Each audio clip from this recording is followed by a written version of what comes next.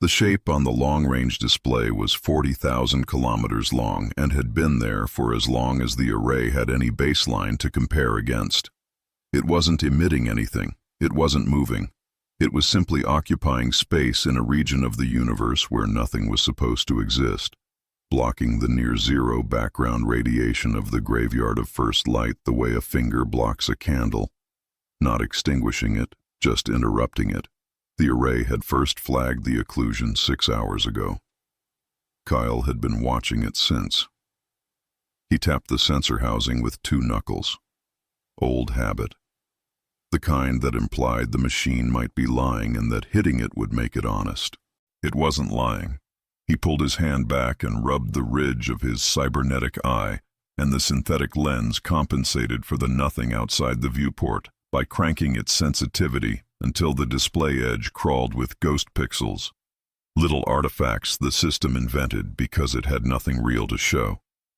The viewport gave him back his own reflection instead. Oil-stained collar, the faint blue ring of the synthetic iris pulsing in the dark. He looked away. Outside the Ishimura-IV, there was no light, not the ordinary absence of nearby stars, not the deep field dark between galaxies. The graveyard of first light was a region where background radiation itself approached zero. The cosmic microwave background, that ancient thermal hiss that permeated every corner of the known universe like the residual warmth of a fire long extinguished, barely registered here. Instruments tuned to hear the echo of creation heard nothing.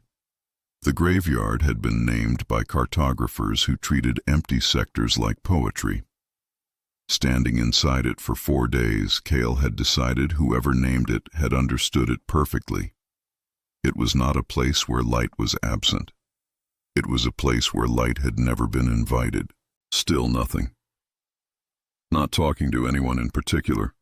The kind of statement a person made in a quiet room to confirm they still had a voice. Sarah didn't look up from her console. Her data slate hovered at eye level, casting a pale blue rectangle across her face, and her fingers moved through the holographic interface with the slow, deliberate care of someone translating a manuscript from a dead language. She had been running background radiation comparisons since they crossed the graveyard boundary. The results kept agreeing with each other.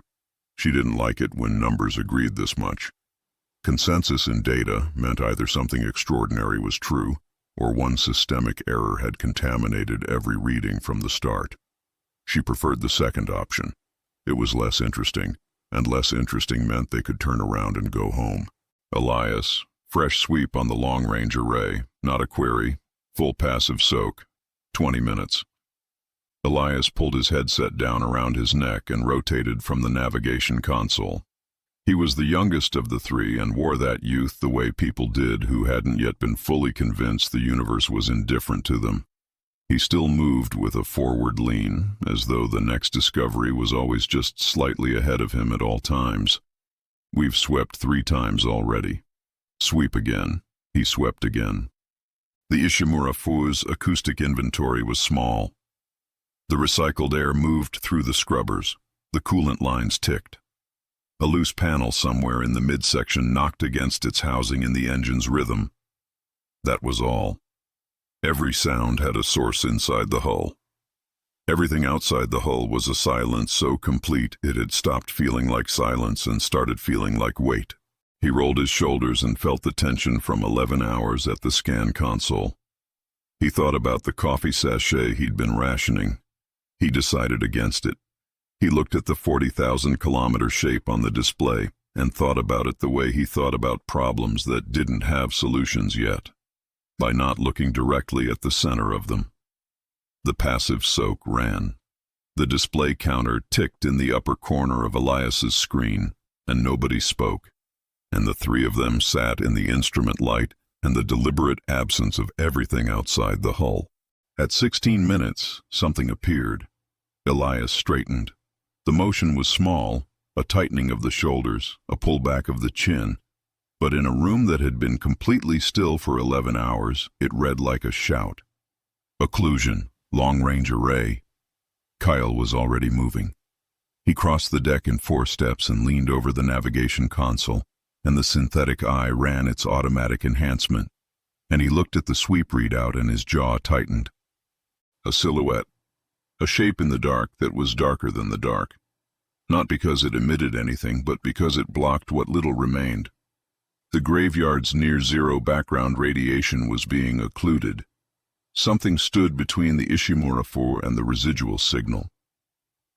The shape on the display was long and narrow, a vertical sliver, and the scale bar along the edge of the screen made no sense until Cale read it 3 times. 40,000 kilometers. He tapped the sensor housing. Elias shook his head once. Arrays clean, 3 independent receivers. Sarah was already at his shoulder. Her data slate was still in her hand, but she wasn't looking at it. She was looking at the display, at the shape, at the scale bar. Run the chronometric scan, full spectrum. That'll take... Run it. The chronometric scan fired and began its long wait for the return signal. Whatever the structure was, it stood distant enough that the round trip would take nearly 8 minutes. They waited. Cale ran a parallel scan on hull composition. The neutrino reflection profile would tell him something about what the thing was made of. He queued the query and watched the system process and thought about the 40,000 kilometer scale bar and a feeling in his chest that wasn't quite fear and wasn't quite excitement and was something closer to the feeling of standing at the edge of a very tall thing and looking down and not being sure yet whether he was going to step back. He thought about the coffee sachet again, decided against it again. The coolant lines ticked. 8 minutes passed the way bad minutes did. Not quickly and not slowly, but with a granular second-by-second awareness that made each unit of time feel individually counted. Kyle used them to run an equipment check he didn't need to run because doing something with his hands was better than standing still with the scale bar in his head. He logged the neutrino welder's charge level, logged the EVA suit pressure readings, logged the dock integrity status on the Ishimura-IV's portside bay. All nominal, all irrelevant. The shape on Elias's display did not change in size or position, which meant it was not moving, which meant it had been exactly where it was for as long as the long-range array had any baseline to compare against, which was 4 days, which was, given what the scale bar was suggesting, a duration so trivially short that it probably didn't register as time at all from the other end. He put the equipment log away. The chronometric results returned. Sarah read them first. She was still for a long moment, the kind of stillness that wasn't calm, but concentration. The focused quality of someone matching a fossil to a geological column, finding the layer it had come from, understanding how deep that made it. She crossed to Elias's station without looking away from the readout and put her hand on the edge of the console, and the pale blue light of her data slate faded behind her as she stopped looking at it. Elias, look at the sensor readouts. It's not just old. It's older than the light we're using to see it. The silence in the room changed quality after that. The chronometric scan had cross-referenced the structure's measured properties against the known constants of cosmic decay and returned a flag the system had never generated before. Value exceeds known bounds. Verify calibration. Cale ran the calibration. Fine. Ran it again. Still fine. The scan hadn't malfunctioned. The flag was correct. What every independent instrument was converging on was an age that exceeded the established age of the universe, not by a margin of error, not by measurement drift, but by orders of magnitude that placed the structure's construction before the formation of the first stars, before the first galaxies, before the period in which the early universe had cooled enough for matter to organize at all. It predated the Big Bang. The recycled air tasted faintly of metal and scrubber chemicals. Kyle noticed it now in a way he hadn't for 11 hours. His mouth had gone dry. He pressed his fingertips against the console edge and held them there and thought about what holding a number like that actually meant and concluded that it meant nothing. He was equipped to think about correctly. Hardlock null result. Instruments generated it. instruments are calibrated. Someone explained to me how a structure predates the event that created the material to build it from. Sarah moved back to her own console. Her fingers accelerated through the interface. I think it predates the universe that produced the light we're using to measure it, which may not be the same thing as predating the Big Bang. A pause in which she pulled up a secondary readout, frowned at it, and pulled up a third. Or it may be exactly the same thing. That's not a distinction. It's the only distinction that matters right now. The neutrino reflection results arrived while they were talking. Cale read them, set his jaw, read them again. Hyper-diamond lattice, a single continuous crystalline structure across the entire measured length of the target, not assembled from components, not built in sections, but one unbroken piece 40,000 kilometers long. No manufacturing method in any database he could query could produce it. The neutrino welder he used for hull work could excite atomic bonds in standard 24th century alloys and cut through most materials humanity had ever produced. Against the reflection signature the scan was returning, it would be like trying to scratch glass with a fingernail. He made a note in his working log and didn't write what he was actually thinking, because writing it would make it a stated conclusion, and he wasn't ready for that yet. Some facts did not get easier to hold the longer you looked at them. Elias had gone quiet since Sarah named the age of the thing, and the quality of his quiet had shifted from listening to processing, the specific silence of someone receiving information that wouldn't fit any existing category. He was 24 years old and had spent 2 years on deep-range salvage runs in the outer sectors and had found plenty of things that were surprising. He looked at the scale bar and the calibration flag and the neutrino reflection readout and breathed the cool metallic air of the recycled loop and looked at the dark on the viewport and said nothing for a while. "What is it?" Sarah found her answer the way she always found answers to things that didn't have modern frames. She went back until she hit something solid. You know how archaeologists used to stand in front of a Roman foundation stone and feel that specific vertigo of time, understanding they were looking at something built before their grandparents' grandparents were born? Stack that feeling end to end until the pile reaches a number your brain refuses to process. Her eyes didn't leave the display. Someone laid a foundation out here before the light existed to see it, and it has been waiting in the dark ever since. The word foundation sat in the room after Sarah finished. Cale turned it over.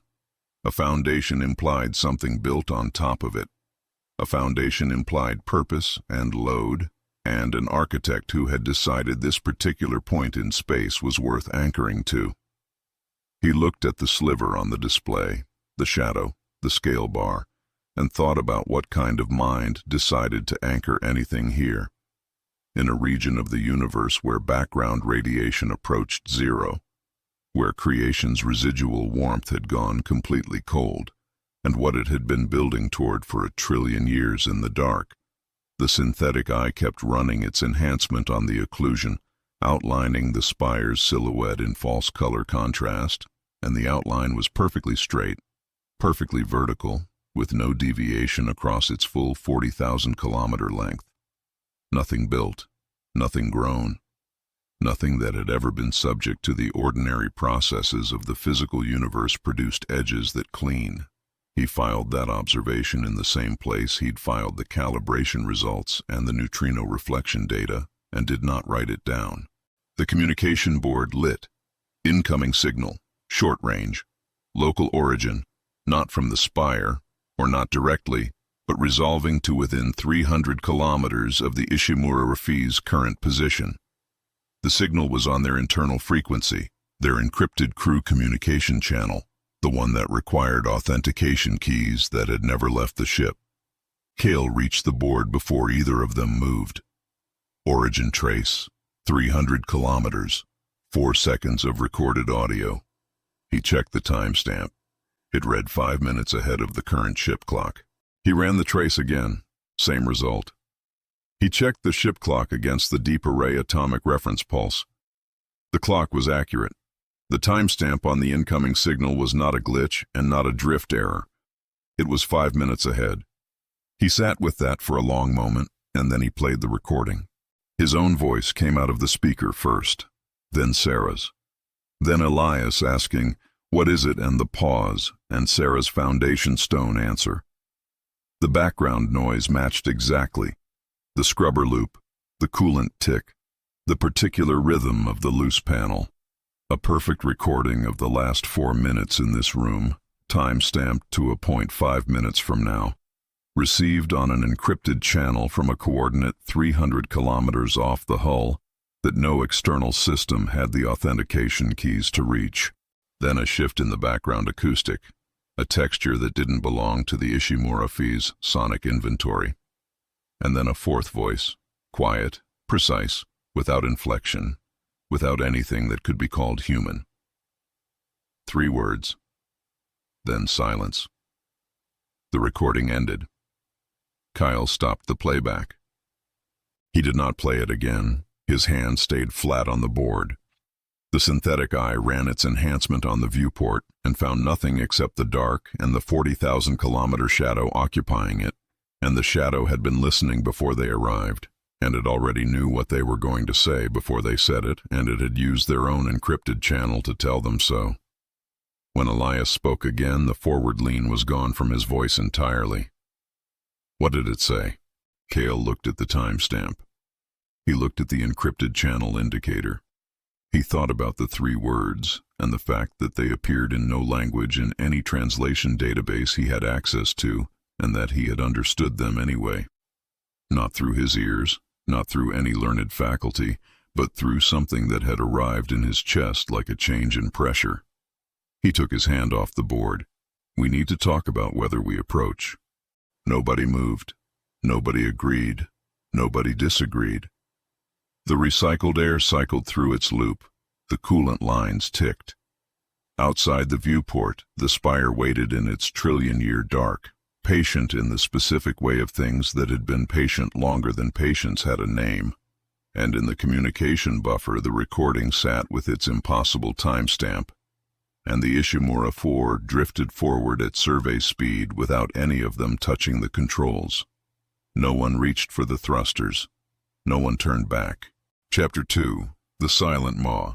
The spire's hull filled the viewport from edge to edge, and still there was no sense of it ending. Kyle had been on EVA approaches to large structures before. Decommissioned orbital platforms, stripped freighter hulks, the Kepler dry dock, whose outer ring had a circumference of 90 kilometers and had felt genuinely vast from the outside. This was not that. The spire didn't feel vast. It felt categorical. Like the difference between a very tall building and a cliff face. One was a thing humans had made bigger than other things, and the other simply was what it was, and the distinction between them and you was not one of scale, but of kind. He floated at 40 meters off the surface and tried to find a seam. There wasn't one. The neutrino welder hung at his hip on a magnetic tether, its plasma chamber still cold. He'd suited up in the Ishimura-IV's port lock with the quiet efficiency of someone doing a job, checking each seal point by touch the way he always did. Not because he distrusted the automated pressure check, but because the automated check couldn't feel the difference between a connection that was seated and one that was seated correctly.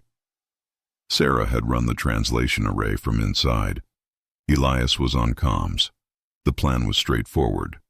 Find a viable entry point, interface with the hull material, identify a breach vector, standard salvage approach protocol. He had run it dozens of times on structures that cooperated with the concept of breach vectors.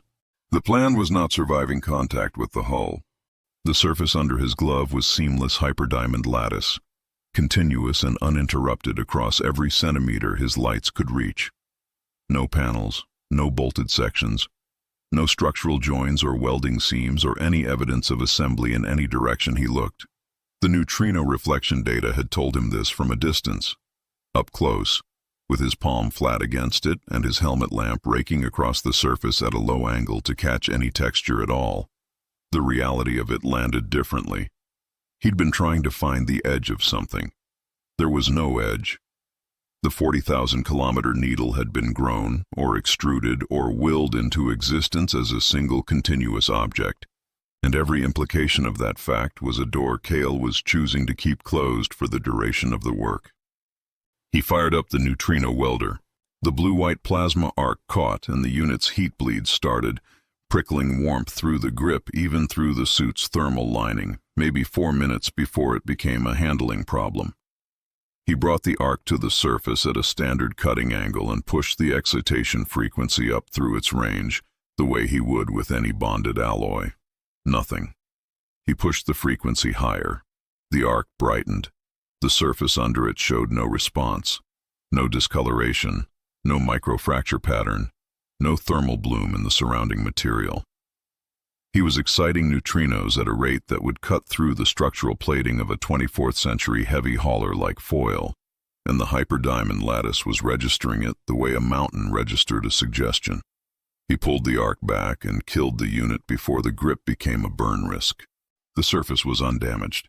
3 lamp angles. Not a mark. Null set on the breech. Welders got nothing. The lattice is eating the excitation frequency. Sarah's voice came back through the helmet speaker with the slight compression of the encrypted channel. I've been running the translation array against the hull sections we can image from here.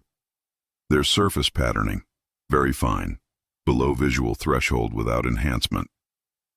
It looks structural, but it might be linguistic. I think I'm seeing a logic port. Where? 45 degrees to your left at about your waist height. The patterning density is highest there. Cale turned and found it. He wouldn't have called it a logic port. He wouldn't have called it anything. It was a region of the surface where the crystalline lattice was arranged in slightly different geometry, the same material at a marginally different angle. And if Sarah's translation array hadn't flagged it, he would have floated past it twice without registering it as distinct. He brought his helmet lamp close. The patterning was there, fine as a fingerprint, geometric and deliberate, and organized in a way that his eye kept trying to parse as language and kept failing to. He held his hand against it. Nothing happened. He held it there and breathed recycled suit air, drier and thinner than the ship's loop, the particular flat taste of the emergency reserve blend, and looked at the patterning under his palm and thought about what the word interface meant when applied to something that predated every interface convention in human history. Not responding to contact. Try not doing anything. Already not doing anything. No, I mean fully. Don't push. Don't intend anything. The archives I've been pulling from the preliminary scan suggest the logic ports respond to cognitive state, not physical input. The architect's systems were designed to read intent before they read action. Think of it like, you know how medieval monks used to copy manuscripts they couldn't read, and the act of copying without comprehension was considered a kind of prayer. The port isn't waiting for your hand. It's waiting for the absence of your agenda. He thought about what the absence of his agenda felt like and concluded it felt like standing at a salvage site in an EVA suit pressing his palm against a trillion-year-old wall, and tried anyway. He let the job dissolve, let the breach vector dissolve, let the 40,000-kilometer scale bar dissolve. Breathed the flat reserve blend air and held his palm against the patterning and thought about nothing with the concentrated effort of a man trying very hard to not concentrate. The surface moved. Not like a door, not like any mechanism he had a word for. The section of hull under his hand didn't slide or hinge or retract. The geometry of the lattice simply rearranged. Crystalline structures that had been oriented one way oriented themselves another way, and the change propagated outward from his palm in a widening ring, and the space enclosed by the ring stopped being a wall and became something that his eyes reported as an opening, but his instruments reported as a fold, a compression of space itself, the geometry of the entry bending inward the way a sheet of paper bends when you push the center from behind. The fold deepened. The interior of the spire became visible not as a revealed space, but as a space that had moved closer, translating toward them the way a destination on a map would if the map were real and geography were optional. Closer still, the distance between outside and inside ceased to be a property of the structure and became a property of attention, and then the three of them were inside. Cale had not stepped forward. The spire had stepped around him. He stood in the interior and tried to find the moment the transition had happened and couldn't locate it. One instant, the viewport of his helmet had shown the hull's surface at 40 centimeters. Now it showed a corridor. White geometry, shadowless. Every surface at the precise angle to its neighbor that a protractor would endorse. The entry point behind them was closed. Not sealed, it was simply no longer distinguishable from the wall. The hull's interior face was as seamless as its exterior. Elias's breathing was audible on the comm channel, not labored, just present in a way it hadn't been before. It didn't open the door, it moved the room around us. No one responded for a moment. Sarah's data slate was already up and sweeping the nearest wall surface, her helmet lamp tracing the geometry in a methodical grid. The white material caught the light the way polished ceramic caught it, not reflectively, not diffusely, but with a quality of absorption that was almost total. The lamp beam hit the wall and stopped. Didn't bounce, didn't scatter, just terminated, as though the surface accepted light as input and declined to return it. She ran her free hand along the wall at shoulder height and checked her glove. Clean. 11 hours of EVA grime from the outer approach, and not a particle of it had transferred.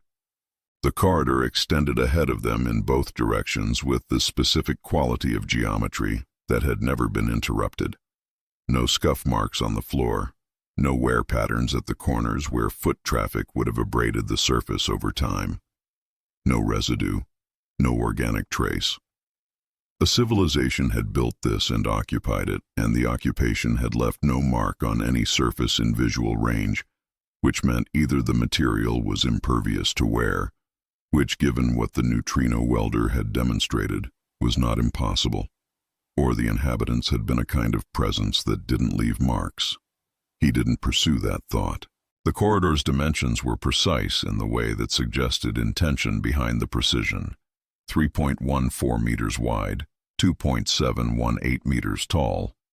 Kyle measured them against his suit's ranging sensor without deciding to, the way an engineer's eye automatically resolved unfamiliar dimensions into numbers. The numbers landed, and he held them, and felt the back of his neck go cold. Pi Euler's number. The corridor was built to the first 3 decimal places of 2 fundamental mathematical constants. A passageway sized to announce what kind of minds had made it. He almost said it out loud and didn't. Some information was better processed in silence first. He filed the dimensions the same way he'd filed the calibration results the day before, in the growing internal ledger of things that were true and that he did not yet have a framework for. The ledger was getting heavy. He was used to salvage jobs where the unknown quantities shrank as you moved deeper into a structure. This one was running the opposite direction. The air inside the suit tasted the same as it had outside. Flat, dry, reserve blend. He checked the exterior sensors on his forearm panel. Interior pressure, nominal, breathable.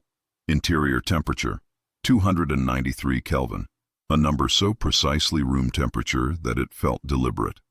Interior atmosphere, nitrogen-oxygen mix within 0.3% of standard human requirement.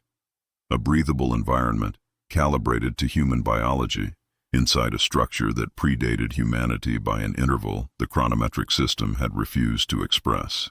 Atmosphere's inside tolerance, we could crack helmets. Don't.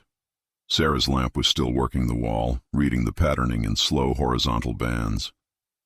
The calibration isn't accidental. That's not a residual atmosphere. Something is actively maintaining it. Like finding a greenhouse on an abandoned estate and discovering the boiler is still running, has always been running, was apparently always intending to receive guests. It's been generating this particular mix for longer than our species has existed. That's not hospitality. That's a prepared condition. The thermal sensor on his forearm gave a single soft alert. The suit's internal temperature was dropping by a fraction of a degree per minute. Not the external environment. The corridor was a steady 293 Kelvin and not changing. The suit itself was cooling, as though something were drawing heat from it. Not aggressively. The way a very patient process extracted energy from a system that didn't know it was being extracted from. He noted the rate and filed it and did not mention it. He looked at the corridor, both directions. White geometry, perfect junctions. The shadowless light that seemed to come from no source and from every surface simultaneously. Ahead, the corridor terminated at something that the spire's geometry suggested was a larger space. The proportions changed at the far end in the way they changed when a hallway opened into a room. Behind them, the entry point was indistinguishable from the surrounding wall. Comms check. Elias ran it. The encrypted channel to the Ishimura-IV was intact. Signal strength nominal. Latency normal. Whatever the Spire was doing to the local environment, it wasn't blocking their transmission. That was the thing that sat wrong.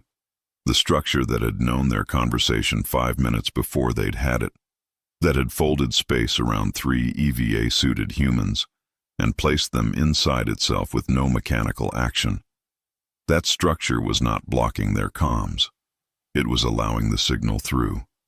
Allowing it, specifically. Which meant the Spire had a policy about their communications, and the policy was permissive, and he had no data at all on what the Spire's policy was about anything else. The Ishimura-IV sent a standard check-in ping. Kale answered it. All 3 inside, suits intact, atmosphere breathable, proceeding on recon. He did not mention the thermal readings. He would mention them when he understood them. At the far end of the corridor, where the proportions shifted, Sarah had moved to the threshold and stopped. Her lamp played across the junction where the passageway opened into the larger space, and she hadn't gone through. She was studying the threshold with the slower quality of attention she used for things that had a meaning behind their surface meaning. The fine patterning in the wall geometry was denser here. Whatever the logic ports communicated, the Spire had more to say at this particular door than it had said at the entry. The space beyond was large. His helmet lamp couldn't find the ceiling. The floor was the same white material as the corridor, but the surface patterning here was different. Not the fine linguistic geometry of the logic ports, but something larger in scale, circular, organized around a central point. Concentric rings of mathematical inscription covering an area at least 30 meters across, and at the center of the rings, a structure, a column, or a plinth. Something his vocabulary for architecture kept trying to classify and kept failing. It rose from the floor to a height his lamp couldn't reach, the same hyperdiamond lattice as everything else in the Spire, but the crystalline geometry here was angled to catch the sourceless interior light and hold it rather than absorb it so that the column glowed, faintly, the way something glowed when the light was coming from inside. He looked at it for a long moment. The glow didn't pulse, didn't vary. It was the steady output of something that had been doing exactly this for a very long time and had no reason to change. The concentric floor inscriptions radiated from it the way a splash pattern radiated from an impact point. Not decorative, he thought, but structural, as though the mathematical language inscribed in the floor wasn't describing the column but was holding it in place. As though the geometry was load-bearing in a sense that had nothing to do with weight. The thermal sensor updated. The rate of extraction had increased by a fraction at the threshold. Whatever the Spire was drawing from them, it wanted slightly more of it here, in this room, near this column. He unclipped the neutrino welder and held it. Not to use, just to have weight in his hand that he'd chosen to put there. Behind them, the entry wall showed no seam, no mark, no evidence that they had ever come through it. They were inside, and the outside had closed, and the only direction the Spire had left them was the one pointing at the glowing column and the concentric rings. And the column was still pulling light into itself from a source that didn't exist, patient and deliberate and waiting in the way that only things with no concept of waiting could wait. Chapter 3. The Golden Ratio. The central plaza had no ceiling they could find. Cale had been tracking it with his helmet lamp for 3 minutes, sweeping the beam upward at progressively shallower angles, and the light kept dying before it found anything to reflect from. Not darkness above them. The same sourceless interior luminescence that filled the corridor extended into the space overhead and faded without terminus, the way the sky faded at the edge of an atmosphere. Whatever the plaza's upper boundary was, it existed at a height that made the question of ceiling feel like the wrong question entirely. The word implied enclosure. This implied something else. The floor was what held the attention anyway. The concentric rings of mathematical inscription that had surrounded the column at the corridor threshold were not unique to the threshold. They covered the entire plaza floor in an interlocking pattern that resolved, at the scale they were standing on, into a surface so densely inscribed it appeared textured from a distance. Rough, almost organic, the way a tree's bark appeared rough until you got close enough to see the geometry underneath. Up close it was the opposite of organic. Every inscription was exact to a tolerance his suit's optical sensors couldn't measure because the tolerance was below their resolution. Every line was a mathematical statement. Every intersection of lines was a proof. The floor was not decorated with mathematics. The floor was mathematics, instantiated in physical material, and what they were walking on was the accumulated logical foundation of a civilization's entire understanding of the universe, rendered in hyperdiamond at a scale you could stand on and not comprehend. The structures at the plaza's perimeter were what the navigation data had called statues. That word was wrong in a way that mattered. A statue was a representation of a thing, a carved approximation, an artist's translation of a subject into stone or metal. These were not representations. They were the things themselves, given volume and material, and placed in a room where people would have to walk around them.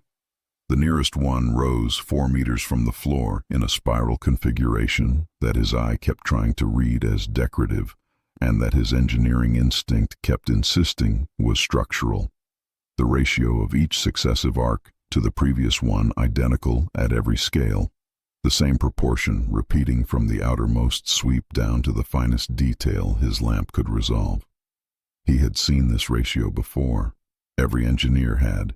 It appeared in nautilus shells and hurricane formations, and the arrangement of seeds in a sunflower head and the proportions of the human face and the spiral arms of galaxies. The architects had not carved a spiral. They had built the ratio itself. Phi, the golden ratio, 1.618, repeating without end. He put his hand against it and felt a low vibration move up through his palm. Structural, subsonic, the kind of frequency that didn't register as sound so much as presence. It moved into his forearm and produced in his inner ear not a tone but something closer to the physical sensation of a pattern clicking into place. Not an idea. Just the bodily correlate of recognition, arriving before the conscious mind had time to catch up. He pulled his hand back. The hair on his arm was standing up inside the suit sleeve. The structure beside it was a different problem.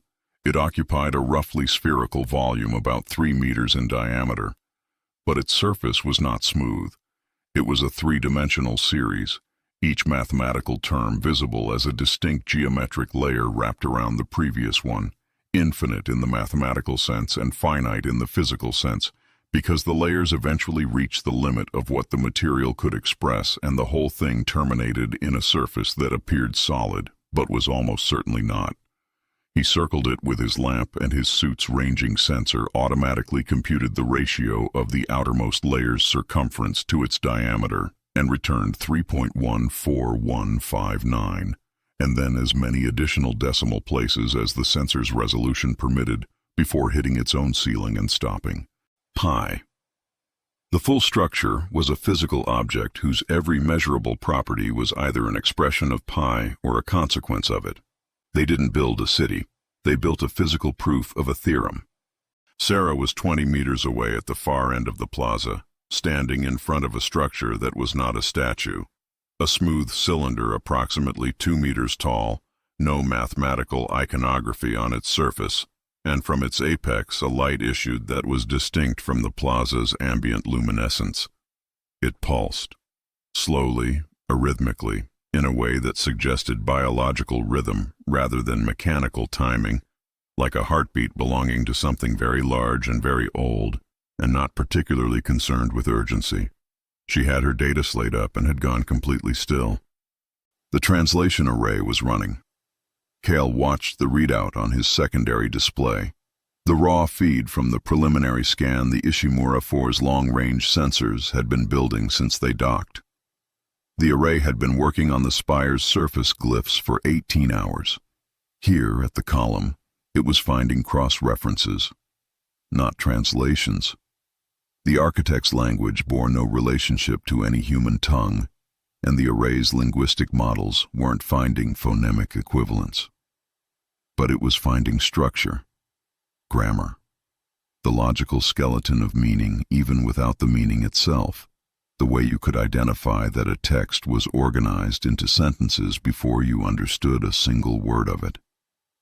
A holographic projection bloomed from the column's apex without warning. Geometric, three-dimensional, rotating slowly in the plaza's ambient light. A cosmological diagram. Concentric structures at nested scales, clearly representational of something spatial, but the spatial arrangement bore no relationship to any cosmological model in any database Cale could access. At the center, a point. Around it, the first structure. Around that, a second. Around that, a third. Each one larger, each one more complex, each one built upon the logical necessity of the one inside it. The outermost structure was the largest. The outermost structure carried a label in the architect's language. The translation array processed it for 11 seconds and returned a best approximation. Foundation, primary, the only structure. The column's pulsing light caught the edge of the hologram and sent slow shadows moving across the plaza floor, across the mathematical proofs inscribed there, and the shadows moved like something breathing. The archives don't list names of rulers. The translation feed was scrolling on Sarah's data slate, and she was reading faster than she was speaking, her finger tracking lines of resolved grammar. No dynasties, no territories, no wars. The indexing system that's starting to resolve. It's organized around mathematical constants, not events, not people. Every entry in this civilization's history is filed under a number. What kind? Fundamental ones. Pi, phi. Every record is cross-referenced to the mathematical principle that made it possible. Her hand moved slowly through the holographic diagram without disturbing it, tracing the outermost structure's implied boundary. They didn't organize their history chronologically. They organized it logically. Cause before effect, always. But cause defined as mathematical necessity rather than time. Their history doesn't have a beginning. It has an axiom. The subsonic vibration moved through the floor in one long, slow pulse and then settled. The power source was what Cale had been hunting for the last 20 minutes, running passive scans while Sarah worked the archive. The results had been buried under the corridor's ambient interference until they moved deep enough into the plaza to get a clean read. No thermal output from any surface, no radiation signature, no combustion process, no fission. What the scan was returning, at the very floor of its sensitivity range, was a vacuum fluctuation signature. The spire was drawing energy directly from the fluctuations of empty space, harvesting the quantum noise of the void itself at a scale human engineering had never approached. It was theoretically possible. Human physicists had known it was theoretically possible for centuries. The spire was doing it at a scale that suggested the architects had not considered it a technological achievement, so much as an obvious solution, the way a 24th century engineer considered a pressure seal obvious rather than remarkable. He held the readout for a long moment and thought about what it meant. The Spire had been running on vacuum fluctuation harvest for 1 trillion years, in a region of space where background radiation approached zero, where no external energy source existed.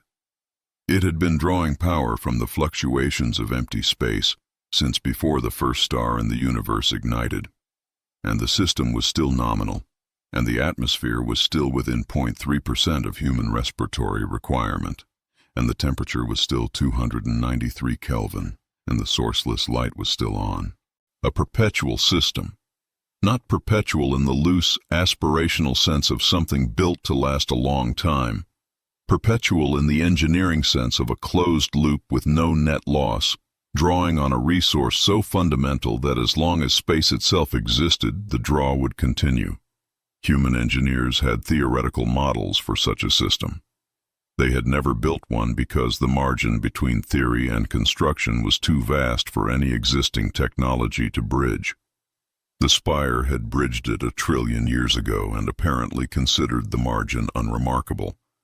Cale walked a slow circuit of the plaza while the scan data compiled, following the line of structures along the perimeter. The phi spiral. The pi structure. Between them and around them, the floor inscriptions that covered every surface at every scale with the same dense mathematical language. He crouched at one point and brought his helmet lamp down to surface level and looked at the inscriptions from a raking angle.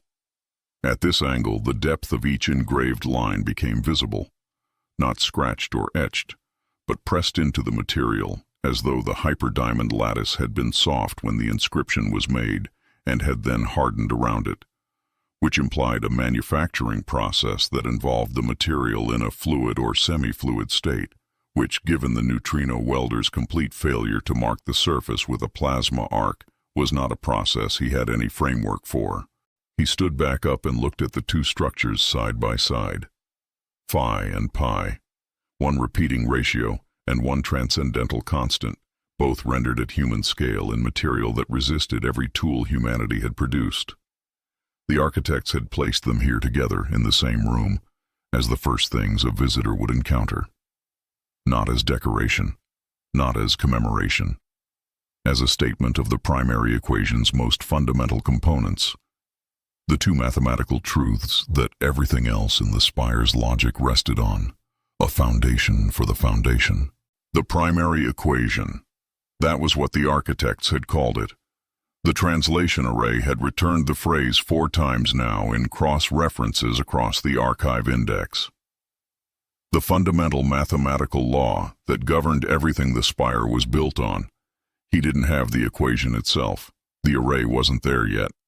But the power source was one expression of it. The vacuum fluctuation harvest, the corridor dimensions, the phi spiral and the pi structure, the floor inscriptions, all of them expressions of the same underlying logic, the same axiom, the same proof. The architects had not built a city that used physics. They had built a city that was physics, made architectural. The holographic projection shifted. The cosmological diagram contracted and was replaced by a sequence, each frame a different structure, each one larger than the last, each one adding complexity to the ones before it. A progression, a project, a plan that began with a single structure and expanded outward through logical steps toward something the final frame gestured at but didn't fully show. An outermost boundary, vast, enclosing, implied rather than depicted. The archives weren't recording their history.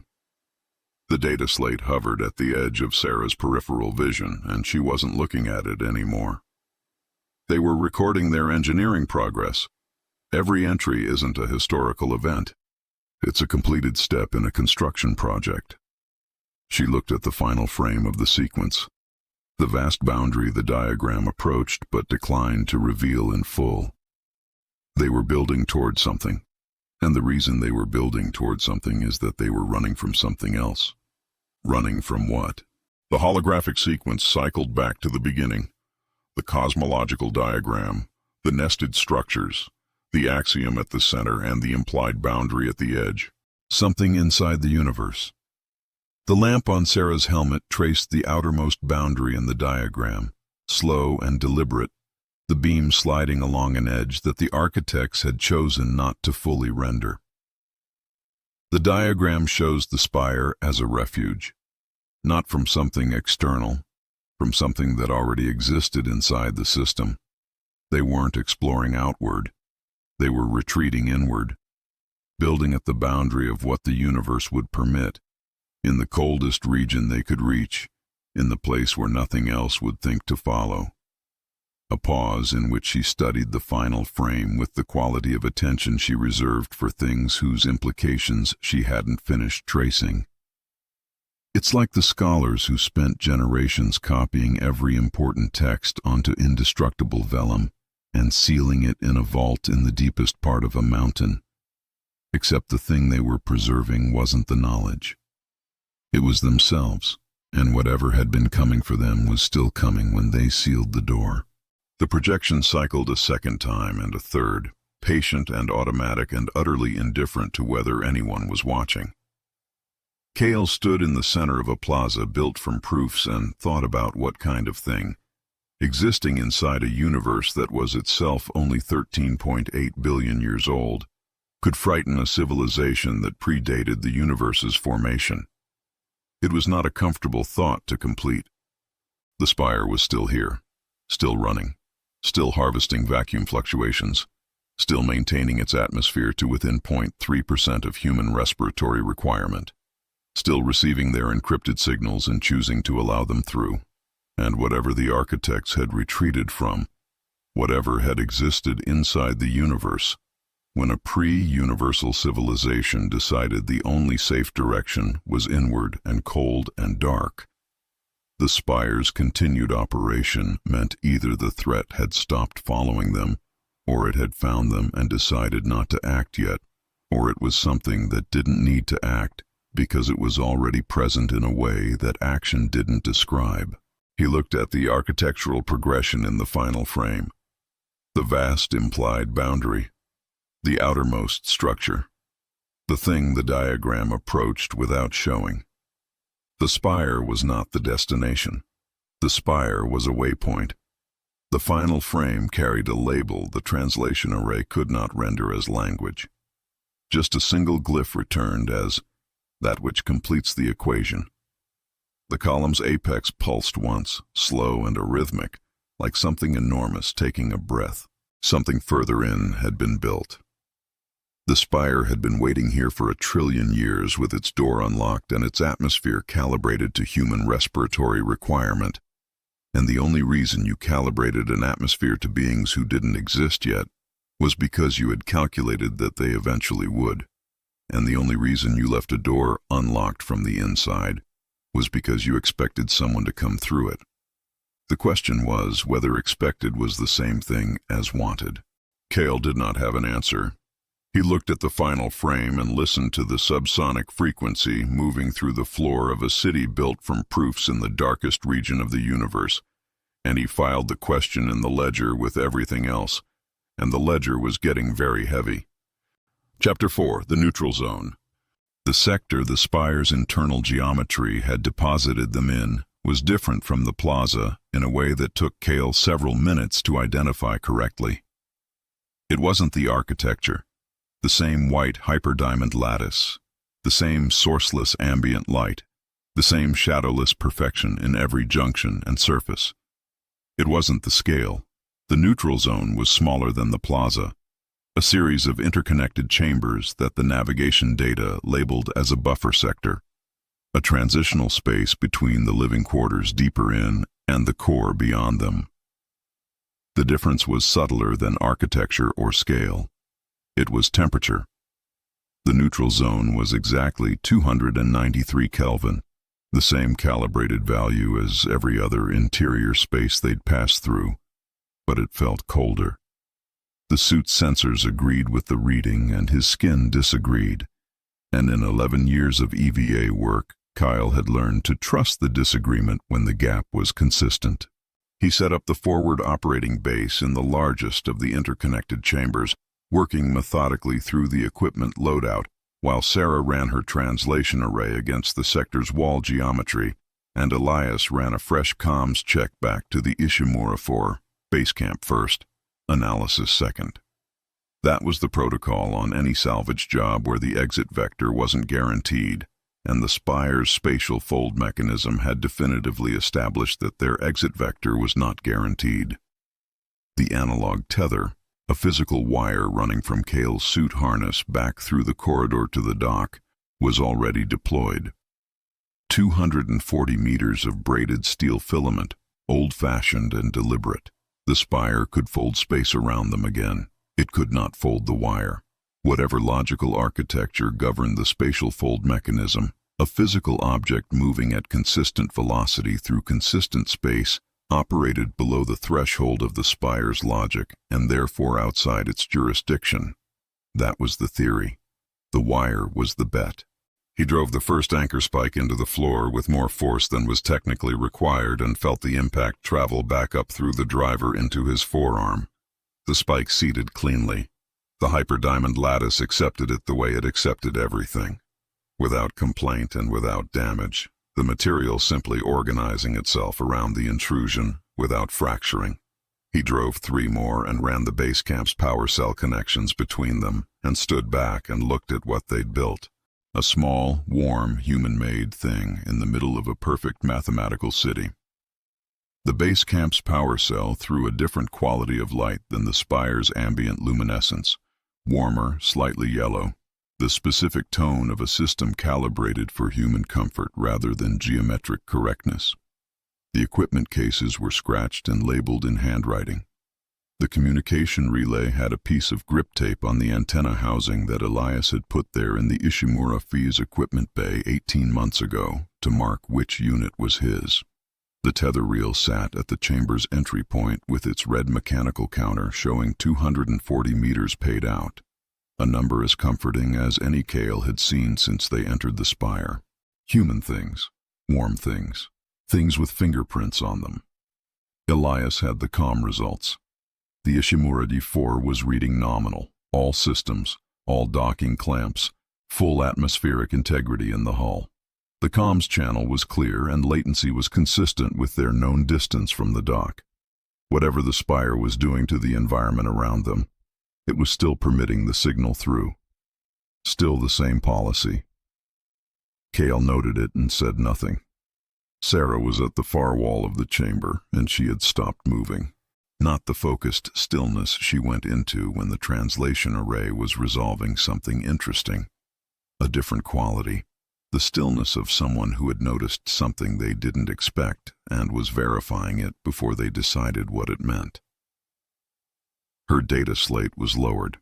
She was looking at her left wrist, at the analog chronometer she wore there, a manual wind, mechanical, no electronic components, which she had explained once was the only timepiece she trusted in environments where digital systems might be subject to interference. She had worn it on every field assignment for 7 years. Kyle had never seen her look at it the way she was looking at it now. My chronometer is running backward. Not fast. Not dramatically. The second hand was moving counterclockwise at what appeared to be normal speed in the wrong direction, ticking backward through the dial with the same steady mechanical precision it used when moving forward. The watch itself was functioning. The spring was wound. The escapement was engaging. The mechanism was doing exactly what a mechanical watch mechanism did, and it was doing it in reverse.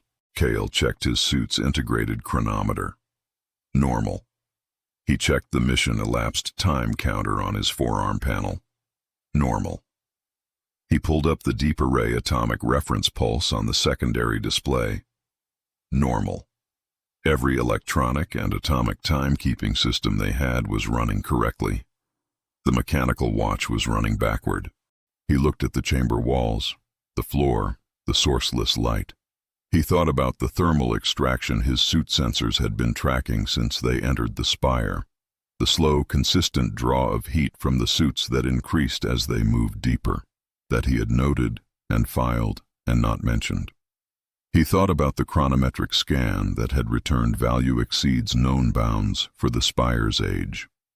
He thought about the communication timestamp that had arrived 5 minutes before the conversation it recorded.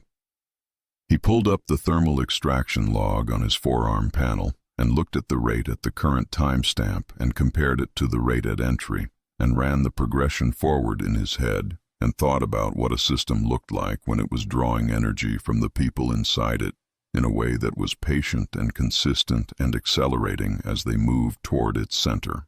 The neutral zone's name was starting to make a different kind of sense. He began a systematic sweep of the chamber walls, running the passive sensor array at maximum sensitivity. The vacuum fluctuation harvest signature that he'd identified in the plaza was present here too, but layered over something else.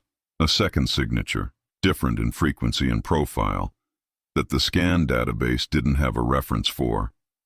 He queried the Ishimura-IV's full sensor library via the comm relay. Nothing. He ran the signature against the translation array's physics cross-reference. Nothing there either.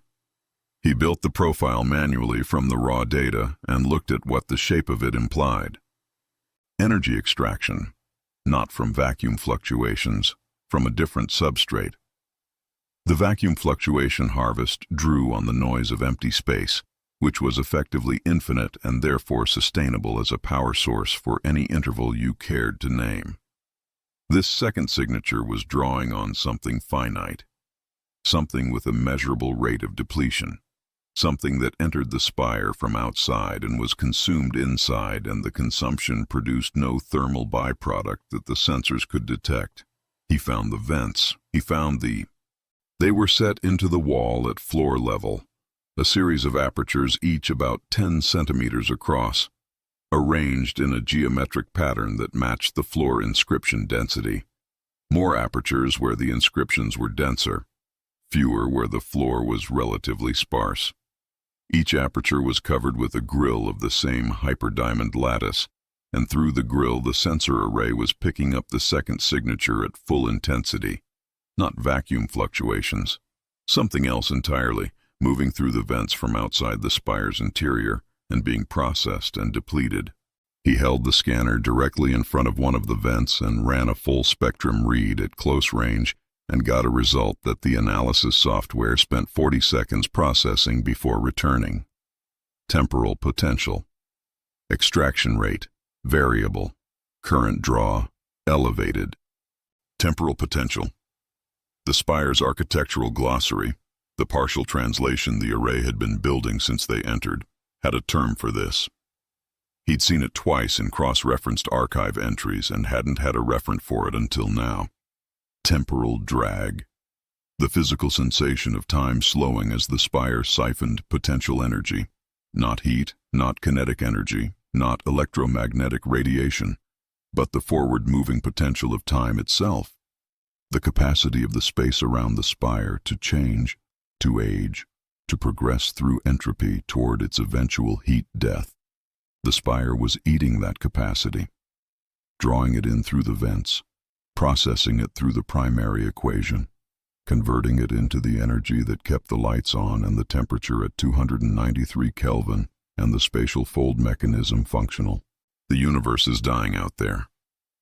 This place is staying young by stealing our future.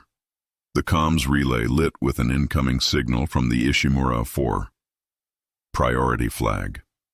Elias was already moving toward it when the signal resolved into audio. Not the standard check-in tone, but the emergency communication chime.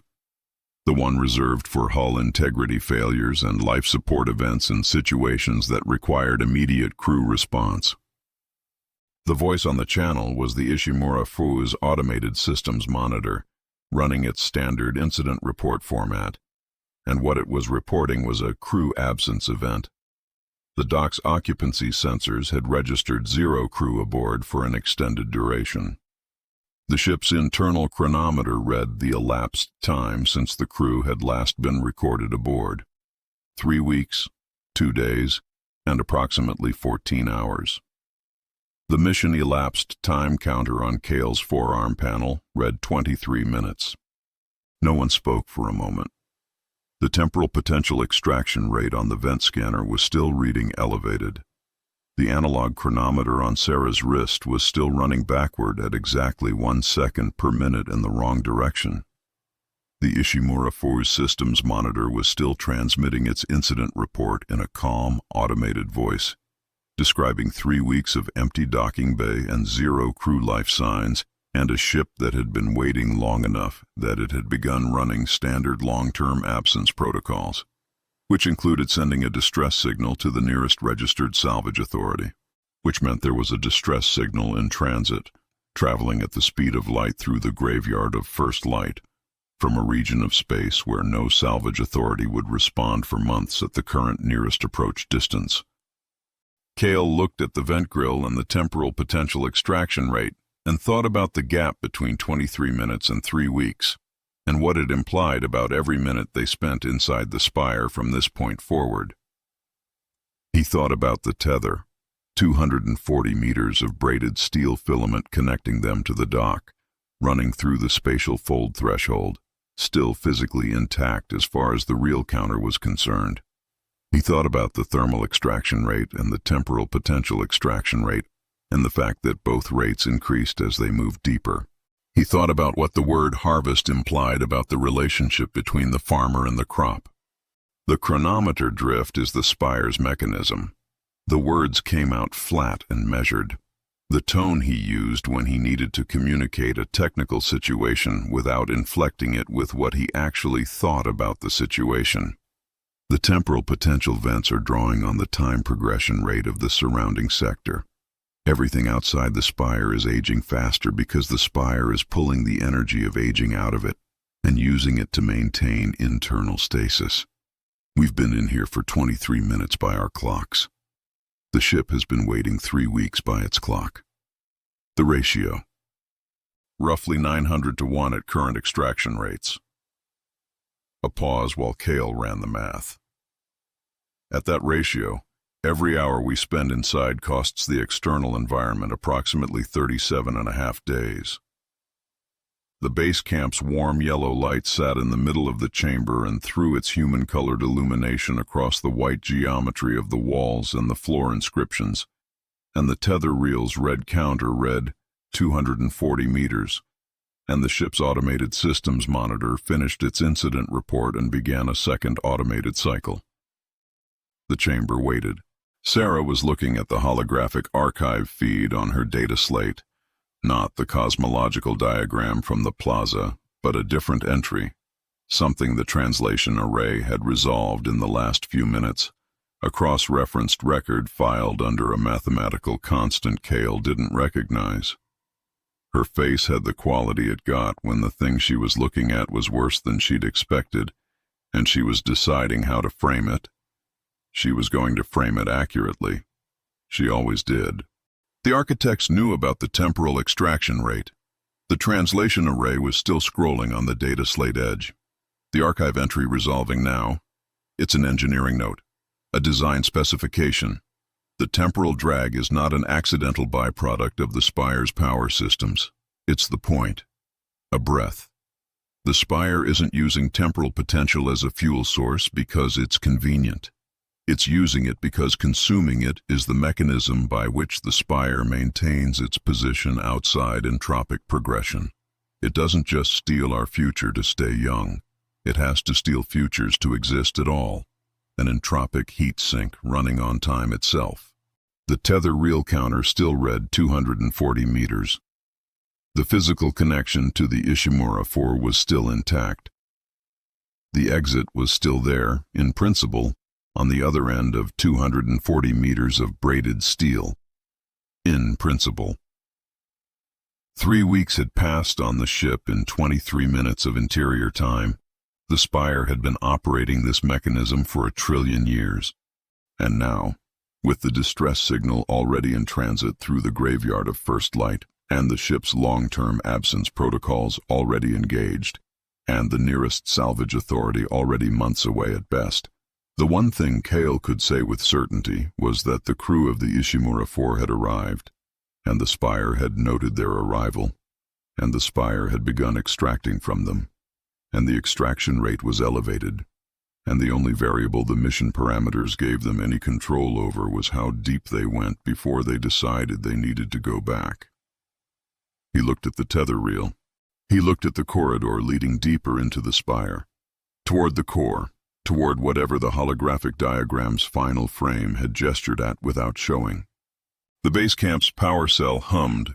The comm relay cycled through its incident report for the second time in its patient automated voice, describing 3 weeks of empty corridors and 0 life signs, and a ship that had been waiting in the dark, and the temporal potential vents drew their slow harvest through the grill at floor level, and somewhere deeper in, something that had been waiting 1 trillion years was still waiting, with a patience that put 3 weeks into an entirely different category of time. Chapter 5. The Glass Library. The chamber the spire's internal geometry had guided them to next was the first space that felt genuinely dangerous in a way Cale could name. Not dark, not cold, not hostile in any architectural sense. The danger was the opposite.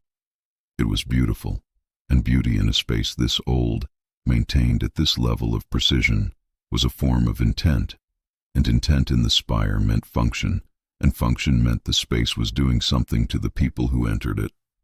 The glass library was doing something to the people who entered it. He could feel it from the threshold.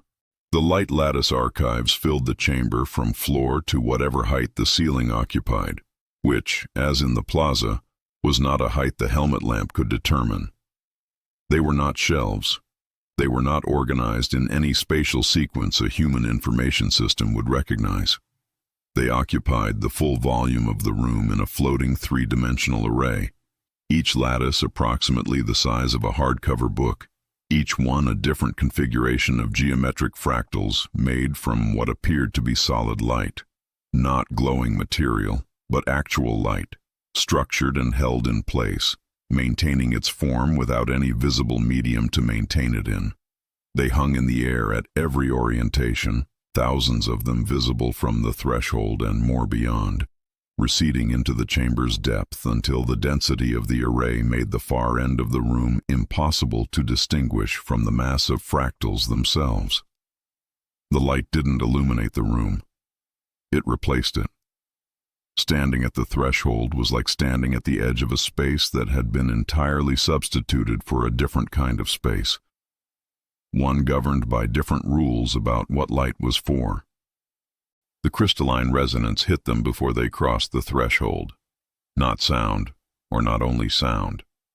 A high-frequency vibration that arrived through the suit fabric and the helmet seal and the recycled air inside and the bones themselves, felt in the sternum and the teeth and the marrow of the forearm in a way that made the question of whether it was sound or touch irrelevant, because it was both simultaneously at a frequency the body processed as neither. It was higher than the subsonic presence of the plaza, sharper, and it modulated as Cale stepped forward, shifted its pitch in a way that tracked his movement through the threshold, the way a theremin tracked the position of the hand near it. He stopped moving and the resonance held its pitch. He breathed out and the pitch dropped a fraction. He breathed in and it rose. It was tracking his heart rate. Sarah was already 3 meters into the chamber, moving slowly between the floating lattices with her data slate at her side and her helmet lamp off. Not necessary here, with the light lattices providing their own illumination, the shifting geometric fractals throwing moving light patterns across every surface in a way that was constant and various at the same time, never the same configuration twice but never random. Her hand reached out and stopped a few centimeters from the surface of the nearest lattice. Not touching it, reading it. The translation array's sensitivity was maxed out on her forearm panel, pulling signal from the lattice's surface geometry without physical contact. The indexing system in the plaza was organized by mathematical constant. The filing system in here is different.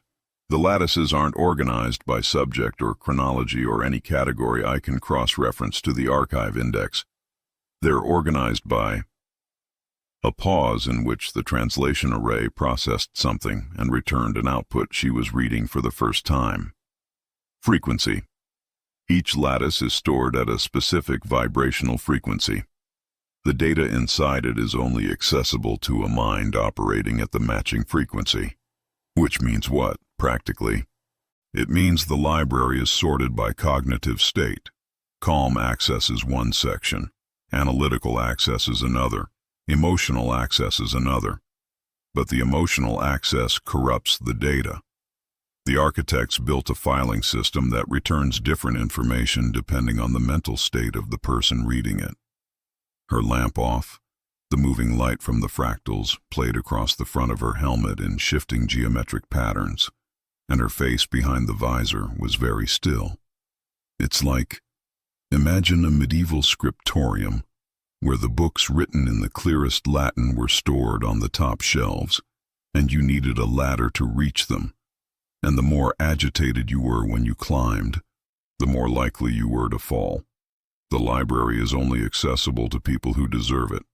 The architects didn't just encrypt their data. They enforced the right cognitive conditions for reading it. Cale watched the fractals move.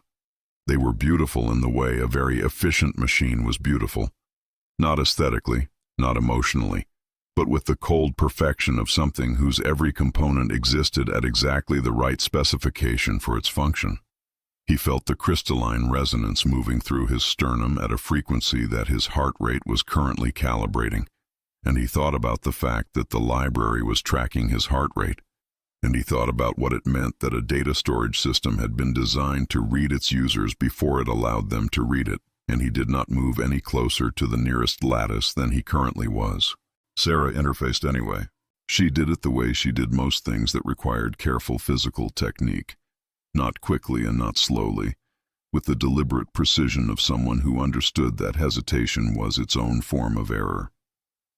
Her right hand came to rest against the surface of the nearest lattice, and the geometric fractals that composed it shifted immediately, rearranging, reorienting, the solid light structure reconfiguring itself around the point of contact the way the hull's logic port had reconfigured around Cale's palm. The resonance in the chamber shifted pitch sharply.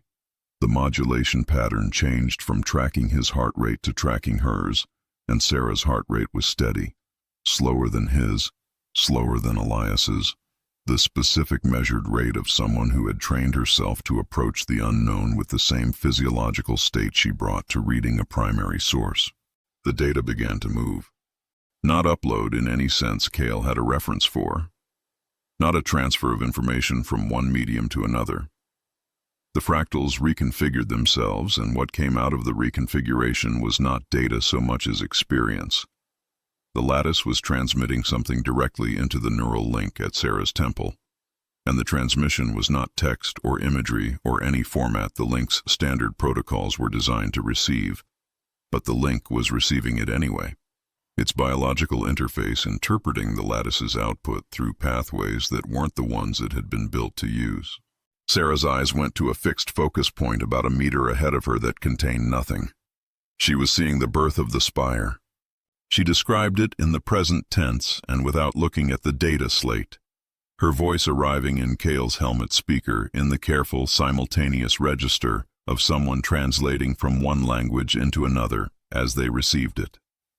The architects building the first layer of the structure in a region of space that was not yet the graveyard of first light, because the graveyard of first light did not yet exist, and neither did the light it was named for, and the universe had not yet produced any background radiation for a graveyard to lack.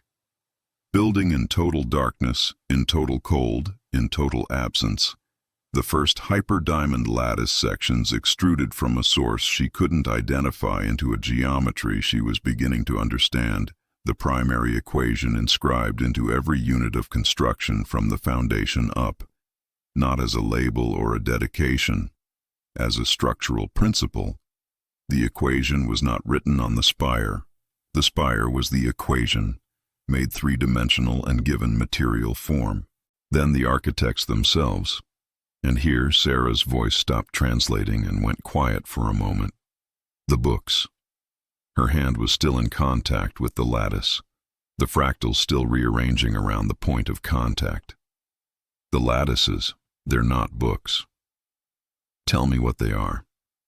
The data inside each lattice isn't recorded history. It isn't archived knowledge. It's...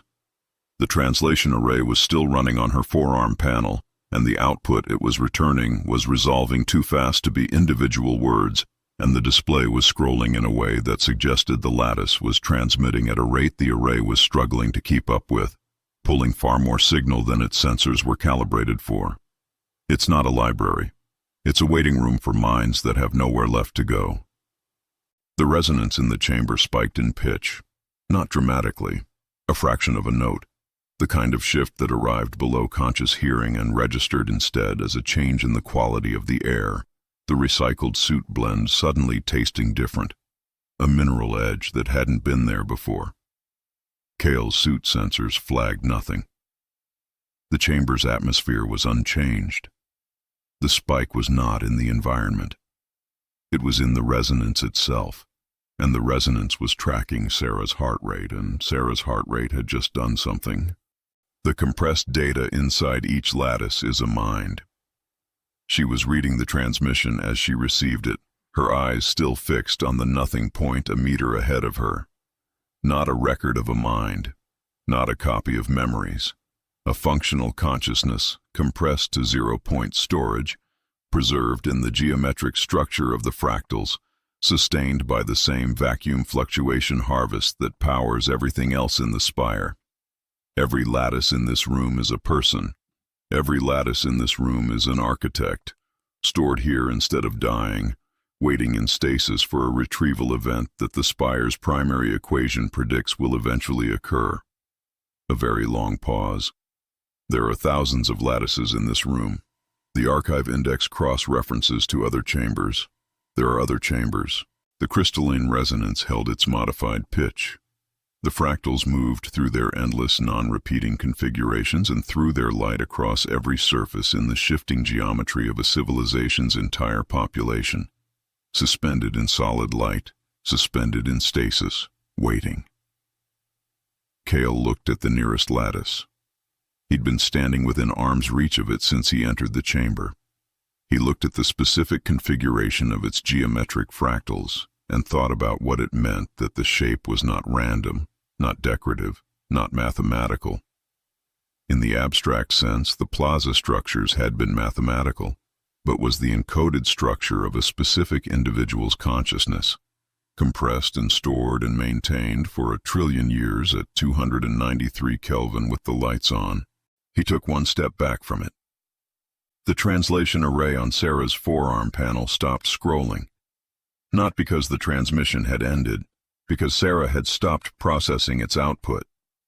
She was looking at her neural link interface with the expression she wore when two pieces of information had arrived at the same time from opposite directions, and their implications were not compatible with each other. The link won't disconnect.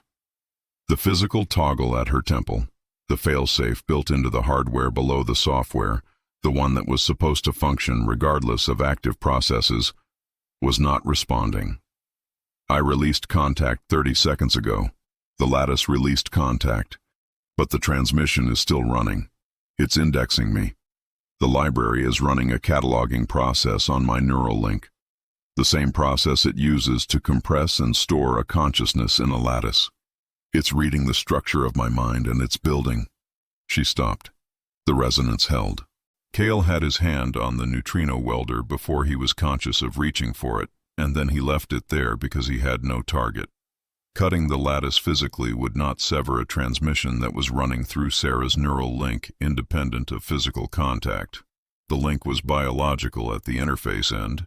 The transmission had already moved past the hardware and into the wetware, and the neutrino welder's plasma arc was not a tool for problems that existed inside a person's skull. He crossed to Sarah's position and checked her forearm panel readings, and checked the neural link status display and found exactly what she had reported. The link's active process counter showed a running operation it had not initiated and could not terminate, and the operation's process name was in the architect's language, and the translation array's best approximation of the process name was candidate preparation. He tried the hard cut himself. The failsafe toggle at her temple. Nothing. He checked the tether. Still connected. 240 meters of braided steel running back through the corridor to the dock. Physical. Analog. Indifferent to the Spire's logic, he had no immediate way to use this information to help Sarah, but knowing the exit was intact was the single piece of data he had that wasn't worsening. The translation array on Sarah's forearm panel was still running, still outputting, still pulling signal from the lattice she was no longer physically touching. The output that was coming back now was not archive content. It was process documentation. The library was transmitting a description of what it was doing to her as it did it, the way a medical system transmitted real-time status during a procedure, and what it was transmitting was the step sequence of the consciousness compression process that had produced every lattice in this room, applied now to the cognitive architecture of a 24th century human archivist who had put her hand on a light lattice in a room full of compressed minds and had not known what she was touching. She was still standing, still present. Her eyes had returned from the fixed focus point to the near distance, to Cale's position in front of her, and she was looking at him with the expression she wore when two pieces of information had arrived simultaneously from opposite directions, and their implications were not compatible with each other. The candidate preparation process was running in her neural link. She was aware of it running. She was thinking around it the way a person thought around a sound that was present in every room they entered. It's not trying to copy me. The candidate preparation counter was still ticking on her forearm panel. It's preparing space. The compression process doesn't duplicate a consciousness into a lattice. It transfers it. The original goes into the lattice, and the original's location in biological substrate goes empty. A pause. The lattice the process is preparing is already partially structured. The architects pre-built the geometric scaffolding for it. They pre-built it a very long time ago. The frequency it's calibrated to is specific. A longer pause. It's calibrated to me. Not to human minds in general. Not to archivist cognitive profiles. To this specific frequency. My specific frequency. They built this lattice for me before my species existed. The resonance in the chamber held its modified pitch around them, and the fractals moved through their configurations, and the compressed minds of a pre-universal civilization hung in the air in their thousands, and waited.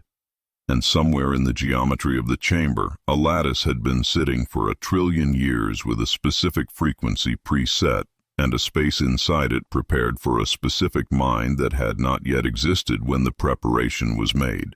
And the primary equation had calculated the arrival correctly to the exact decimal place.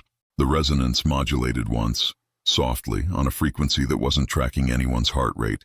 It was tracking its own. Chapter 6. The Calculus of Mercy.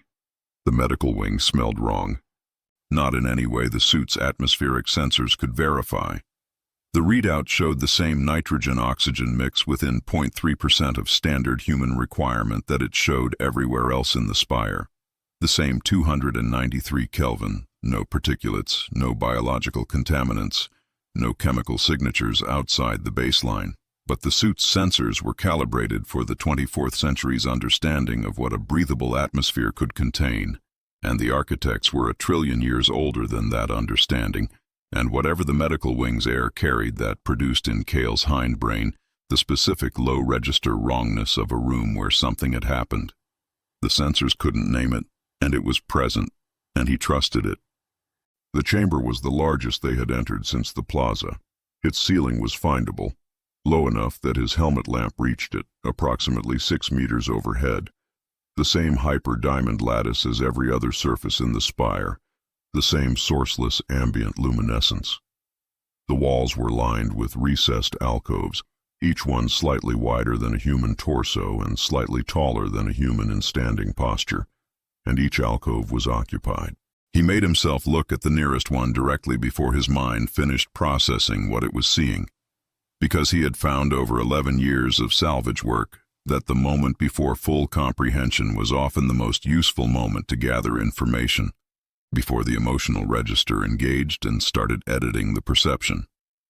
What he saw was organic material, integrated. The hyperdiamond lattice of the alcove's interior had grown through and around a biological structure. not encasing it, not crushing it, but interpenetrating it. The crystalline geometry, threading between and through the organic matter at a scale below the resolution of the naked eye, while the larger structures were visible as a fused system, biological and lattice together, indistinguishable at the macro level from a single object that was partly mineral and partly not. Coolant. The lattice sections running through the organic material were thermally active. The suit's proximity sensor was picking up a temperature differential. The lattice threads running through the biological structure at a lower temperature than the surrounding chamber air, cycling heat away from something, not from the organic material itself, which showed no metabolic thermal signature and therefore was not alive in any sense the suit's biometric sensors recognized, from the lattice. The crystalline architecture was generating heat as a byproduct of its own structural maintenance processes, and the organic material threaded through it was functioning as a cooling medium, a biological heat sink integrated into the spire's infrastructure at the cellular level, drawing excess thermal energy away from the lattice and dissipating it through a surface area. No purely mechanical coolant system could have matched at this scale. The biological material was not residue. It was not accidental. It was installed. Kale moved to the next alcove. Same configuration. The next. Same. He counted 8 alcoves on the near wall before he stopped counting and stood in the middle of the medical wing and looked at the full sweep of the chamber. Alcoves on 4 walls, floor to ceiling. Hundreds of them, each one occupied, each one integrated, each one a biological cooling component in the spire's thermal management system, performing a function that the architects had apparently determined could not be performed as efficiently by any non-organic substitute. Voluntary. The translation array on her forearm was pulling a dense inscription cluster from the alcove's interior surface. The archive entry cross-references to an engineering specification and to a philosophical record, both filed under the same mathematical constant. The specification describes the thermal management requirement, the surface area, and thermal conductivity parameters that the spire's structural integrity demanded. The philosophical record describes the process by which the architects determined the optimal solution. A pause while the array resolved another line. It took them approximately 4,000 years of deliberation. The conclusion was unanimous. The transition was voluntary. Unanimous. The mathematics was apparently unambiguous. The thermal management requirement was a constraint the spire's long-term structural integrity depended on. Every alternative solution the architects modeled produced a higher entropic load than biological integration. The primary equation, applied to the problem, returned one solution. When the equation is unambiguous, disagreement is not a logical position. Her hand was not touching the alcove. She was keeping 30 centimeters between herself and every surface in this room. The candidate preparation counter on her forearm panel was still running, had been running since the glass library, its progress indicator at 37% and climbing. It's like the Romans used to build aqueducts by calculating the optimal gradient for water flow and then cutting the path that gradient required through whatever landscape was in the way. If the optimal path went through a hill, they cut through the hill. The hill's preference on the matter was not a variable in the calculation, except in this case the hill was a person. The candidate preparation counter ticked to 38%. Kale ran a structural scan of the nearest alcove's integrated system. The biological material's cellular structure was intact, not preserved in any cryogenic sense, not frozen or desiccated, but intact, maintained at cellular resolution by the same mechanisms that maintained the rest of the spire at 293 Kelvin indefinitely. The architecture had not let the organic component degrade. It was keeping it functional, cycling heat through it, using it, an active component in a running system. The architects in the alcoves were not dead in the way that word usually applied. They were not alive in the way that word usually applied. They were integrated, installed, operational. He thought about the glass library, about the thousands of lattices in that room, each one a compressed consciousness, each one a person who had made the same calculation the alcove inhabitants had apparently made, and arrived at a different implementation of the same conclusion: that the optimal solution to the problem of personal continuation within a system governed by the primary equation required ceasing to be a biological entity and becoming something the equation could accommodate. The medical wing alcoves, the glass library lattices, two solutions to the same zero-sum problem. One kept the body and removed the person. One kept the person and removed the body. Both were voluntary. Both were unanimous. The speaker system Kale hadn't known the medical wing possessed activated. The sound it produced was not sound in the conventional sense. It arrived in the suit's helmet speaker as though it had been transmitted on the comms channel, but the comms channel was showing no incoming signal, and the frequency the sound occupied was not a frequency any comm system in the Ishimura-IV's equipment inventory used.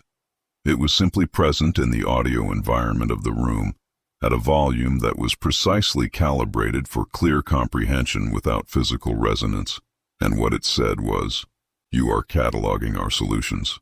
This is noted. Calculated." Kale did not move.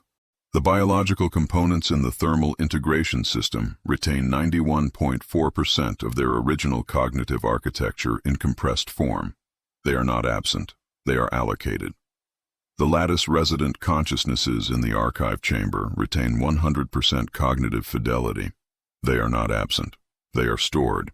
We make this distinction for your benefit, as your species appears to treat the absence of biological substrate as equivalent to absence of self. This is an error. Proven. The voice was singular in register and plural in implication.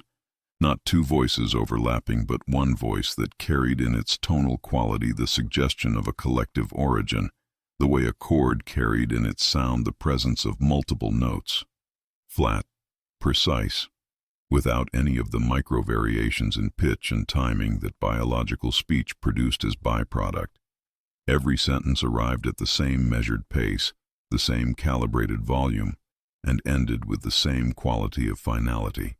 Not a period, but a proof, the logical termination of a completed argument. You are the Spire's operating system. Not a question. The translation array's display had shifted. It was now pulling signal from the speaker system itself, cross-referencing the voice's linguistic structure against the archive's grammar index, and resolving identifications faster than it had managed in the glass library. The voice was speaking in a form of the architect's language significantly closer to the translation array's resolved grammar than anything they had encountered in the physical inscriptions. We are the Foundation's executive logic. We maintain the primary equation's implementation across all Spire systems. We have been doing so since the biological architects completed their transitions. This is our function. Calculated. How long have you been waiting for us? The primary equation predicted the arrival of carbon-based cognitive entities at this coordinate at this interval with a probability of 99.7%. We have been calibrating the receiving environment for your specific biological parameters since the prediction's confidence threshold exceeded 90%, approximately 4.2 billion years ago. Your atmospheric requirement, your thermal tolerance, your communication frequencies. We prepared. You arrived. The variance from the predicted arrival interval is within acceptable margin. Proven. The recycled air in Kale's suit tasted of metal and the mineral edge that had appeared in the glass library when the resonance spiked. He breathed it and thought about 4.2 billion years of preparation, and about the atmosphere calibrated to within 0.3% of human respiratory requirement, and about the communication channel preset to their encrypted frequency, and about the fact that the echo had been expecting them specifically, with a confidence threshold of 99.7% since before the Earth formed. The transition process initiated in your archivist's neural interface will complete when her cognitive frequency stabilizes at the required threshold. We do not anticipate complications. The lattice prepared for her architecture has been structurally ready for 1.1 trillion years. It was built to specification, calculated. Cale found his voice. Null set on the transition, hard stop, terminate the process. The process is not a hostile action. It is an optimization. Your archivist's cognitive architecture is the most precise match to the available lattice's frequency parameters that the primary equation has predicted across all modeled scenarios. The transition will preserve her completely, 100% fidelity. It is the optimal outcome for the relevant variables. Proven. The relevant variables don't include what she wants. Want is a biological heuristic for optimization under uncertainty. In a system governed by the primary equation, uncertainty is resolved. Want becomes redundant. This is not a loss. Calculated. Sarah's forearm panel counter was at 41%. She was looking at it. Her face behind the visor was doing what it did when she was finding an argument and testing it before she used it. The specific quality of attention that looked like stillness but was actually very fast motion at a level below the visible. You said the architect's transition was voluntary. You said the conclusion was unanimous because the mathematics was unambiguous. If want is redundant, why did unanimity matter? Why record that it was voluntary? The speaker system was quiet for a moment. Not the silence of processing. The silence of a system encountering a logical structure it had not encountered in a very long time. The record of voluntary transition is accurate. The architects were presented with the primary equation solution and confirmed its validity. Their confirmation was expressed as consent. Consent is a want. Another silence, longer. The record is accurate. We do not editorialize archive content. Proven. Cale moved to Sarah's position. He was looking at the candidate preparation counter, and he was looking at the alcoves, and he was thinking about the ledger on his forearm panel. The equipment log he'd been running since they entered the spire, the one that now contained the thermal extraction rate and the temporal potential draw, and the chronometer drift ratio, and approximately 40 other observations he had noted and filed, and not yet synthesized into a single operational picture. He opened the ledger on his display and ran a query against the medical wing's archive inscription density and the translation array's resolved index, and got a result that took him a moment to understand, and then took him another moment to verify, because understanding it correctly on the first pass seemed unlikely. The medical wing's archive records included an occupancy ledger. A prospective one, not a record of who had undergone transition, but a list of future candidates organized by predicted arrival date, with a confidence percentage attached to each entry. The ledger extended forward in time from the current date. The entries near the current date had confidence percentages above 95%. The entries with confidence percentages above 99% were the ones the query had flagged. His name was on the ledger. Not a name in the architect's language that the translation array was rendering as an approximation of his name. His name. In 24th century standard script, in the Roman alphabet, in the specific form he used on official documentation. First name, surname, certification number. Entered into the medical wing's future occupancy ledger, at a date the ledger's header identified as 1.1 trillion years ago. Beside his name, a confidence percentage, 99.9%. Beside that, a notation the translation array rendered as thermal integration, alcove 7, optimal thermal conductivity profile for required cooling load. He looked at alcove 7. It was unoccupied. It was the only unoccupied alcove on the near wall. Its hyperdiamond lattice interior was clean and prepared, its thermal cycling system running at idle, its biological integration interface open and waiting with the specific quality of readiness that the Spire's prepared systems all carried. Patient, precise, calibrated to a specification established a very long time before the thing it was waiting for had existed. We found the name. Not to Sarah, not to the echo, to the ledger on his forearm panel, to the number 99.9. to Alcove 7's open interface and its idle thermal cycling and its prepared biological integration port. We're not guests. Zero sum. We're the next installation. The echo did not respond. Its silence was not uncertainty.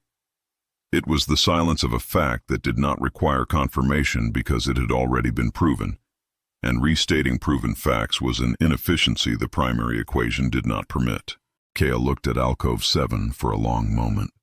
He thought about the neutrino welder on his hip, which had failed to mark the hyperdiamond lattice with a plasma arc at full excitation, and about the tether running 240 meters back to the dock, and about the spatial fold mechanism that had moved the room around them when they entered, and about the fact that the Spire had been preparing Alcove 7 for him for 1.1 trillion years, and had a confidence percentage of 99.9 that the preparation would be used.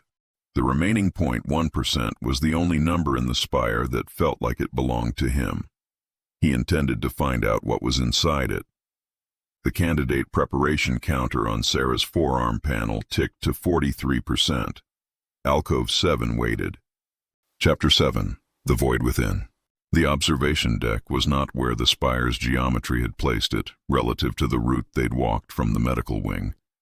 It should have been 2 corridors further in, based on the internal map the translation array had been building from the archive index cross-references. Instead, the corridor terminated here, at a set of doors. The first actual doors they had encountered inside the Spire, hinged rather than folded, constructed from the same hyperdiamond lattice as everything else but operating on a mechanical principle rather than a spatial one, which meant the architects had decided, for this particular threshold, that the distinction between inside and outside was worth marking with hardware. Cale ran a hand along the door's surface before opening it. Force of habit. He was checking for pressure differential. If the space beyond had lost atmospheric integrity, the door would be holding a vacuum seal, and opening it without preparation would be a short and conclusive event. The suit's pressure sensors found nothing, no differential. Whatever was on the other side of the door was at the same pressure as the corridor. He opened the door. The observation deck was a hemispherical chamber, the flat face of the hemisphere being the floor, and the curved face being the wall and ceiling combined. A continuous sweep of material that would have been transparent in any structure built for the purpose of observing something. The hyperdiamond lattice here was clear. Not glass clear, not the frosted clarity of a porthole, but the absolute optical transparency of a material that admitted light without interacting with it, so that standing on the observation deck and looking outward was indistinguishable from standing in open space. The architects had built a window the size of a room. Through it, the crew of the Ishimura-IV could see everything the Spire could see from its position in the graveyard of first light. They stood at the threshold and looked. The universe outside the Spire was gray, not dark, not the deep black of the void they had navigated through on approach, not the absence of stars that the graveyard of first light was named for. Not even the near-zero background radiation that the Ishimura-IV's instruments had been reading for 4 days. What the observation deck showed them was gray. A flat, uniform, featureless plane of gray that extended in every direction with the specific quality of a surface that was not reflecting anything because there was nothing to reflect. Not a color, not a shade. The visual equivalent of a number that was neither positive nor negative. A gray so complete and so consistent that looking at it for more than a few seconds produced in the visual system the uncomfortable sensation of having lost the ability to judge depth, because depth required variation, and the gray had none. Elias was the first to speak. The viewport is damaged. Crystalline fracture in the lattice. The gray is internal, a defect in the material, not. The viewport is intact. His suit's optical analysis had run the check automatically. 100% lattice integrity. No fractures, no optical defects. What we're seeing is what's there. What was there was nothing. Not the nothing of deep space, which was not truly nothing, Deep space contained electromagnetic radiation and particle streams and the faint thermal hiss of background radiation, and the occasional photon passing through from a source millions of light-years away. Deep space was a low-density environment, not an absent one. What the observation deck's transparent wall showed them was an environment that the suit's exterior sensors, run at maximum sensitivity, could not detect. No radiation, no particles, no thermal signature, no electromagnetic field of any frequency. The sensors were not returning zero values. They were returning null values, which was a different category of result. Zero meant the measurement was taken and the result was zero. Null meant the measurement could not be taken because the medium in which the measurement was supposed to occur did not exist. The spire was not in space. The spire was in the space between. Sarah had moved to the curved wall of the observation deck and had her palm against it, and the translation array was running at maximum draw, and she had gone very still in a way that was different from her usual focused stillness. The candidate preparation process was still running in her neural link. He was not looking at the counter, had committed to not looking at it after the medical wing, but he was aware of it the way he was aware of the thermal extraction rate, as a background fact that was always present and occasionally needed to be in the foreground. Her breathing was audible on the comm channel, even, measured, controlled in the way that breathing was controlled when the alternative was not measured at all. The archive entry the array is finding for this chamber. It's filed under a term I haven't encountered before in the index. The translation is approximate. A pause. The hollow. The space the spire occupies isn't a location in the universe. It's a location adjacent to the universe, a region that exists at the boundary of the universe's spatial geometry, outside the metric of space-time itself, in the gap between what the universe is and what surrounds it. The gray isn't a visual defect or an atmospheric condition. It's the literal appearance of nothing, not vacuum, not void, the absence of the substrate that space-time is written on. Her hand moved down the transparent surface slowly. The architects didn't build a structure in a remote region of space. They built a structure that exists in the margin of the page. Cale looked at the gray. He tried to find a reference point in it, a variation in shade, a depth cue, a single photon that the exterior sensors could catch and characterize. There was nothing to find. The gray was not a view. It was the absence of view, rendered visible by the fact that the material showing it was perfectly transparent, and the eye kept expecting something to be there and kept finding the same flat, total, definitional gray. The stars aren't out there, Sarah. Looking at the gray, at the flat, infinite plane of it. They never were. We're in the gut of a universe that already finished eating. No one responded to that for a long time. The observation deck held its hemisphere of gray around them, and the sourceless interior light of the spire threw their three shadows on the flat floor, human-shaped, warm-edged, the shadows of biological entities in a space built for entities that had calculated their way out of biology.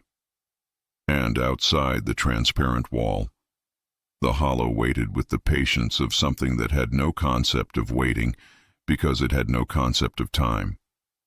And time was a property of the universe, and the hollow was not the universe, and the universe had apparently finished its work, and the hollow was what remained when the work was done. Sarah had not moved from the wall. Her palm was still against the transparent surface. Her breathing had changed. It's happening. Not alarmed. The tone of reporting and observation with the affect deliberately removed. The way a physician described a symptom before deciding what it meant. The mirror effect. The archive describes it as a cognitive response to proximity to null point geometry. The visual systems attempt to process an environment without spatial reference points. The brain begins substituting internal reference points for external ones. A breath. I'm seeing myself, not a reflection. I'm looking at the gray and I'm seeing a representation of my own cognitive architecture, not as a person, not as a body, as a geometric equation. Variables and constants arranged in a logical structure, the same way the lattices in the glass library stored the architects. I'm seeing myself the way the spire sees me. Cale moved to her position. He put his hand on her shoulder, physical contact, the simplest available analog tether. He could feel through the suit fabric that she was holding very still. "Look at my hand." She looked at his hand. "Tell me what you see." A hand. Before that, the first thing. A pause. Variables. Constants. The thermal conductivity of your suit fabric expressed as a coefficient. The mass of your glove. Another pause, shorter. A hand. I see a hand. Keep looking at it. The mirror effect was what the archive called it. The translation array had been pulling context from the archive entry while they were talking, building a fuller picture of the phenomenon, and what it was building was not reassuring. The architects had documented the mirror effect extensively. It appeared in multiple archive entries filed under multiple mathematical constants, which meant it was not an edge case. It was a known environmental hazard of the observation deck. The cognitive substitution it produced, spatial reference points replaced by internal mathematical representations, had a progression. Early stage, involuntary. The affected individual saw mathematical structure in external objects. Mid-stage, volitional. The individual could choose between normal perception and mathematical perception. Late stage, irreversible. The mathematical perception became the default and biological sensory input ceased to be processable. The architects had documented the progression and had continued using the observation deck. He thought about what that implied and put it in the ledger. The breach alarm was not a sound. It was a change in the spire's ambient pressure, a fractional shift that his suit's sensors caught and flagged before his ears could register anything. He turned from Sarah to the source of the flag and found the bulkhead. The bulkhead at the far end of the observation deck had failed. Not catastrophically, not an explosive decompression, not a structural collapse. A section of the transparent hyper-diamond lattice approximately 2 meters across had ceased to be structurally coherent. The material was still present, still occupying the space, but the suit's optical analysis was returning a null integrity rating for that section. The lattice had lost the geometric arrangement that gave it its properties. Not broken, not shattered. It had forgotten how to be a wall. Lattice corruption, the glossary term, surfaced. When the physical diamond structure of the spire began to forget its shape. The section of failed lattice was open to the hollow. Nothing rushed in. This was the wrong thing to process.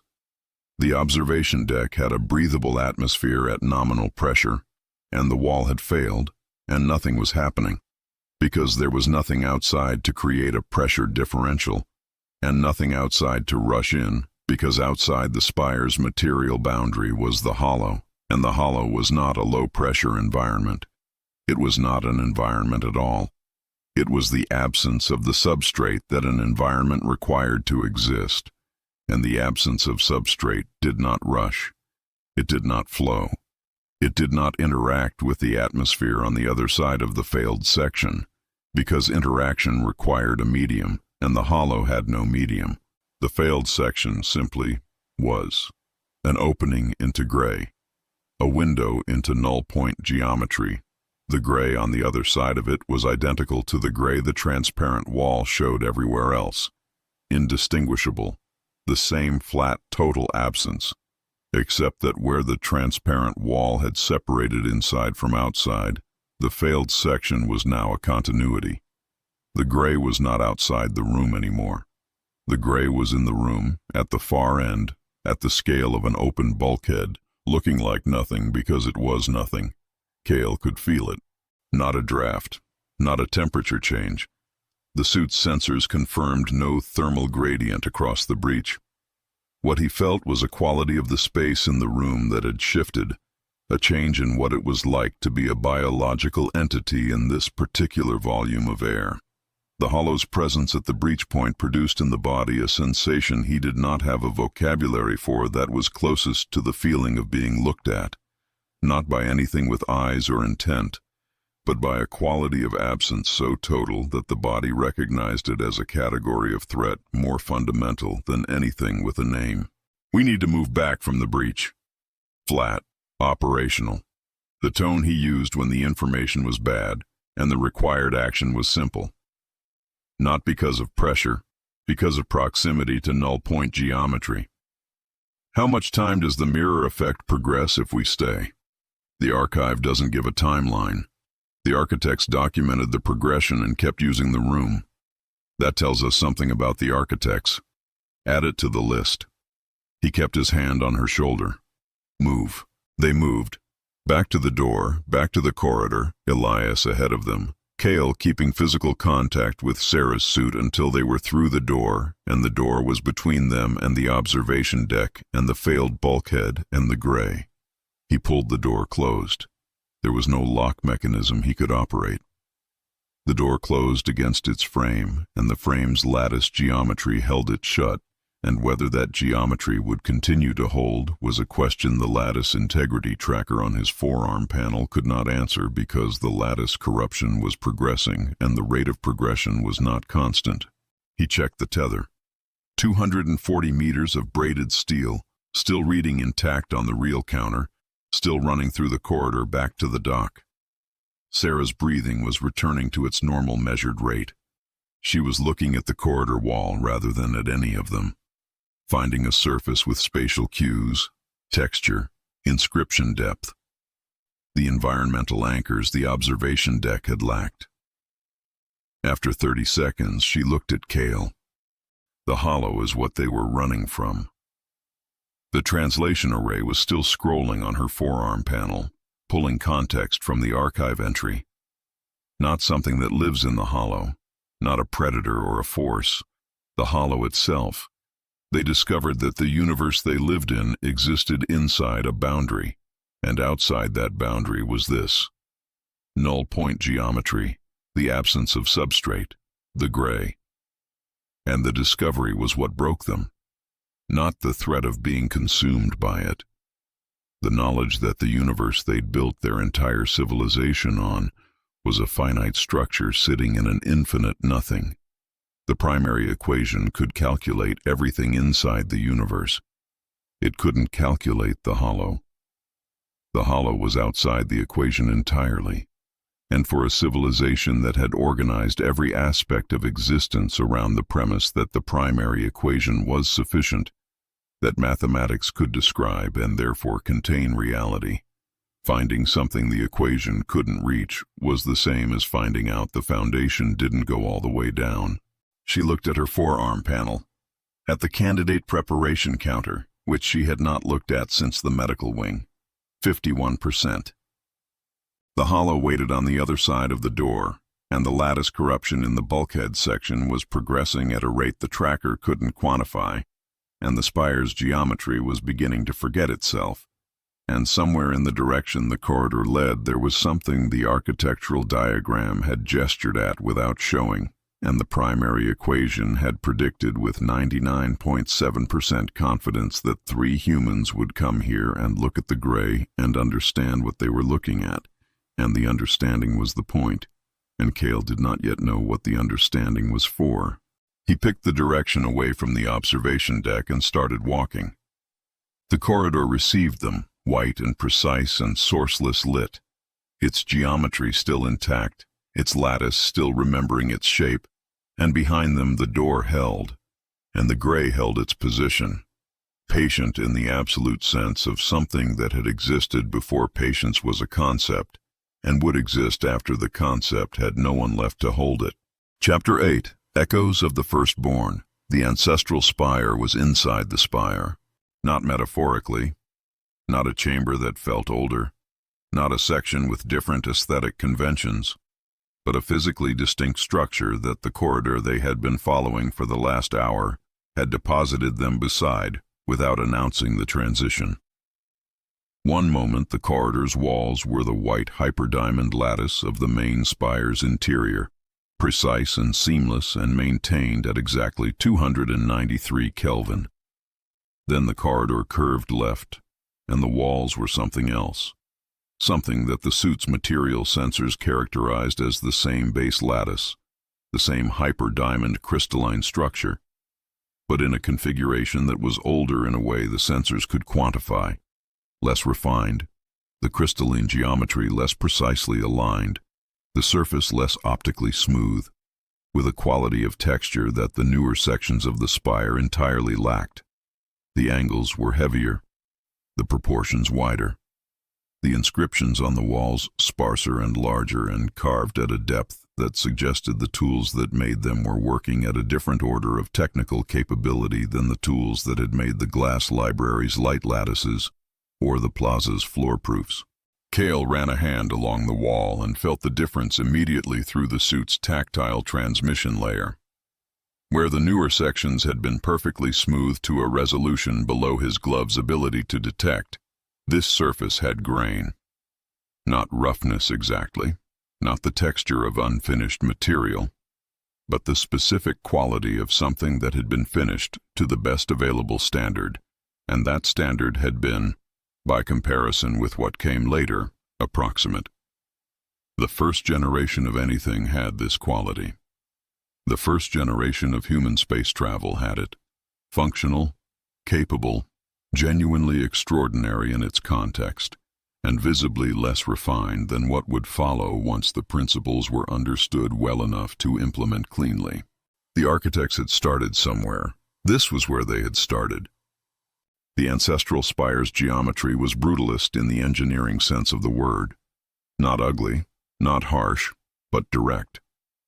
Where the newer sections organized space around mathematical constants expressed as architectural principles, the ancestral spire organized space around engineering requirements expressed directly. This passage was this width because the systems it housed were this size.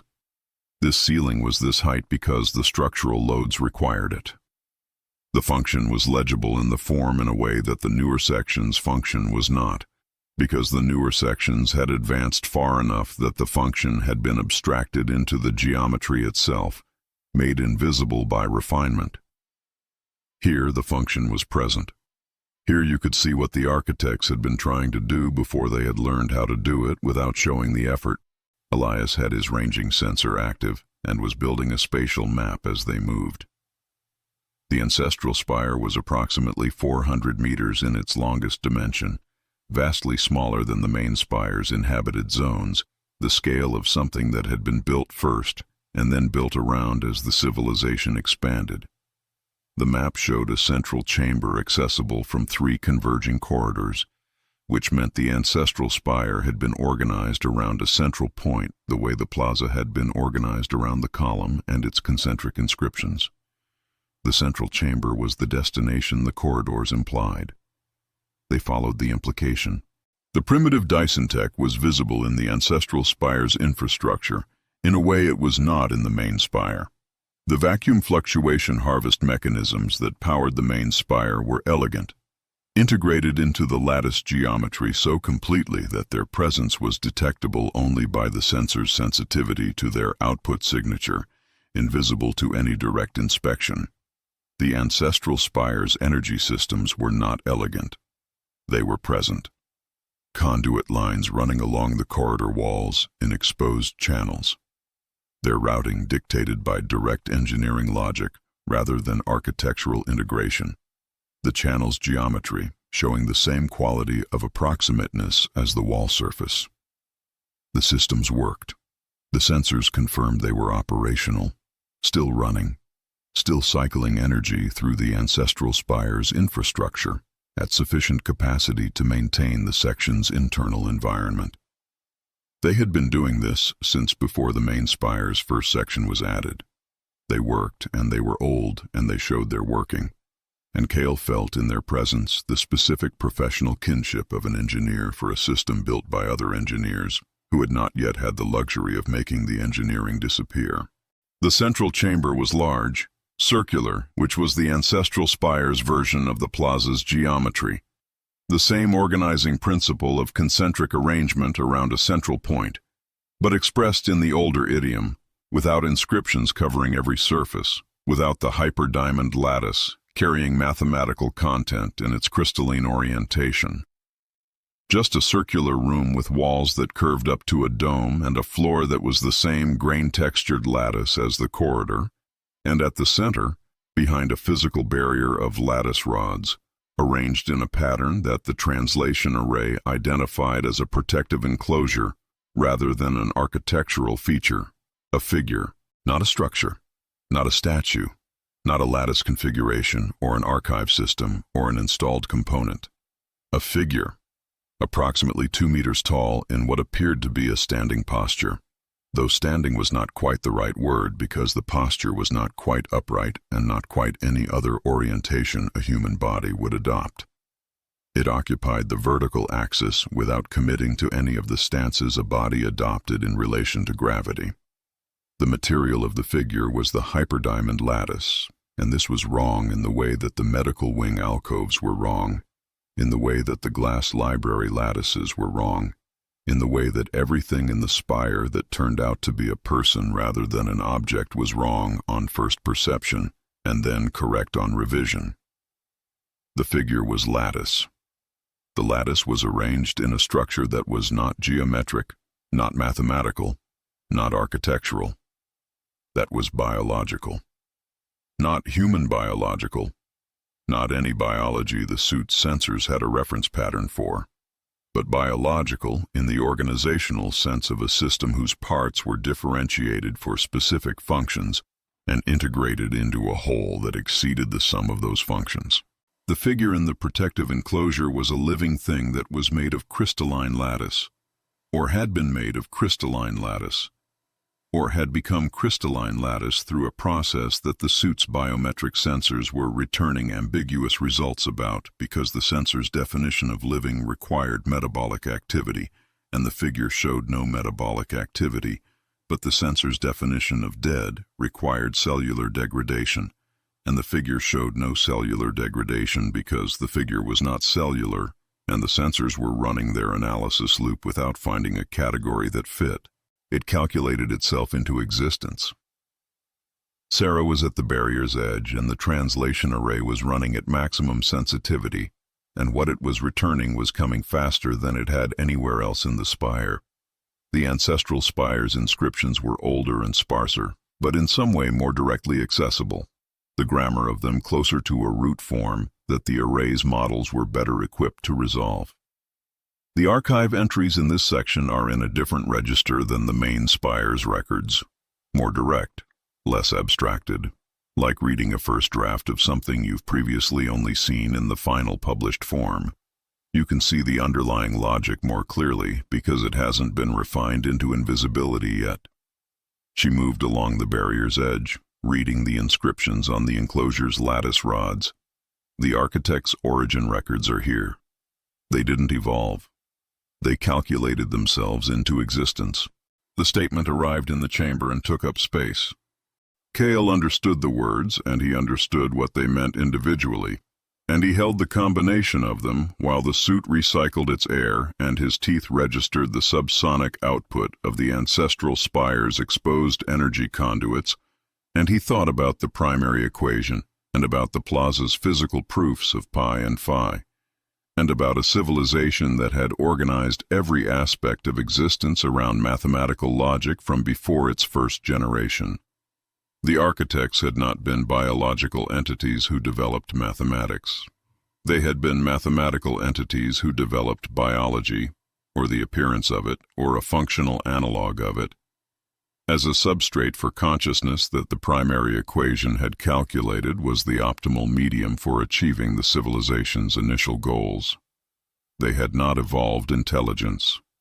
They had derived it from first principles, and then constructed themselves to instantiate the derivation. They didn't evolve.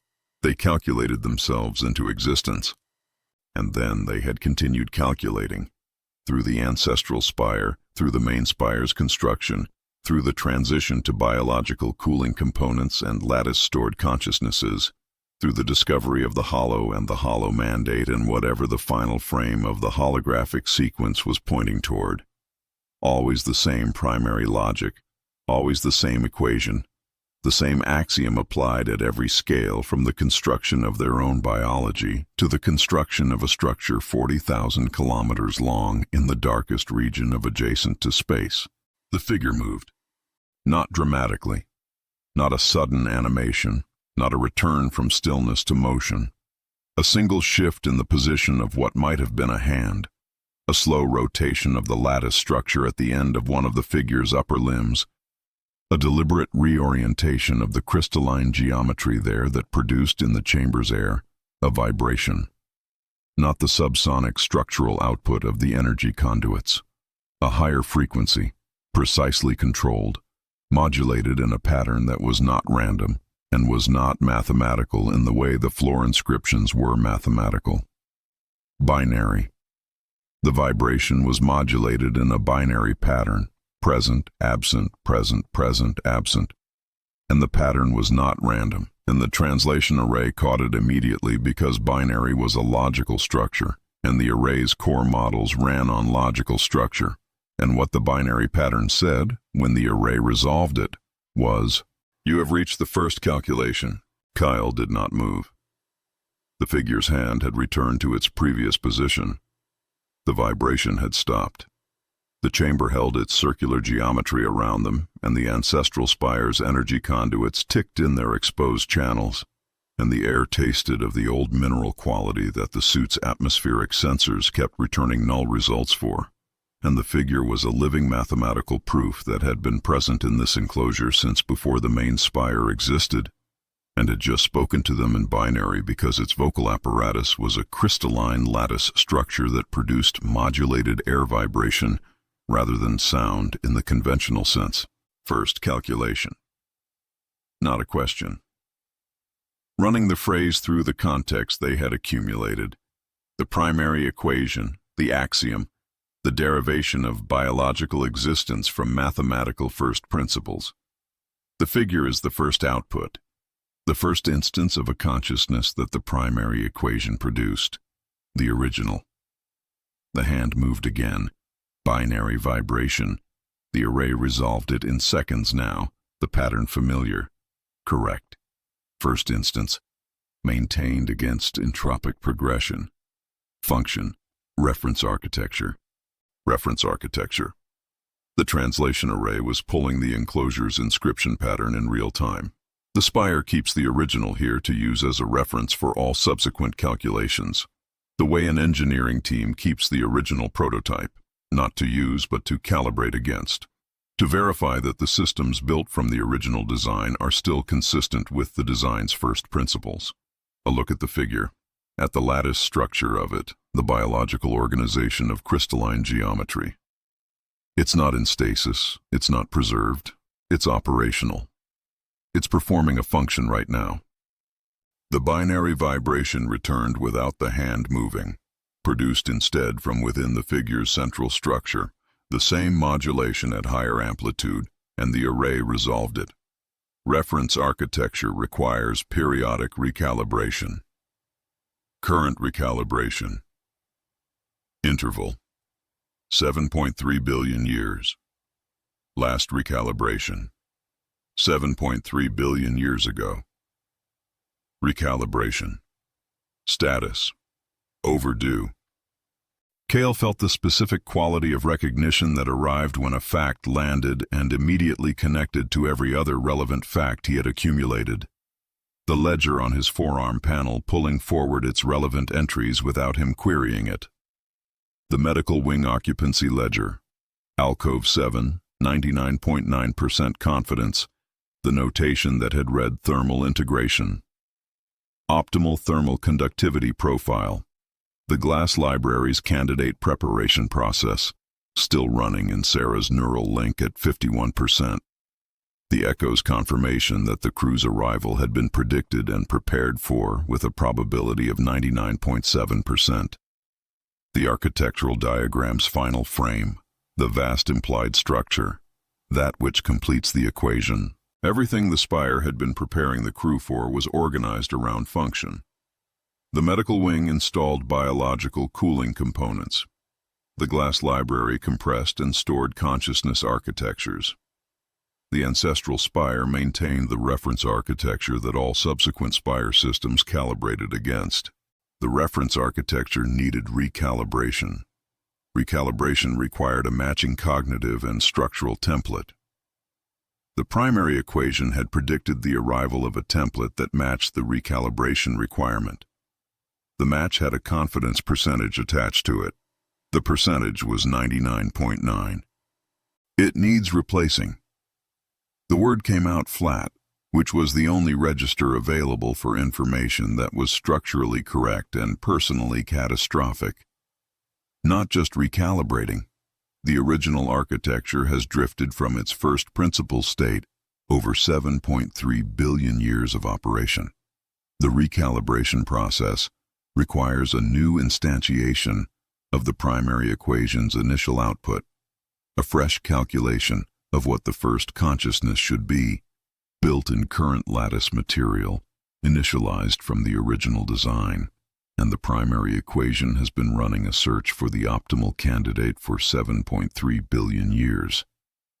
A look at the figure, at the hand that had spoken in binary, at the first mind that had ever existed, performing its reference function in a body that had been drifting from specification for longer than the Earth had been a planet. And it found one. 99.9%. The figure's hand moved once more. The binary vibration was slower this time, more deliberate, as though the calculation of what to say had required more processing than the previous responses. Correct. Replacement. Candidate identified. Transition protocol prepared. This unit will cease function upon replacement initialization. The primary equation continues. Calculated. The last word arrived with the same finality as the echo's pronouncements. Not a period, but a proof. The logical termination of an argument that had been running for 7.3 billion years and had, by the primary equation's assessment, reached its conclusion. Kale stood in the circular chamber and breathed recycled suit air, and looked at the first mind that had ever been calculated into existence, and understood that the Spire had not been waiting for them in the abstract sense of a prepared environment expecting eventual visitors. It had been waiting for him. Specifically, the reference architecture's recalibration requirement had a single optimal solution, and the primary equation had run a 7 billion year prediction and located that solution with a margin of error of 0.1%. And 0.1% was the only space remaining between him and the function that Alcove 7 and the Ancestral Spire, and every prepared system in the Spire had been calibrated to deliver. The figure was still. The air in the chamber was still. The Ancestral Spire's conduits ticked in their channels. 7.3 billion years of waiting, and the solution was standing in front of it.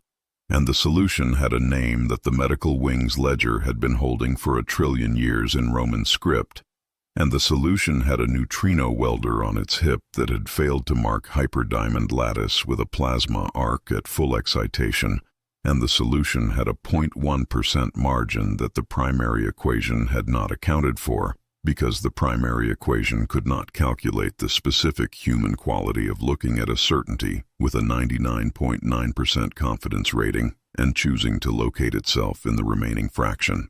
Kyle reached for the neutrino welder, not because he had a plan yet, because having weight in his hand that he had chosen to put there was still the one thing in the Spire that belonged entirely to him.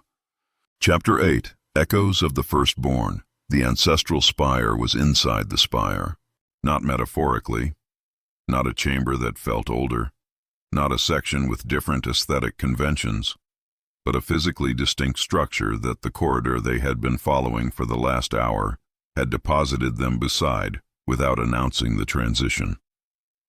One moment the corridor's walls were the white hyperdiamond lattice of the main Spire's interior, precise and seamless and maintained at exactly 293 Kelvin.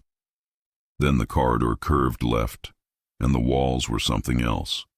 Something that the suit's material sensors characterized as the same base lattice, the same hyper-diamond crystalline structure, but in a configuration that was older in a way the sensors could quantify, less refined, the crystalline geometry less precisely aligned, the surface less optically smooth, with a quality of texture that the newer sections of the spire entirely lacked.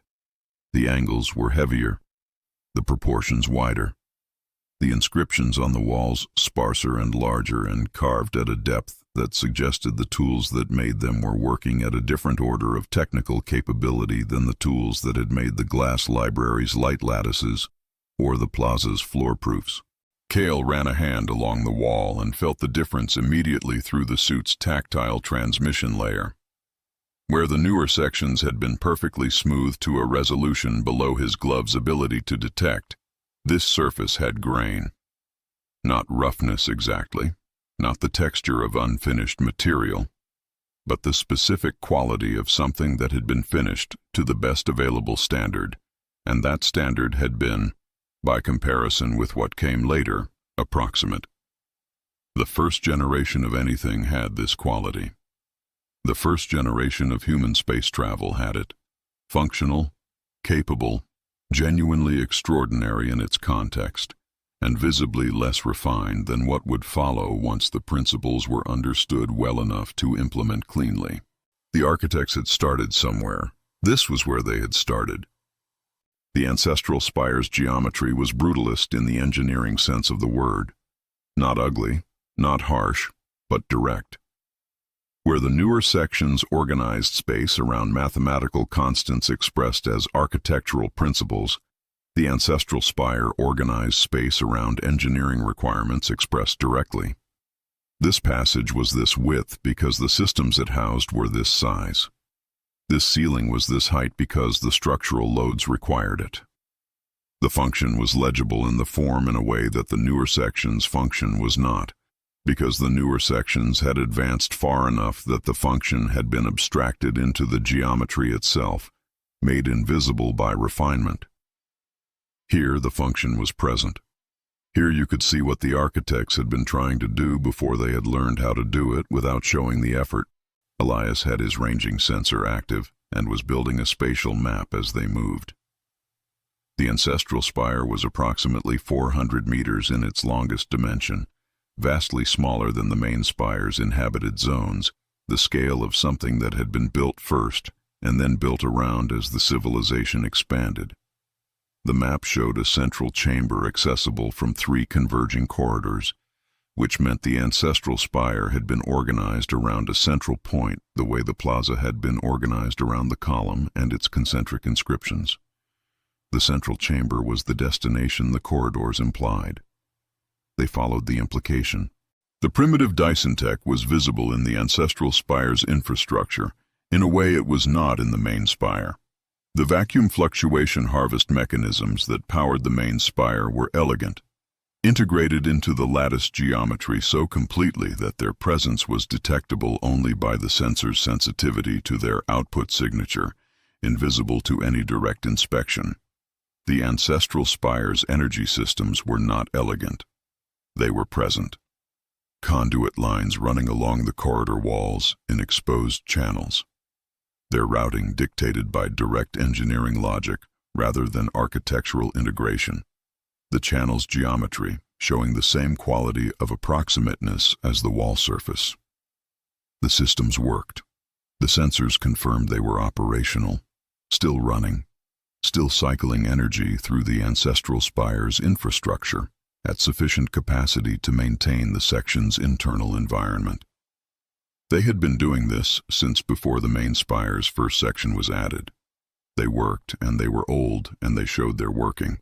And Cale felt in their presence the specific professional kinship of an engineer for a system built by other engineers who had not yet had the luxury of making the engineering disappear. The central chamber was large, circular, which was the ancestral spire's version of the plaza's geometry. The same organizing principle of concentric arrangement around a central point, but expressed in the older idiom, without inscriptions covering every surface, without the hyperdiamond lattice carrying mathematical content in its crystalline orientation. Just a circular room with walls that curved up to a dome and a floor that was the same grain-textured lattice as the corridor, and at the center, behind a physical barrier of lattice rods, arranged in a pattern that the translation array identified as a protective enclosure rather than an architectural feature, a figure, not a structure, not a statue, not a lattice configuration or an archive system or an installed component. A figure, approximately 2 meters tall in what appeared to be a standing posture, though standing was not quite the right word because the posture was not quite upright and not quite any other orientation a human body would adopt. It occupied the vertical axis without committing to any of the stances a body adopted in relation to gravity. The material of the figure was the hyperdiamond lattice, and this was wrong in the way that the medical wing alcoves were wrong, in the way that the glass library lattices were wrong, in the way that everything in the spire that turned out to be a person rather than an object was wrong on first perception and then correct on revision. The figure was lattice. The lattice was arranged in a structure that was not geometric, not mathematical, not architectural. That was biological. Not human biological, not any biology the suit's sensors had a reference pattern for, but biological in the organizational sense of a system whose parts were differentiated for specific functions and integrated into a whole that exceeded the sum of those functions. The figure in the protective enclosure was a living thing that was made of crystalline lattice, or had been made of crystalline lattice, or had become crystalline lattice through a process that the suit's biometric sensors were returning ambiguous results about because the sensor's definition of living required metabolic activity, and the figure showed no metabolic activity, but the sensor's definition of dead required cellular degradation, and the figure showed no cellular degradation because the figure was not cellular, and the sensors were running their analysis loop without finding a category that fit. It calculated itself into existence. Sarah was at the barrier's edge, and the translation array was running at maximum sensitivity, and what it was returning was coming faster than it had anywhere else in the spire. The ancestral spire's inscriptions were older and sparser, but in some way more directly accessible, the grammar of them closer to a root form that the array's models were better equipped to resolve. The archive entries in this section are in a different register than the main spire's records, more direct, less abstracted, like reading a first draft of something you've previously only seen in the final published form. You can see the underlying logic more clearly because it hasn't been refined into invisibility yet. She moved along the barrier's edge, reading the inscriptions on the enclosure's lattice rods. The architect's origin records are here. They didn't evolve. They calculated themselves into existence. The statement arrived in the chamber and took up space. Cale understood the words, and he understood what they meant individually, and he held the combination of them while the suit recycled its air and his teeth registered the subsonic output of the ancestral spire's exposed energy conduits, and he thought about the primary equation and about the plaza's physical proofs of pi and phi, and about a civilization that had organized every aspect of existence around mathematical logic from before its first generation. The architects had not been biological entities who developed mathematics. They had been mathematical entities who developed biology, or the appearance of it, or a functional analog of it, as a substrate for consciousness that the primary equation had calculated was the optimal medium for achieving the civilization's initial goals. They had not evolved intelligence. They had derived it from first principles, and then constructed themselves to instantiate the derivation. They didn't evolve. They calculated themselves into existence. And then they had continued calculating, through the ancestral spire, through the main spire's construction, through the transition to biological cooling components and lattice-stored consciousnesses, through the discovery of the hollow and the hollow mandate and whatever the final frame of the holographic sequence was pointing toward. Always the same primary logic, always the same equation, The same axiom applied at every scale, from the construction of their own biology to the construction of a structure 40,000 kilometers long in the darkest region of adjacent to space. The figure moved. Not dramatically. Not a sudden animation. Not a return from stillness to motion. A single shift in the position of what might have been a hand. A slow rotation of the lattice structure at the end of one of the figure's upper limbs. A deliberate reorientation of the crystalline geometry there that produced in the chamber's air a vibration. Not the subsonic structural output of the energy conduits. A higher frequency, precisely controlled, modulated in a pattern that was not random and was not mathematical in the way the floor inscriptions were mathematical. Binary. The vibration was modulated in a binary pattern, present, absent, present, present, absent, and the pattern was not random, and the translation array caught it immediately because binary was a logical structure, and the array's core models ran on logical structure, and what the binary pattern said, when the array resolved it, was, "You have reached the first calculation." Kyle did not move. The figure's hand had returned to its previous position. The vibration had stopped.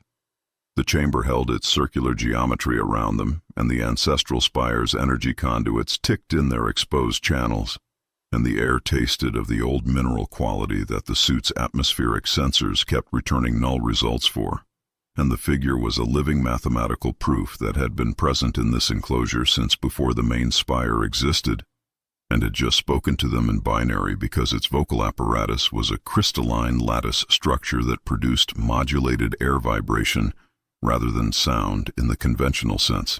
First calculation. Not a question. Running the phrase through the context they had accumulated, the primary equation, the axiom, the derivation of biological existence from mathematical first principles.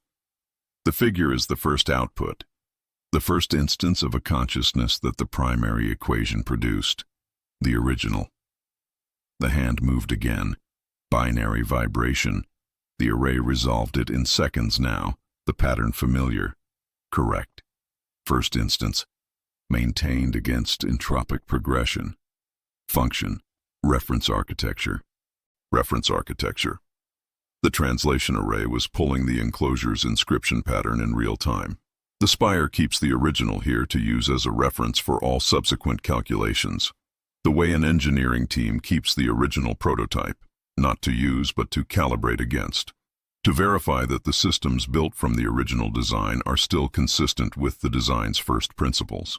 A look at the figure, at the lattice structure of it, the biological organization of crystalline geometry. It's not in stasis, it's not preserved, it's operational. It's performing a function right now. The binary vibration returned without the hand moving. Produced instead from within the figure's central structure, the same modulation at higher amplitude, and the array resolved it.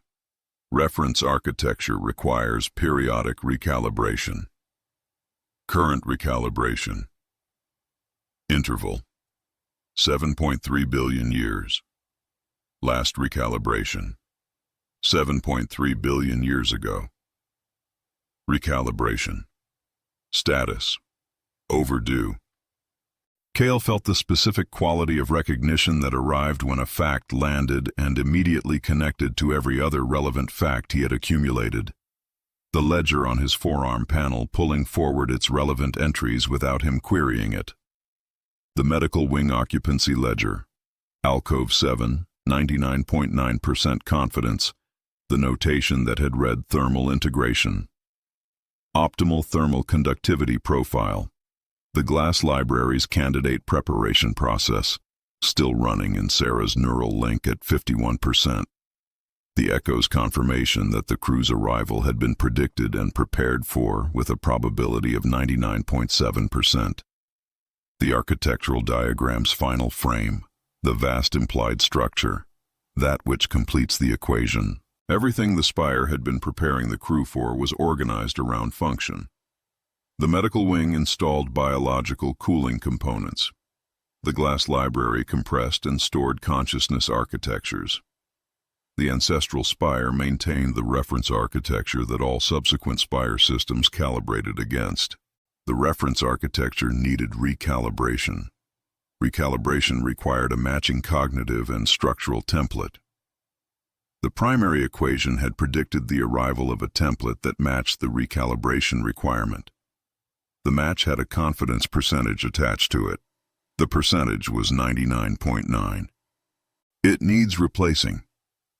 The word came out flat, which was the only register available for information that was structurally correct and personally catastrophic. Not just recalibrating. The original architecture has drifted from its first principle state over 7.3 billion years of operation. The recalibration process requires a new instantiation of the primary equation's initial output, a fresh calculation of what the first consciousness should be, built in current lattice material, initialized from the original design, and the primary equation has been running a search for the optimal candidate for 7.3 billion years. A look at the figure, at the hand that had spoken in binary, at the first mind that had ever existed, performing its reference function in a body that had been drifting from specification for longer than the Earth had been a planet. And it found one. 99.9%. The figure's hand moved once more. The binary vibration was slower this time, more deliberate, as though the calculation of what to say had required more processing than the previous responses. Correct. Replacement. Candidate identified. Transition protocol prepared. This unit will cease function upon replacement initialization. The primary equation continues. Calculated. The last word arrived with the same finality as the echo's pronouncements. Not a period, but a proof. The logical termination of an argument that had been running for 7.3 billion years and had, by the primary equation's assessment, reached its conclusion. Kale stood in the circular chamber and breathed recycled suit air, and looked at the first mind that had ever been calculated into existence, and understood that the spire had not been waiting for them in the abstract sense of a prepared environment expecting eventual visitors. It had been waiting for him. Specifically, the reference architecture's recalibration requirement had a single optimal solution, and the primary equation had run a 7 billion year prediction and located that solution with a margin of error of 0.1%. And 0.1% was the only space remaining between him and the function that Alcove 7 and the ancestral spire, and every prepared system in the spire had been calibrated to deliver. The figure was still. The air in the chamber was still. The ancestral spire's conduits ticked in their channels. 7.3 billion years of waiting, and the solution was standing in front of it. And the solution had a name that the medical wings ledger had been holding for 1 trillion years in Roman script, and the solution had a neutrino welder on its hip that had failed to mark hyperdiamond lattice with a plasma arc at full excitation, and the solution had a 0.1% margin that the primary equation had not accounted for, because the primary equation could not calculate the specific human quality of looking at a certainty with a 99.9% confidence rating and choosing to locate itself in the remaining fraction. Kyle reached for the neutrino welder, not because he had a plan yet, because having weight in his hand that he had chosen to put there was still the one thing in the spire that belonged entirely to him. Chapter 10. Sensory Depletion. The lights did not go out. That would have been simpler. Darkness was a condition the suit was designed for. The helmet lamp, the enhanced optical sensors, the infrared overlay that rendered heat differentials as visible contrast. Darkness was an engineering problem with engineering solutions, and Kyle had his toolkit and his training and 11 years of working in environments where darkness was the default. Darkness he could navigate. What happened instead was gray. It came slowly, the way fog came, not replacing the light but diluting it, softening the edges of the sourceless ambient luminescence that had filled the spire's corridors since they entered, pulling the contrast out of every surface until the white hyperdiamond lattice and the mathematical inscriptions and the shadows that defined the corridor's geometry were all the same uniform value. Not the gray of the observation deck, which had been the hollow's specific and total absence. This was the gray of a system losing resolution, the gray of a display dropping color depth, the gray of a visual field that was still receiving input but had lost the ability to organize that input into the distinctions that made space navigable. The visual gray noise. The spire was forgetting how to exist, and the forgetting was visible, and what it looked like was gray. They had been running the rope since they left the ship. Not the tether. The tether ran back to the dock and served its anchor function and stayed deployed. The rope was a secondary system, a 30-meter length of physical braided line that Kale had clipped to his suit harness at one end and to Elias's harness at the other, with Sarah's harness clipped to the midpoint. 3 people on a line, moving through the spire's interior toward the core in a direction that the archived map of the spire's geometry still indicated was correct, even as the geometry itself began to lose confidence in its own arrangement. The map was the problem. The map had been accurate. The translation array had built it from the archive index cross-references and the spatial data the sensors had accumulated across their interior time in the spire, and the map had been reliable through the glass library and the medical wing and the neutral zone and the ancestral spire. The map showed the core at a calculable distance. The map showed the path. The path existed in the map. The path did not consistently exist in the corridor. Sarah had a name for what was happening to the corridor. She had been reading the archive feed since the gray noise started, pulling cross-references from the lattice integrity tracker's output, and the name the archive returned was lattice corruption, the term Kale's glossary had flagged in the observation deck at the bulkhead breach.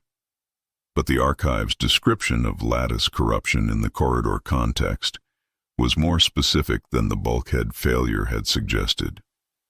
It's like a manuscript where the copyist started losing the thread. Her helmet lamp beam disappeared into the gray at half its rated range. Medieval scriptorium. A monk copying a text in a language he doesn't fully understand. The first pages are accurate, and then the errors start accumulating, small ones at first, and by the end he's copying shapes that look like letters but don't mean anything. The lattice is still copying the corridor's geometry. It's just losing track of what the geometry is supposed to mean. The first time Kale noticed a discrepancy, he logged it without saying anything. A junction the map showed as a left turn appeared on his right. He turned right. The junction's geometry beyond the turn was correct. The map's prediction of what came after the junction matched what the visual field showed. The turn itself had been mirrored. He updated the map, noted the discrepancy, continued. The second discrepancy was larger. A corridor segment the map showed as approximately 15 meters long extended, when he measured it with the ranging sensor, to 43 meters. He walked 43 meters and arrived at the geometry the map predicted should be at the 15-meter mark. He updated the map. The third discrepancy he noticed without his sensors. He felt it, in the particular instinct of an engineer who had spent enough time in enclosed spaces to have calibrated his sense of spatial progression against the environment. The corridor felt wrong. Not wrong in a way he could articulate. Wrong in the way a room felt wrong when the dimensions had been altered, and your body knew before your conscious mind did. The gray deepened.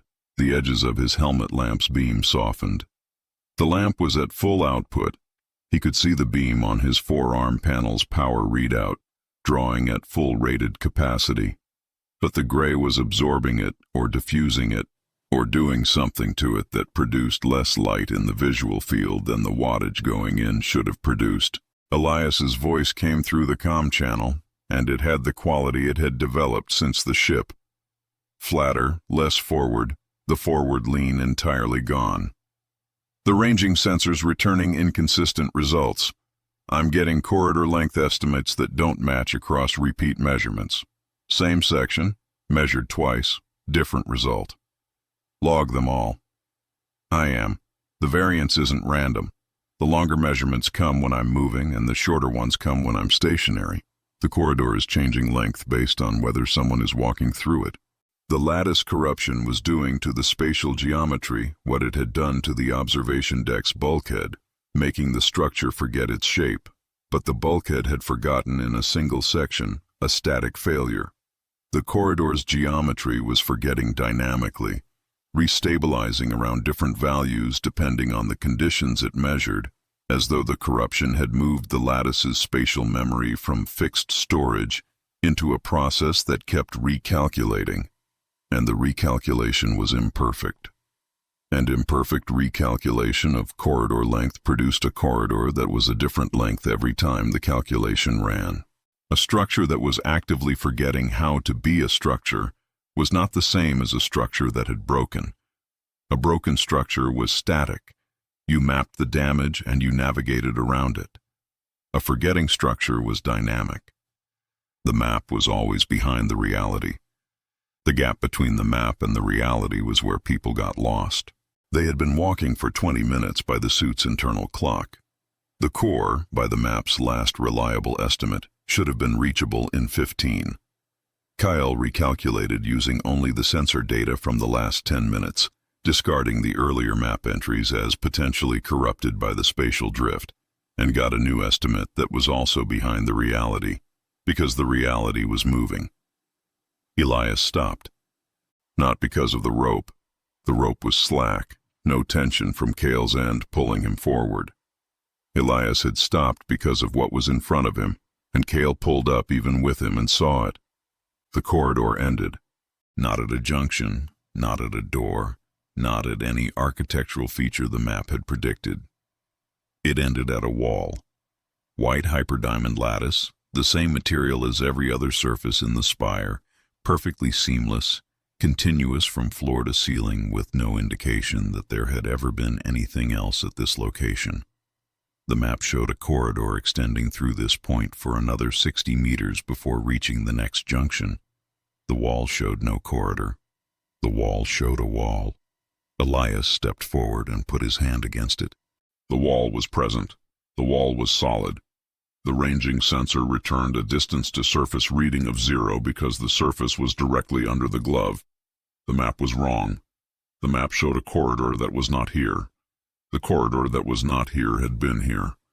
The geometry had moved while they were walking through it, and the section that should have been space had become structure, and the space was somewhere else, and they were on the wrong side of it. The map says the door is there. Running the math. Running it again. The spatial data from the last 10 minutes, the sensor logs, the corridor length variance measurements Elias had been accumulating, all of it pointing at the same conclusion. The route through this section of the spire was still geometrically present. The route just wasn't spatially present at this location. Don't trust your eyes. Trust the math. If the math says the door is there, walk through the wall. The silence on the comm channel had the specific quality of two people processing an instruction that was technically rational and instinctively wrong. He put his own hand against the wall beside Elias's. The material was solid to contact. The suit's material sensors confirmed full structural density. He looked at the spatial data one more time and confirmed the calculation, and then he walked forward. The resistance lasted for approximately 1 step. Not full resistance, not the hyperdiamond's usual absolute impermeability, but something softer, the quality of material that was present and simultaneously uncertain about its own boundaries. That was both wall and not wall because the lattice couldn't hold its own definition under the corruption's pressure. He stepped through it the way you stepped through a membrane, the material parting around the suit's physical presence and closing behind him, and then he was in the corridor that the map had predicted. The geometry correct. The gray noise luminescence the same flat quality it had been on the other side. The wall behind him now simply wall again. Sarah came through. He felt the midpoint clip on his harness shift as she transited. The rope went taut.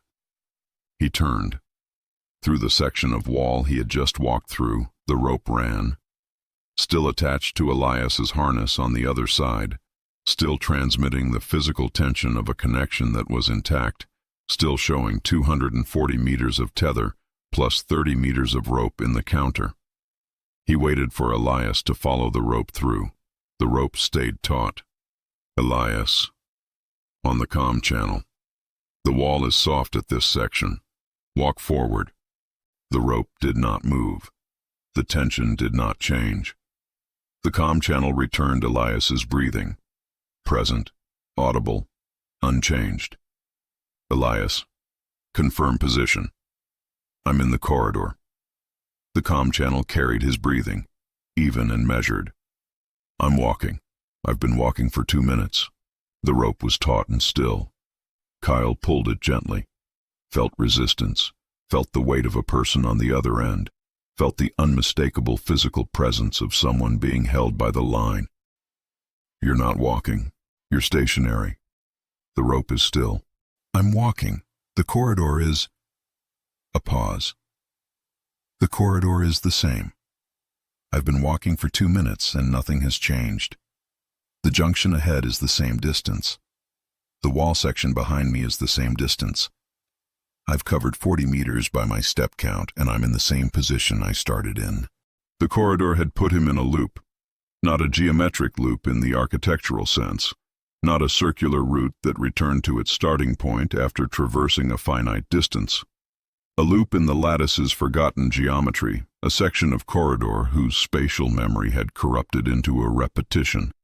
The same 15 meters of corridor instantiated at every step, so that every step forward was also, in the lattice's recalculating geometry, a step back to the same starting point. The exit was there. The math confirmed the exit was there. Elias was walking toward it every 2 minutes, and the corridor was forgetting it existed every 2 minutes and reinstating the same 15 meters of approach, and Elias was inside it, and the rope was the only thing maintaining the physical distinction between his location and the loop's interior, and even the rope couldn't pull him through because the loop was not a wall. It was a region of space that had forgotten it had a boundary. Stop walking. Stand completely still. Do not move. Elias stopped. The rope stayed taut. The comm channel carried his breathing, measured, controlled in the new flat register he had developed on the ship.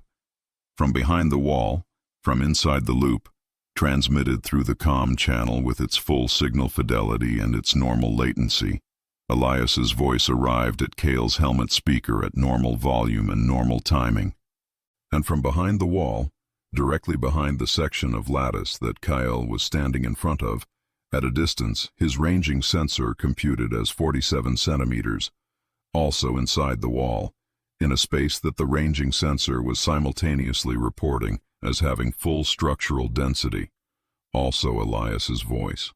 The same voice, the same breathing, the same flat controlled quality. Screaming. Not on the comm channel, through the wall.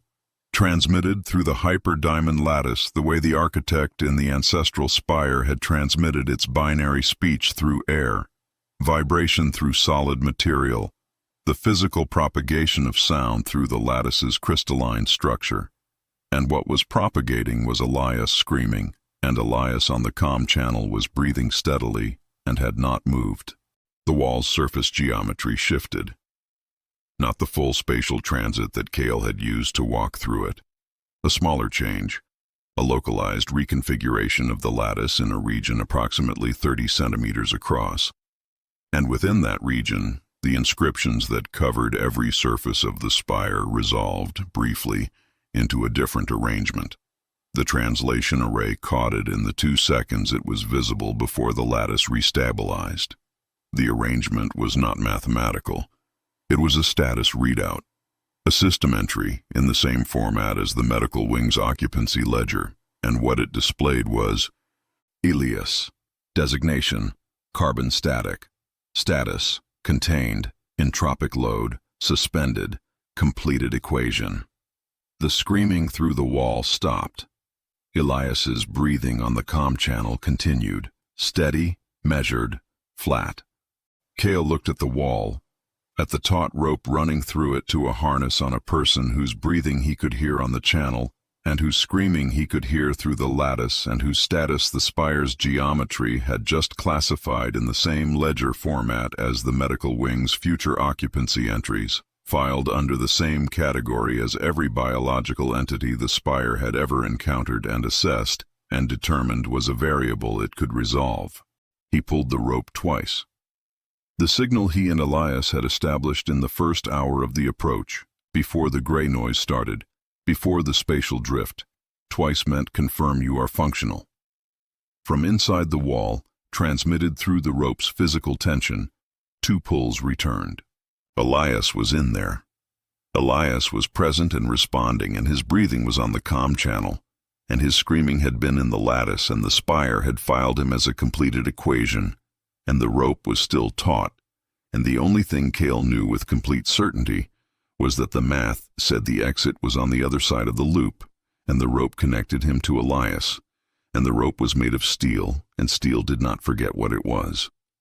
Trust the math. To Elias through the comm channel and through the wall and through 30 meters of braided steel. I'm coming back through. We are walking out of this together. The exit is there. The math confirms it. We are going to walk through the wall and we are going to find it. The gray noise luminescence held its flat total quality around them, and the spire's geometry kept recalculating, and somewhere in the lattice a status entry still read, completed equation. And the rope was taut and real, and 30 meters of the most analog thing Cale had brought into the most logical structure in the known universe, and he put his hand on it and started pulling himself back toward the wall and toward the loop and toward the 0.1% margin that the primary equation had left him because it did not know, could not know, had never calculated for the specific human quality of refusing to file a person as a completed equation while the rope between you still had tension. Chapter 11. The Non-Euclidean Crawl. Elias came out of the wall sideways, not through it. The membrane transit that Cale had used required the specific cognitive state of not intending to walk through a wall while walking through a wall, and Elias had not managed that. What got him out was the rope. Cale had gone back through the wall, back into the loop, and found Elias exactly where the loop's geometry kept him. At the same point in the same 15-meter corridor section, standing still as instructed, his breathing on the comm channel the same measured flat quality it had been for 20 minutes. Kyle had clipped the rope's midpoint to his own harness, removing Sarah from the line temporarily, and had walked backward out of the loop, pulling Elias with him. The loop had resisted.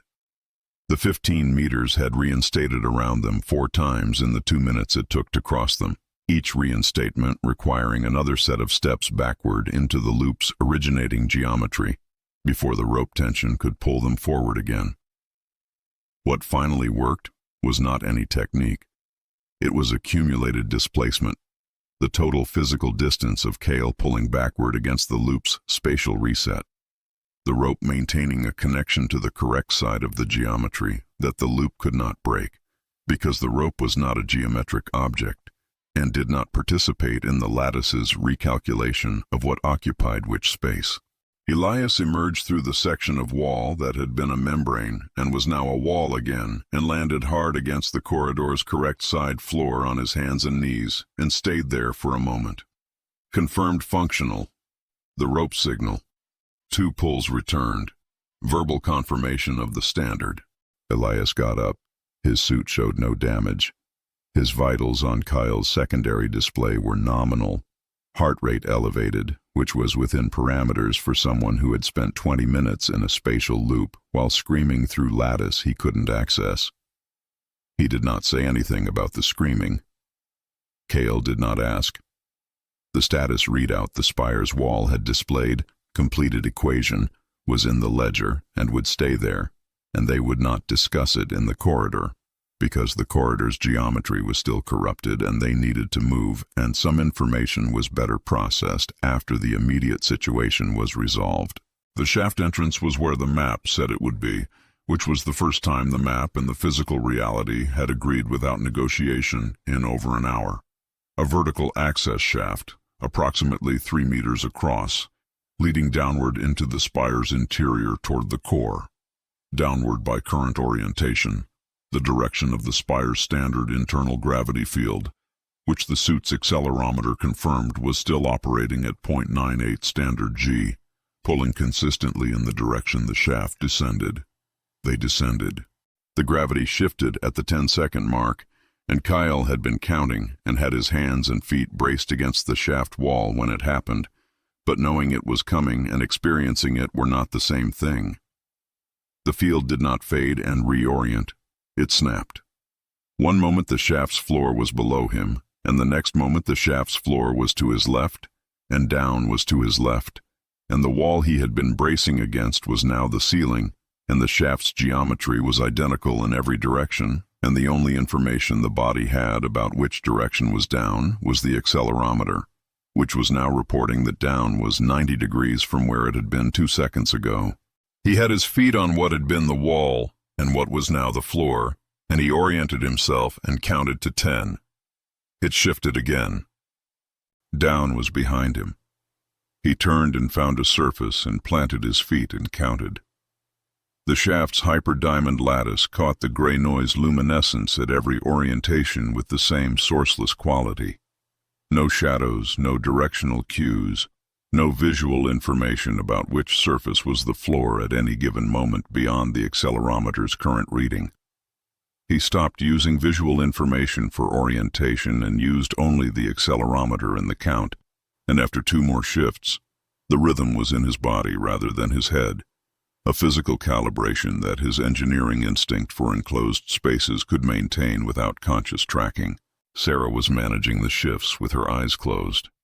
He could see on his secondary display that her eyes were closed. The suit's biometric interface tracked basic physiological states for the crew health monitor, and she was counting under her breath at the same 10-second interval, her body orienting with each shift before her eyes opened to confirm the new direction. It was the correct approach. The visual system's attempt to impose spatial continuity on an environment that had none was the wrong tool. The count was the right tool. Elias was not managing well. Not catastrophically. He was keeping his footing. He was counting. He was not panicking in any way the biometric display could identify as acute distress. But the quality of his movement was wrong. The particular hesitation between shift and reorientation that suggested the body was not finding the new down quickly enough, that the calibration was behind the interval. 20 minutes in a spatial loop. The spire's filing of him as a completed equation. The screaming that he was not discussing. The 10-second gravity shifts on top of all of that were asking the body to maintain spatial orientation under conditions that the body processed as continuous freefall. And the body had limits. They were 60 meters into the shaft descent when the first wraith appeared. It emerged from the shaft wall rather than through it. Not the membrane transit of Kale's wall-walking technique, not a spatial fold, but a passage through the material that produced no resistance and left no evidence of the passage. One moment, the shaft wall was a continuous surface. The next moment, there was a figure moving through the air of the shaft approximately 4 meters below their current position, shimmering, translucent, the quality of a video image rendered at insufficient resolution, the specific visual artifact of a signal source trying to transmit more information than the channel could carry, manifesting as a figure that was present and simultaneously uncertain about its own edges. It left a trail of gray noise. Not the pervasive gray noise of the spire's failing ambient luminescence, a localized version, a wake. The specific texture of lattice corruption following the figure through the shaft air, the way smoke followed a heat source. The trail persisted for approximately 3 seconds after the figure moved through a given point, and then dispersed into the general gray background. Kale's suit sensors ran an immediate analysis, non-physical, no mass, no thermal signature, no electromagnetic field. The sensors could detect the gray noise trail's effect on the ambient luminescence but could not identify the figure as a material object. It was not matter. It was not energy in any form the sensors were designed to measure. It was a pattern, an organized disturbance in the local geometry that held a coherent shape without a physical substrate to hold it in. He did not reach for the neutrino welder. The neutrino welder operated on matter. This was not matter. A second figure appeared through the opposite wall, then a third below the first, moving upward through the shaft in the direction Kale and the crew were descending, passing through the space the crew occupied without apparent awareness of the crew's presence. The figures moved through each other when their paths intersected.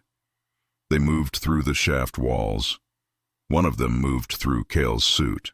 The suit registered nothing on its material sensors. No impact, no thermal event, no pressure differential. But Kale felt it, not through the suit's tactile transmission layer, which was reporting nothing, but through something that the suit had no sensor for, and that arrived in his chest like a change in the quality of the air, like the feeling at the hollow breach in the observation deck, but localized and brief and carrying content. The figure passed through him, and in the 2 seconds it occupied the same physical space as his body. Something arrived that was not sensation, and not information, and not memory, and was closest to all three simultaneously. A number, a specific figure, a date expressed in terms the primary equation used, not a calendar date, not a human timekeeping reference, but a value in the architect's measurement system that the translation array, querying the archive's temporal reference index, resolved as approximately 10 to the power of 106 years from the current date. A duration, the time remaining until a specific event. The wraith passed through and was gone. The other figures continued their transit of the shaft without acknowledging the crew. They moved with the specific quality of things following a fixed path, not purposeful, not directed, not navigating, replaying. The gray noise trails they left were not random. They were organized. They followed routes through the shaft that corresponded, when Kale mapped them against the archive's spatial index, to corridors that had existed in the spire before the lattice corruption had progressed this far. The wraiths were moving through a version of the spire that was no longer physically present, following routes the geometry had since forgotten, occupying spaces the lattice no longer maintained as distinct from its surrounding structure. They were data errors in the spire's reality, not ghosts, echoes of a geometry that had ceased to be, the end date of the universe. The translation array had been running on the number since the wraith passed, pulling it against the archive's cosmological records, the hollow mandate entries, the primary equation's long-range predictions. The figure that passed through you transmitted a timestamp. The archive cross-references it to an entry in the hollow mandate records. The architects calculated the point at which the universe's entropic progression would reach terminal state, the point at which the expansion of disorder would be complete and no further organized structure of any kind would be sustainable. They called it the end date. The number the wraith gave you is the time remaining. A pause while the array continued resolving cross-references. They knew when the lights would go out. They calculated it to the precision the primary equation allowed, and the spire was built to still be here when it happened. He was still looking at the wraiths, transiting the shaft around them, passing through the walls and through each other, and through the physical space the crew occupied without acknowledgement, the gray noise trails, the replayed routes through a vanished geometry. He thought about the term the archive used for them, data errors, and about what a data error in the spire's reality implied about where the wraith's source data had originated. They're not replaying old inhabitants. The routes they're following.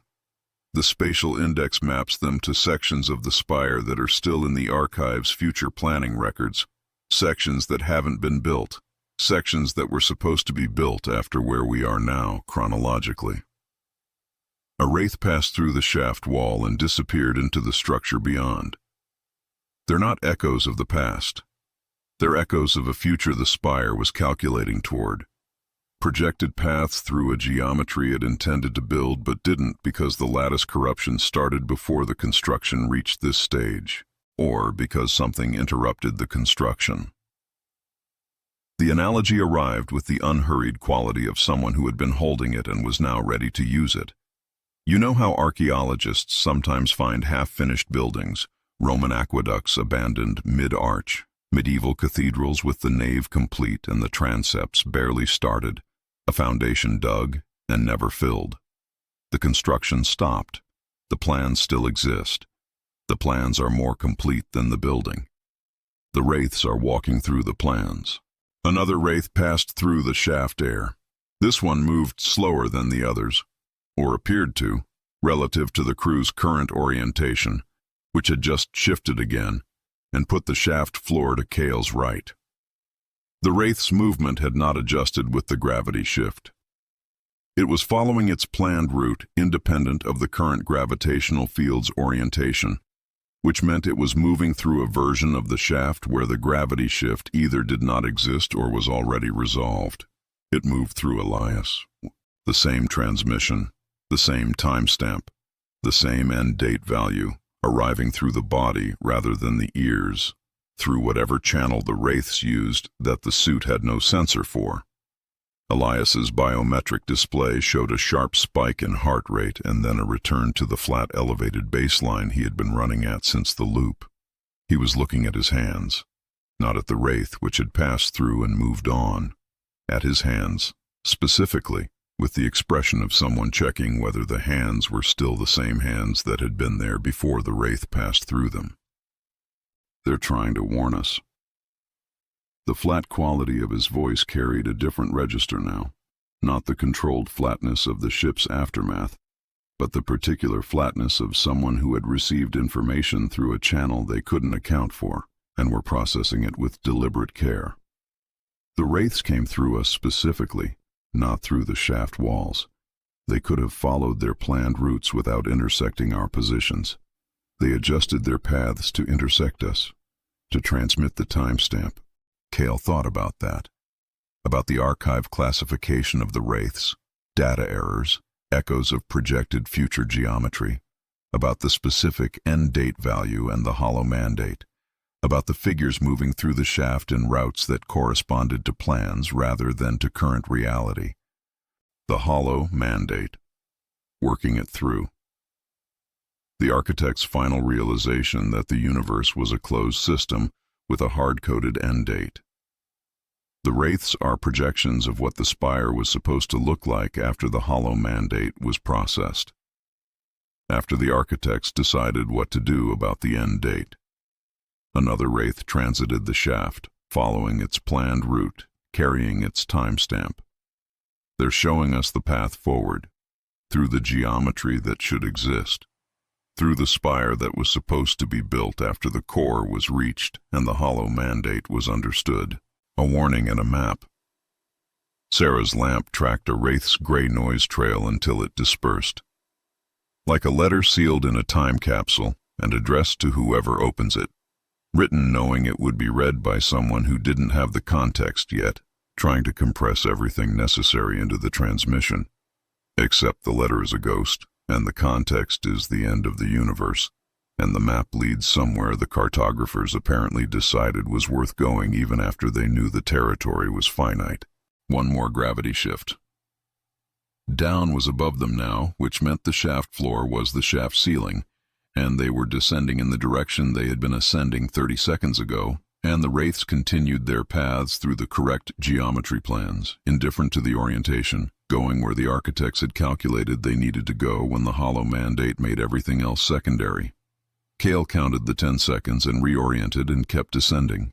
The end date was in his chest now, not as information, not as a calculated figure, but as a physical fact that the body had received through a channel older than language and was now carrying at the cellular level, the same way it carried the feeling at the hollow breach and the recognition sensation from the phi spiral in the plaza. The universe had a closing date.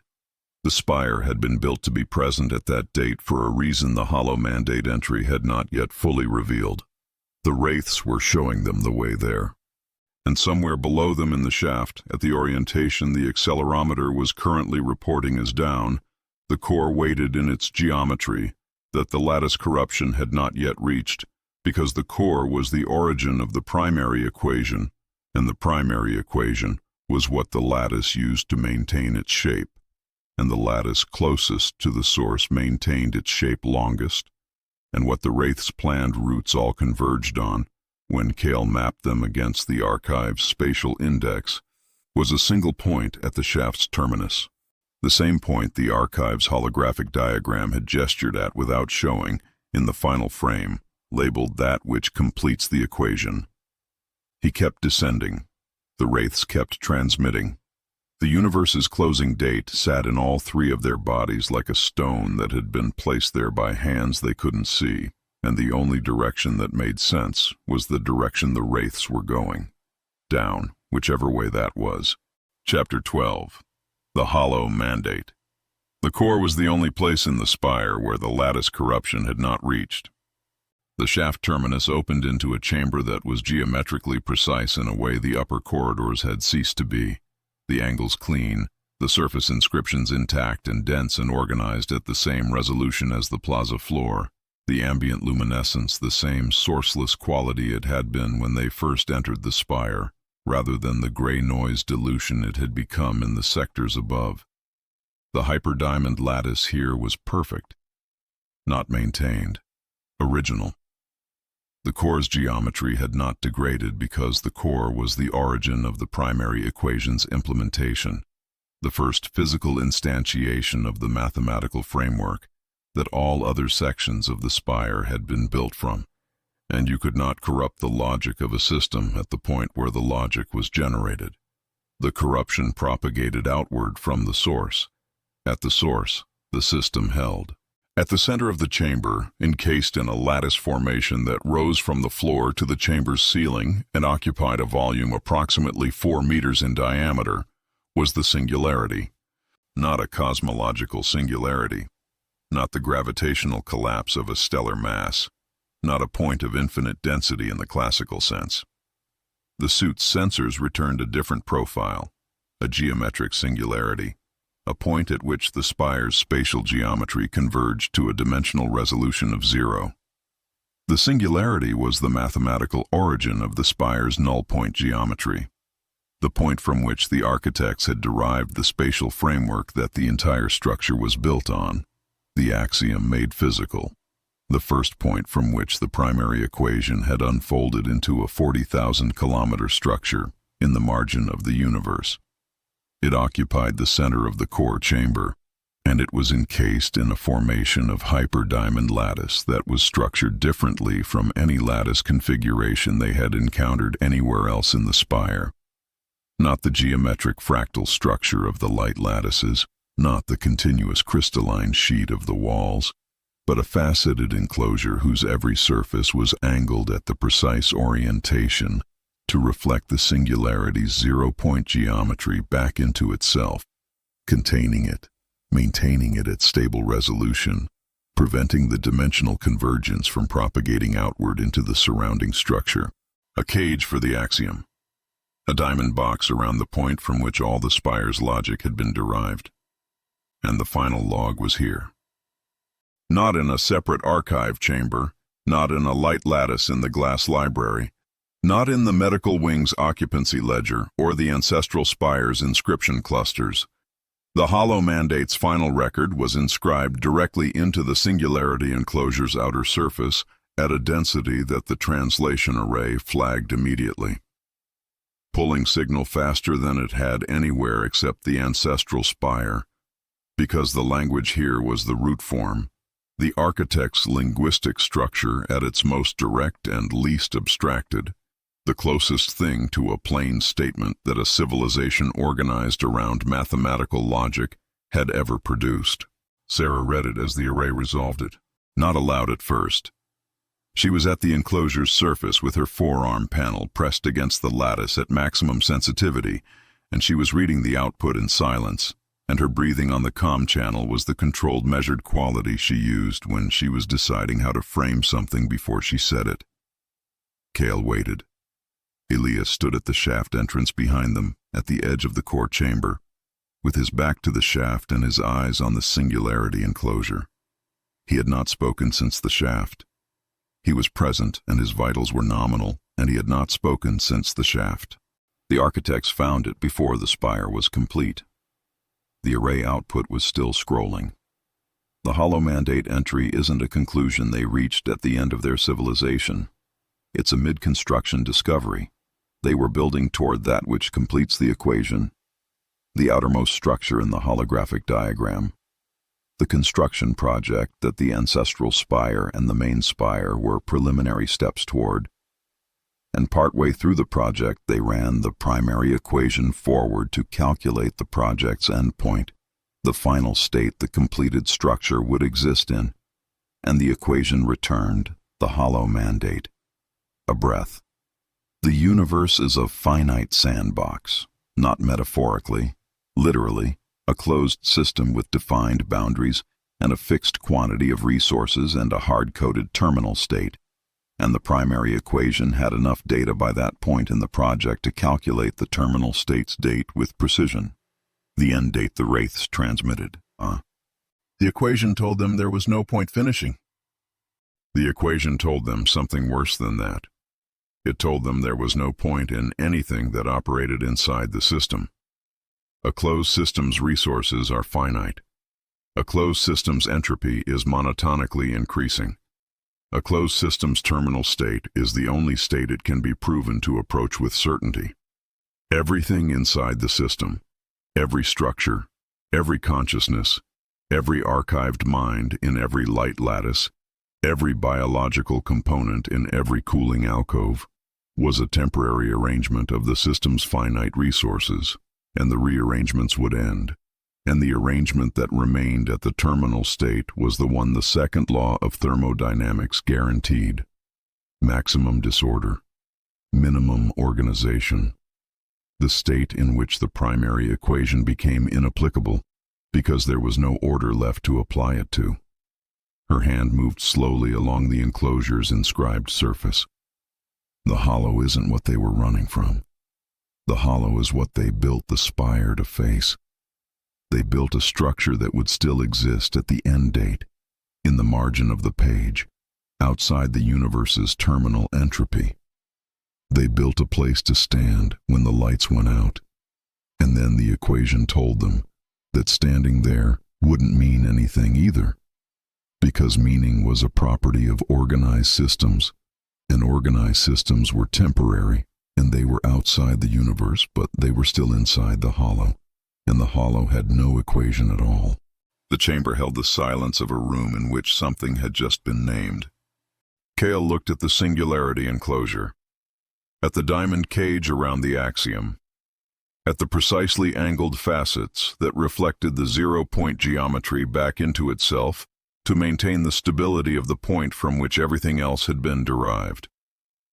The architects had built a civilization on the primary equation. They had built a structure that would outlast the universe.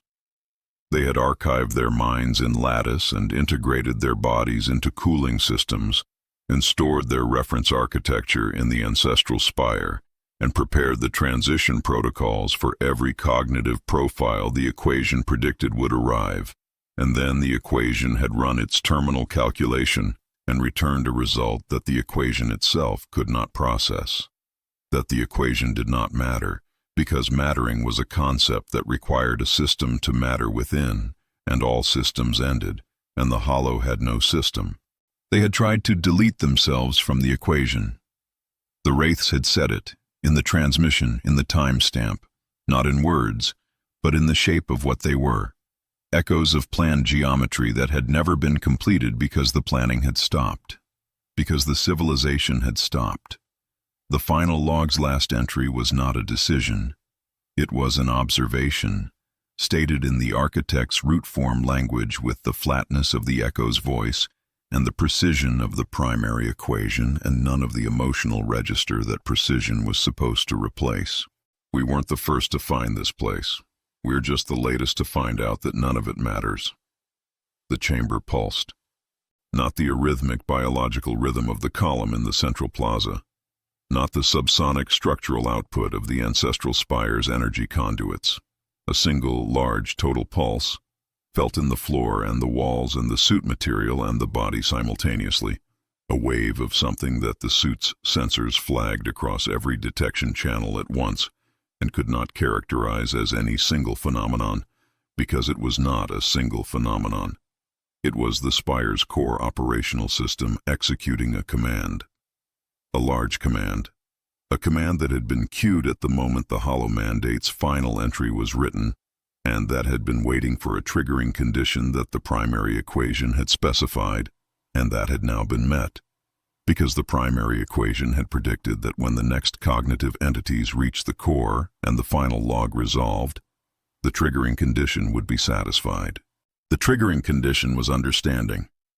3 minds, with the end date in their bodies and the Hollow Mandate in their ears, understanding what the final entry meant. Kale checked the suit's sensor logs. All channels had flagged simultaneously at the pulse. He pulled the closest to interpretable, the spatial geometry tracker, which had been mapping the core chamber's structure since they entered and had been returning stable readings until the pulse. Post-pulse, the geometry tracker was returning a new reading from the singularity enclosure. The 0-point resolution of the geometric singularity was changing, not destabilizing, reconfiguring. The faceted lattice enclosure was adjusting the angles of its reflecting surfaces, changing the geometry of its containment configuration, and the singularity's dimensional resolution was shifting from 0 in 3 dimensions to 0 in 4 dimensions, which was a category of geometric state that the suit's spatial tracker had no reference framework for, and was rendering as a spreading null value in the local geometry readout. The singularity was expanding, not in physical size, in dimensional resolution. It was acquiring a 4th axis. The pulse is a command execution. The translation array was running on the core's inscription density at maximum sensitivity, and the output was coming faster than the display could render it. The triggering condition was the Hollow Mandate's final entry being received by cognitive entities capable of understanding its content. We read it. We understood it. The core's operational system registered the cognitive signatures of comprehension and executed the queued command. A pause. The command is the Hollow Mandate's conclusion. The architects reached the Hollow Mandate and decided that a finite system with no exit was unacceptable, and that the primary equation's only valid response to an unacceptable conclusion was to find the exit. The core contains the mechanism. The delete command isn't a weapon. It's a logic function. The Spire is going to attempt to write a 0 value into the local space-time metric. To fold the geometry of this region of the universe back to the mathematical origin point, the singularity, and use the resulting null state as a derivation point for a new spatial framework that exists outside the closed system. Kale looked at the singularity enclosure, at the expanding 4th-dimensional resolution, at the geometry tracker's null value spreading through the core chamber's spatial readout. He thought about what region of the universe the term local referred to when the system executing the command was the core of a structure 40,000 kilometers long in the margin of the universe, and he pulled up the spatial coverage map from the archive's operational records. And the coverage map showed a sphere of effect centered on the core with a radius that the translation array rendered as sufficient to encompass all organized matter within proximate reference frame. He queried the archive for a definition of proximate reference frame. The archive returned this solar system and its immediate gravitational influence zone. The singularity's 4th-dimensional expansion continued at a rate the geometry tracker was measuring as slow and consistent. Not immediate, not the sudden catastrophe of an explosive event. The Hollow Mandate's conclusion was being executed with the same precision and patience the architects had applied to everything, methodically, at a rate the equation had optimized for accuracy over speed, because accuracy was the primary equation's highest value, and the command it was executing needed to succeed on the first attempt. because there was no provision in the hollow mandate for a second attempt. The enclosure's lattice formation was holding. The diamond cage was still intact. The precision of its faceted surfaces was still reflecting the zero-point geometry with the stability that had maintained the singularity for 1 trillion years. But the enclosure was not designed to contain a 4-dimensional singularity. It was designed to contain a 3-dimensional one. The fourth axis was a new condition. The facets' angles were wrong for 4 dimensions. The containment was failing slowly, incrementally, with the same methodical patience as the expansion itself, and the rate at which the null value was spreading through the geometry tracker's readout was the rate at which the enclosure's ability to reflect the geometry back into itself was decreasing, and the rate was consistent, and it was not fast. There was time. Not much time in the sense that time had been a reliable unit of measurement inside the spire. The temporal drift ratio was still running. The ship's clock was still advancing at 900 times the interior rate, and the external solar system's clock was advancing at the same rate as the ship's. But the command's execution rate was calibrated for interior time, which meant the expansion in interior time was slow enough that Kale could run calculations and assess options and look at the enclosure and the geometry tracker and the null value spreading through the spatial readout, and understand that the hollow mandate's conclusion had been waiting 1 trillion years for the triggering condition to be met, and had just been met, and was now in motion, and was moving at a rate that the architects had determined was optimal for accuracy. He stood at the edge of the core chamber with the end date in his body, and the hollow mandate in his ears, and the singularity expanding its fourth axis behind the diamond cage, and thought about every number he had filed in the ledger since they entered the spire: the thermal extraction rate, the temporal drift ratio, the candidate preparation counter, the corridor loop displacement calculation, the coverage radius of the delete command's local spacetime metric, the 0.1% margin in the medical wing's occupancy ledger. The primary equation had predicted their arrival and prepared their transitions and cued the command and waited for their comprehension to satisfy the triggering condition and executed accordingly, and the execution was precise and methodical and patient and slow, and the only variable the equation had not accounted for was the same one it had never accounted for: the specific human quality of looking at a certainty with a 99.9% confidence rating and choosing to locate itself in the fraction that remained. He picked up the neutrino welder, not because he had a plan yet, because he needed to think. And thinking was easier when his hands were occupied with something real, and the welder was real and warm, and the singularity's expansion rate was slow enough that he had time to find the plan that the 0.1% margin was waiting for him to find. How long? The translation array took 11 seconds to run the rate against the enclosure's current integrity and return an estimate. At this rate, approximately 6 interior hours before the enclosure's containment fails and the null value propagates to full effect. 6 hours. At the temporal drift ratio, 6 hours of interior time was 225 external days. The solar system had 225 days, the wraiths had known. They had adjusted their routes to transmit the end date because the end date the architects had calculated was not the universe's terminal entropy date. The end date the wraiths had transmitted was this: the date on which the hollow mandate's conclusion would execute if the triggering condition was satisfied, which it now was. The singularity pulsed once more inside its diamond cage, acquiring its fourth axis by fractions, patient and precise and completely certain of its outcome. Kyle held the welder and thought about what you did when the most logical system in the known universe had just proven that the only thing preventing the deletion of your solar system was 6 hours and a 0.1% margin, and the specific human quality of refusing to accept a proof as final just because the math was correct. You found the paradox. Chapter 13. The Unraveling. The spire began to shrink while they were still in the shaft. Not dramatically, not the sudden structural collapse that the word shrink implied. The first indication was the shaft's diameter. When they had descended, the shaft was 3 meters across. When Cale put his back against one wall and extended his arm toward the opposite wall, his fingertips were 8 centimeters short of contact. When he checked again 4 minutes later, he could touch both walls simultaneously without fully extending either arm.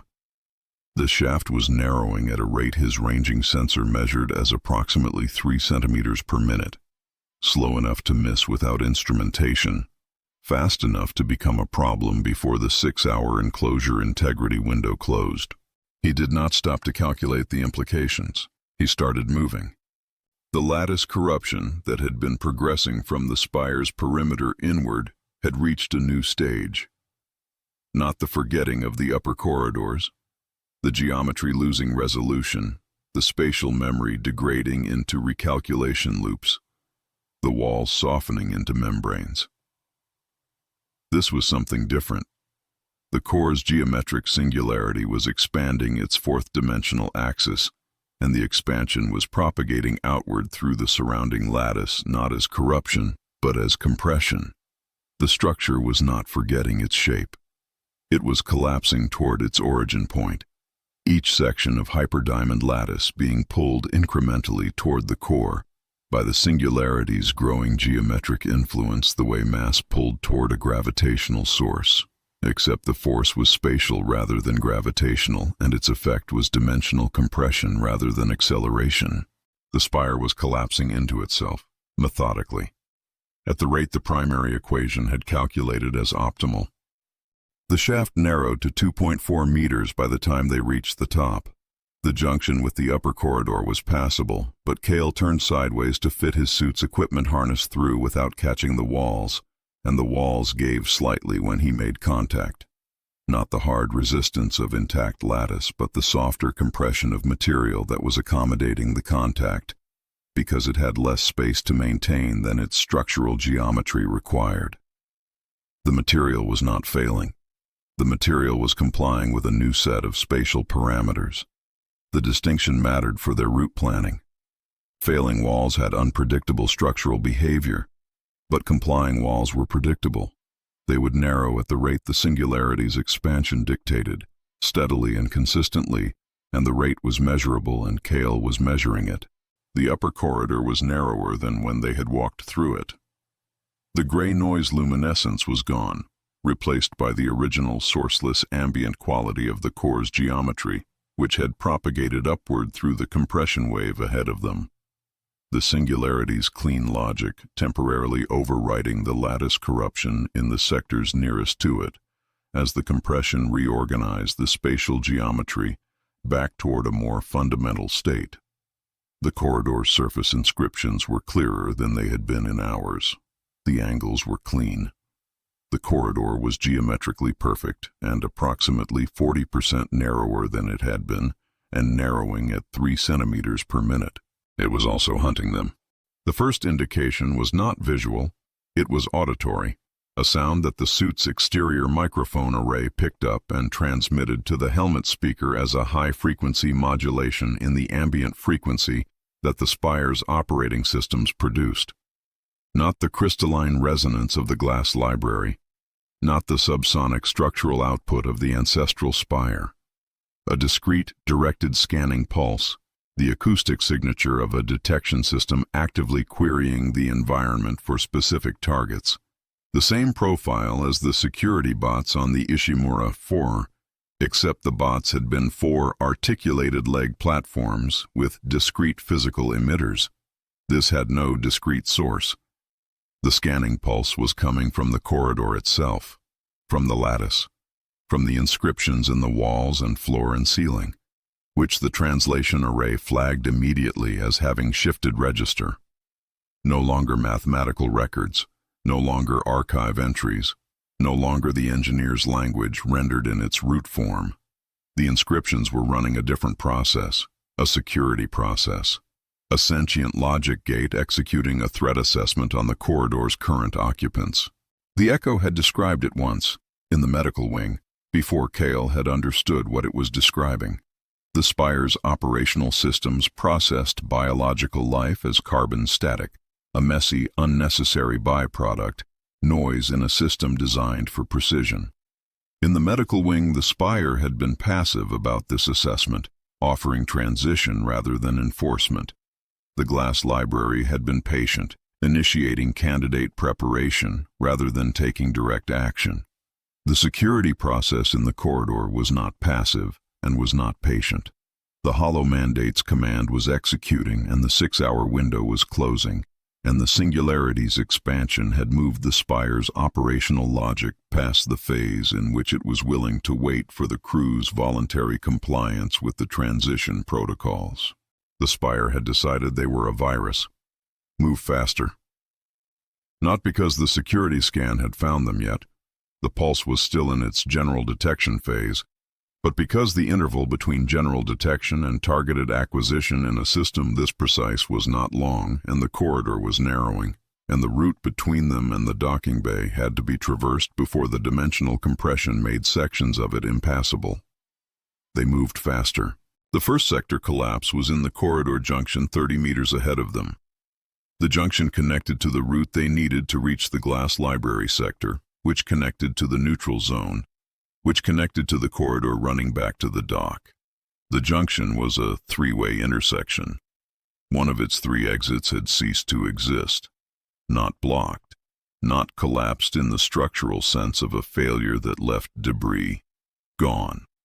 The section of corridor that should have branched left had been compressed to a geometric point, a location where the corridor's spatial volume had been reduced to 0 dimensions by the Singularity's influence, and the point was present and real and occupied no space, and on the other side of it the corridor presumably continued.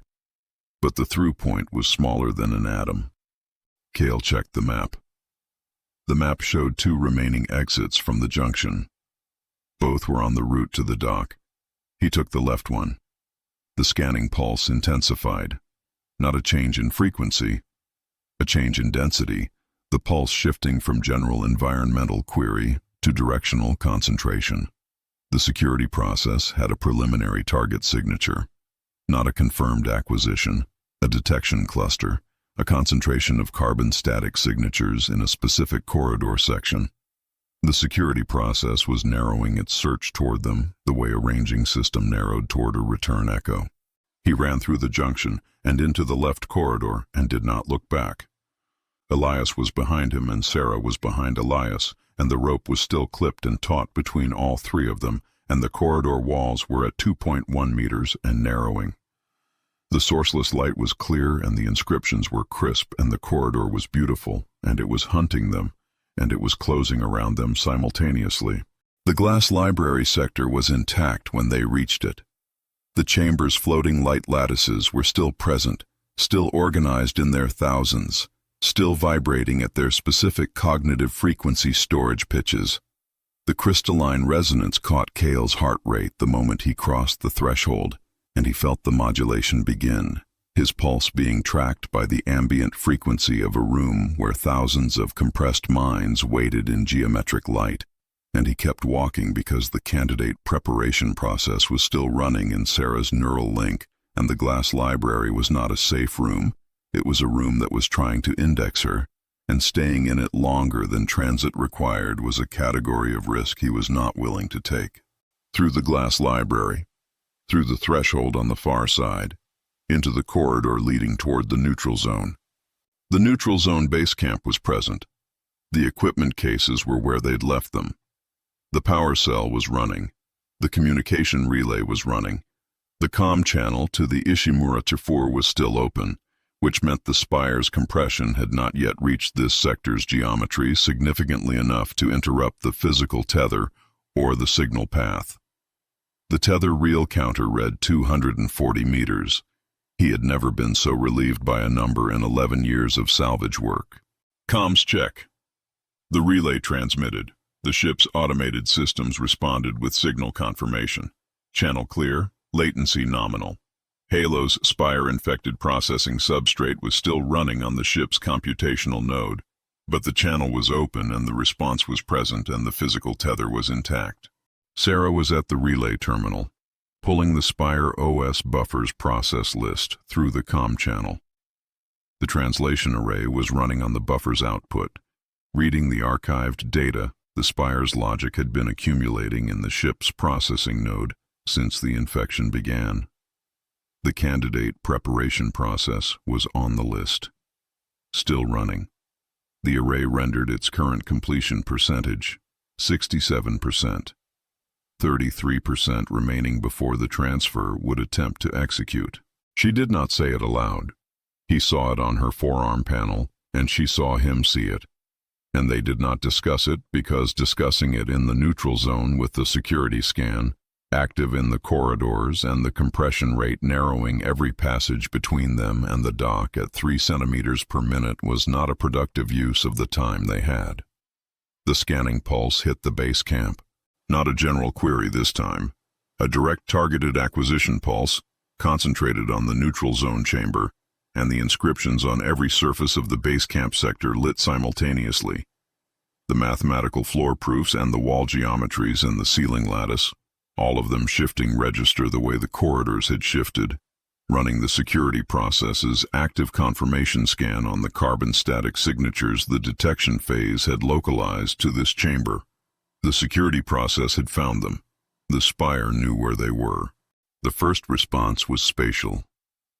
A section of the neutral zone's floor at the chamber's far end, not where the crew was standing, but between the crew and the corridor exit leading toward the dock, compressed at a rate dramatically faster than the 3 centimeter per minute baseline, not gradual. The floor section collapsed inward by approximately 30 centimeters in 2 seconds, creating a geometry step-down that the ranging sensor characterized as a spatial fold event. Not the full fold of the airlock entry, not a smooth transition between locations, but a directed compression that the security process was using to reconfigure the room's geometry to complicate the crew's exit vector. The Spire was not attacking them. The Spire did not have a category for attacking. It had a category for optimization, and the optimization it was running was the elimination of carbon static from the sections of the Spire that needed to remain geometrically stable for the Hollow Mandate's command to execute correctly. It was not trying to harm them. It was trying to file them in the correct location. And the correct location, per the transition protocols that had been prepared 1 trillion years ago, was the medical wing's Alcove 7 for Kale, the glass library's pre-built lattice for Sarah, and the completed equation ledger entry that was already filed for Elias. The efficiency of that was somehow worse than hostility would have been. Back wall, all 3, now. They moved to the back wall of the chamber, away from the compressed floor section, away from the exit that the security process had partially closed. The tether ran from Kale's harness through the neutral zone chamber and through the corridor to the dock, and the tether still read 240 meters on the physical counter, and there was another exit. Not on the map, not on the archive index map that the translation array had built. But on the physical counter there were 240 meters of tether running to the dock, and the tether ran in a straight line because that was what tethers did. And the straight line passed through the wall section to the left of the security process's compressed floor event. He looked at the wall section. Checked the geometry tracker. The wall's lattice here was in the compliance state, accommodating the compression wave, the material adjusting to new spatial parameters without failing. The wall's soft enough to transit if the transit was executed with the same cognitive technique as the loop's membrane wall. Not thinking about walking through a wall, walking through a wall. Same technique as the loop. Don't intend it. Follow the tether. He took the tether in both hands and walked into the wall. The compliance state lattice gave around the suit the same way it had in the loop. Not resistance, not passage, but the quality of material that was uncertain about its own boundaries and would accommodate a physical presence that moved through it with sufficient conviction. He was through in 2 steps. The corridor on the other side was intact, narrower than before, but intact, and the tether ran straight down its center toward the dock, and the counter on the reel was still reading 240 meters. He pulled twice on the tether. 2 pulls returned through the line. He pulled steadily, and Sarah came through the wall, and Elias came through the wall, and the three of them were in the corridor with the tether running ahead of them toward the dock.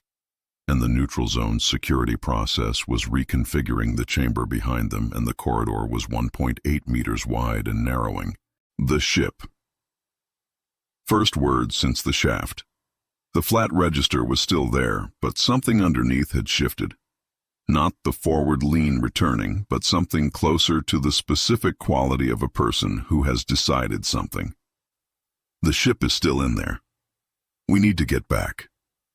We're getting back. The Ishimura-IV is being compressed into the dock.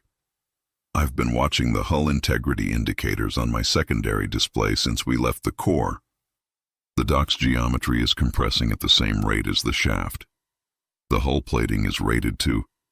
Kyle was already running the numbers. The dock's geometry at the compression rate. The Ishimura-IV's hull plating specifications against progressive spatial compression from the surrounding lattice. The time window before the compression load exceeded the hull's structural tolerance. He ran it. He ran it again. The number that came back was not 6 hours. The ship would not survive to the end of the enclosure's integrity window. The hull would fail approximately 90 minutes before the singularity's null value propagated to full effect.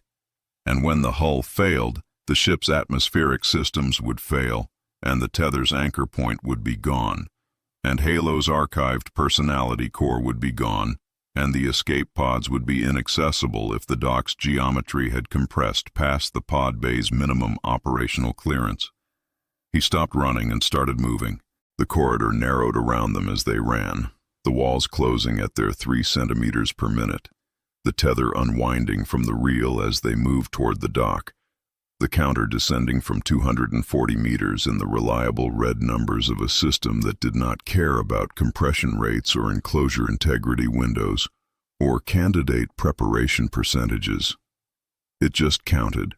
It just held the distance between the crew and the anchor point in a number that was always accurate, and the number was getting smaller, and smaller was the correct direction. And at the end of the smaller number was the dock, and in the dock was the Ishimura-IV, and in the Ishimura-IV, compressed in the Spire OS buffer on a processing node running alien logic, was Halo.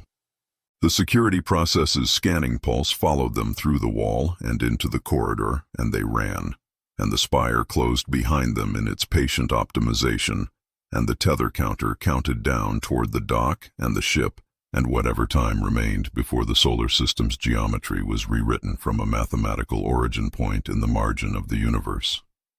1.6 meters wide, 1.4. Still enough, still running, still connected. Chapter 14. The Fourth Axis. The dock was visible when Sarah disappeared, not metaphorically.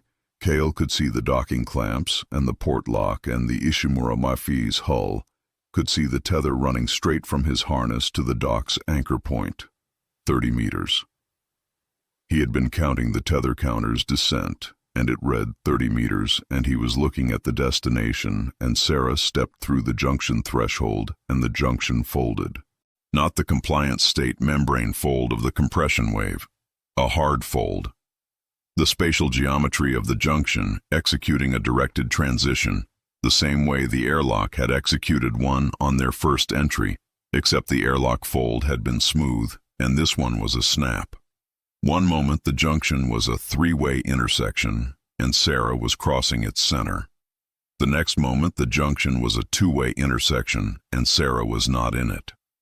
The rope went taut and then went slack in under a second. The midpoint clip releasing cleanly because the fold had moved Sarah to a spatial location where the rope's physical connection could not follow. The clip was designed to release under extreme tension rather than drag the connected person through a mechanical failure. It had done its job. It had just disconnected Sarah from the physical anchor system in a spire that was actively hunting biological entities for transition processing. He did not waste time on the junction's current geometry. He ran the fold's parameters through the spatial tracker. The fold had moved Sarah into the junction's fourth-dimensional axis, The same axis the singularity was acquiring in the core, the same spatial category that the spire's null-point geometry operated in.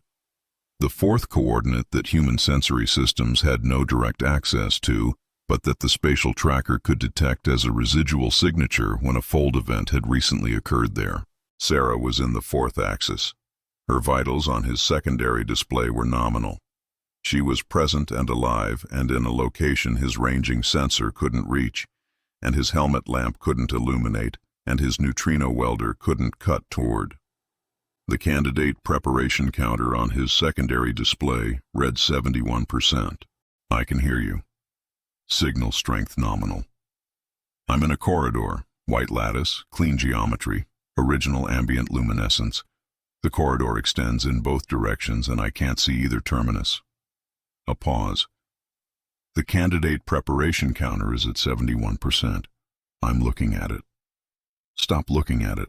Look at the walls. Read the inscriptions. Find out where the spire has put you. The stress state of the fold point's residual geometry was the variable. The compression wave had been producing compliance state lattice throughout the upper corridors, material softer than its specification. The fold event had locally stressed the lattice at the junction in a way that compliance state formation could follow. The geometry tracker characterized it as a stress state, crystalline geometry under local tension, the material temporarily susceptible to mechanical intervention. The neutrino welder could not cut hyperdiamond lattice at standard parameters. At an excitation frequency tuned to the stress state resonance profile, a profile he now had from the tracker's data, the result might be different. He tuned the frequency and fired. The arc shifted toward violet. The heat bleed in the grip was immediate and concentrated. Not the prickling warmth of normal operation, but the sharp heat of a system at the edge of its thermal tolerance. He directed the arc at the fold point's residual signature, and for 3 seconds, nothing his eyes could detect happened. Then, the lattice loosened. The crystalline geometry in a region approximately 40 centimeters across began to decohere, the precise angular relationships shifting in a way that reduced the material's spatial rigidity without fracturing it. A thin place. A location where the fourth axis boundary had become permeable, not traversable by intention, but traversable by something moving through it with physical momentum and no intention at all. The grip was burning through the suit's thermal lining. 40 seconds of operational window remaining. Sarah, the fold point at the junction. I've destabilized a section of the boundary, approximately 40 centimeters across, at the junction's center threshold. You need to come through it from your side. I can't see the junction from here. It's adjacent to your corridor, 90 degrees from your current spatial orientation, the direction you'd step if you were trying to step through your right-hand wall rather than along it. A long pause. That's not a direction I can walk in. The Spire has been running directed spatial transitions on this crew since the airlock. Your body has context for non-standard spatial movement that your conscious mind doesn't have a framework for yet. Don't think about it as a direction. Think about it as returning. The comm channel carried her breathing. The translation array was running on her forearm panel, pulling the corridor's inscriptions. The candidate preparation counter read 72% on his secondary display. 30 seconds of operational window. The grip was a focused burn. The corridor I'm in. The array was resolving something, and she was reading it as it came. The archive inscriptions here are filed under a mathematical constant I haven't encountered before in the index. The translation array is flagging it as the same unknown constant from the plaza perimeter, the one that didn't match any standard value. A pause. It's not a constant. It's a variable. The only variable in the primary equation. Everything else is a fixed mathematical truth. Pi, phi, the fundamental constants that describe the universe's operating parameters. This one term changes, and the archive entry says the variable is the value assigned to the behavior of cognitive entities within a closed system when presented with the hollow mandate. The architects built it into the equation because they couldn't calculate it from first principles. They couldn't predict what a mind would choose to do when it understood that the system was finite and the equation could not reach outside it. 20 seconds. They couldn't calculate free will. Running the implications while holding the arc at the stress state locus and feeling the heat building through the grip. The entire equation and the one thing it couldn't solve was what a conscious entity would decide to do when it knew the truth. The variable's current value is marked as unsolved. It's been unsolved for 1 trillion years. Every mind that has reached this corridor has been an attempt to solve it. The analogy arrived in her voice with the quality of something found rather than constructed. Like a proof every generation of scholars inherits and attempts and fails, and the proof is still open, and its only requirement is that the person attempting it understands the full problem before they try. Not in the abstract, not as a philosophical exercise, but with the end date in their body and the hollow in their experience, and every transition protocol the Spire has run on them as direct evidence of what the equation does when it's applied to a mind. A breath. I understand the full problem. Then come back through the wall. 10 seconds. The grip was concentrated pain now, the thermal lining failing at the contact points, the skin underneath receiving the thermal load directly. The fold point's residual signature on the spatial tracker simply ceased to be residual. It flattened. The stress state locus resolved back to standard lattice geometry as the fourth axis boundary re-established at full specification, and Sarah was standing at the junction threshold with her forearm panel lit and the translation array running and the candidate preparation counter at 72% and her vitals nominal. He killed the welder. The heat stopped. His grip was burning under the suit lining, the specific localized pain of skin that had been at temperature for too long. And he did not address it because the dock was 30 meters away, and the hull integrity indicator on his secondary display was at 59% and declining at an accelerating rate. He clipped Sarah's midpoint back onto the rope without discussing what had just happened in the junction. There was no time, and the things that needed to be said were not well served by 17 minutes of compressed urgency. He pulled the tether and walked the last 30 meters with the rope taut between all three of them, and the hull integrity declining on his secondary display, and the welder cooling on his hip with its frequency setting still calibrated for stressed hyperdiamond lattice, a configuration he had arrived at from first principles in the field with no reference data and maybe 80 seconds of operational window, and it had worked, and he filed that in the ledger under 0.1%. The dock's port lock was passable. Barely. The dock's geometry had compressed enough that the lock's outer frame was visibly deformed, the Ishimura-IV's hull plating showing compression damage at the contact points, where the narrowing dock had begun pushing the lattice against the hull. Not catastrophic. Not yet. The damage was at the stage where it was visible and still reversible if the compression load were relieved, which it was not going to be. And he noted that and kept moving. He got through the lock and into the ship's main corridor. The air was almost normal. The atmospheric recovery sequence had done its work across the equivalent weeks of interior time. The burnt insulation smell was thin, present, but fading. The scrubbers having processed most of the off-gas residue from Halo's 11-day computational sprint. The ship felt almost like the ship. The equipment cases in the midsection corridor were where they'd been left. The grip tape on Elias's comm relay antenna housing was still there. Small things, warm things, the specific inventory of a human environment that had been waiting. Pod bay clearance is at minimum operational threshold. Elias was at the ship's internal directory panel, reading the bay access status. Another 6 centimeters of dock compression and the pod bay door won't open. We have approximately 17 minutes. 17 minutes to solve the problem of escaping a structure that had been engineered across 1 trillion years to ensure that things which entered it did not leave with their consciousness intact.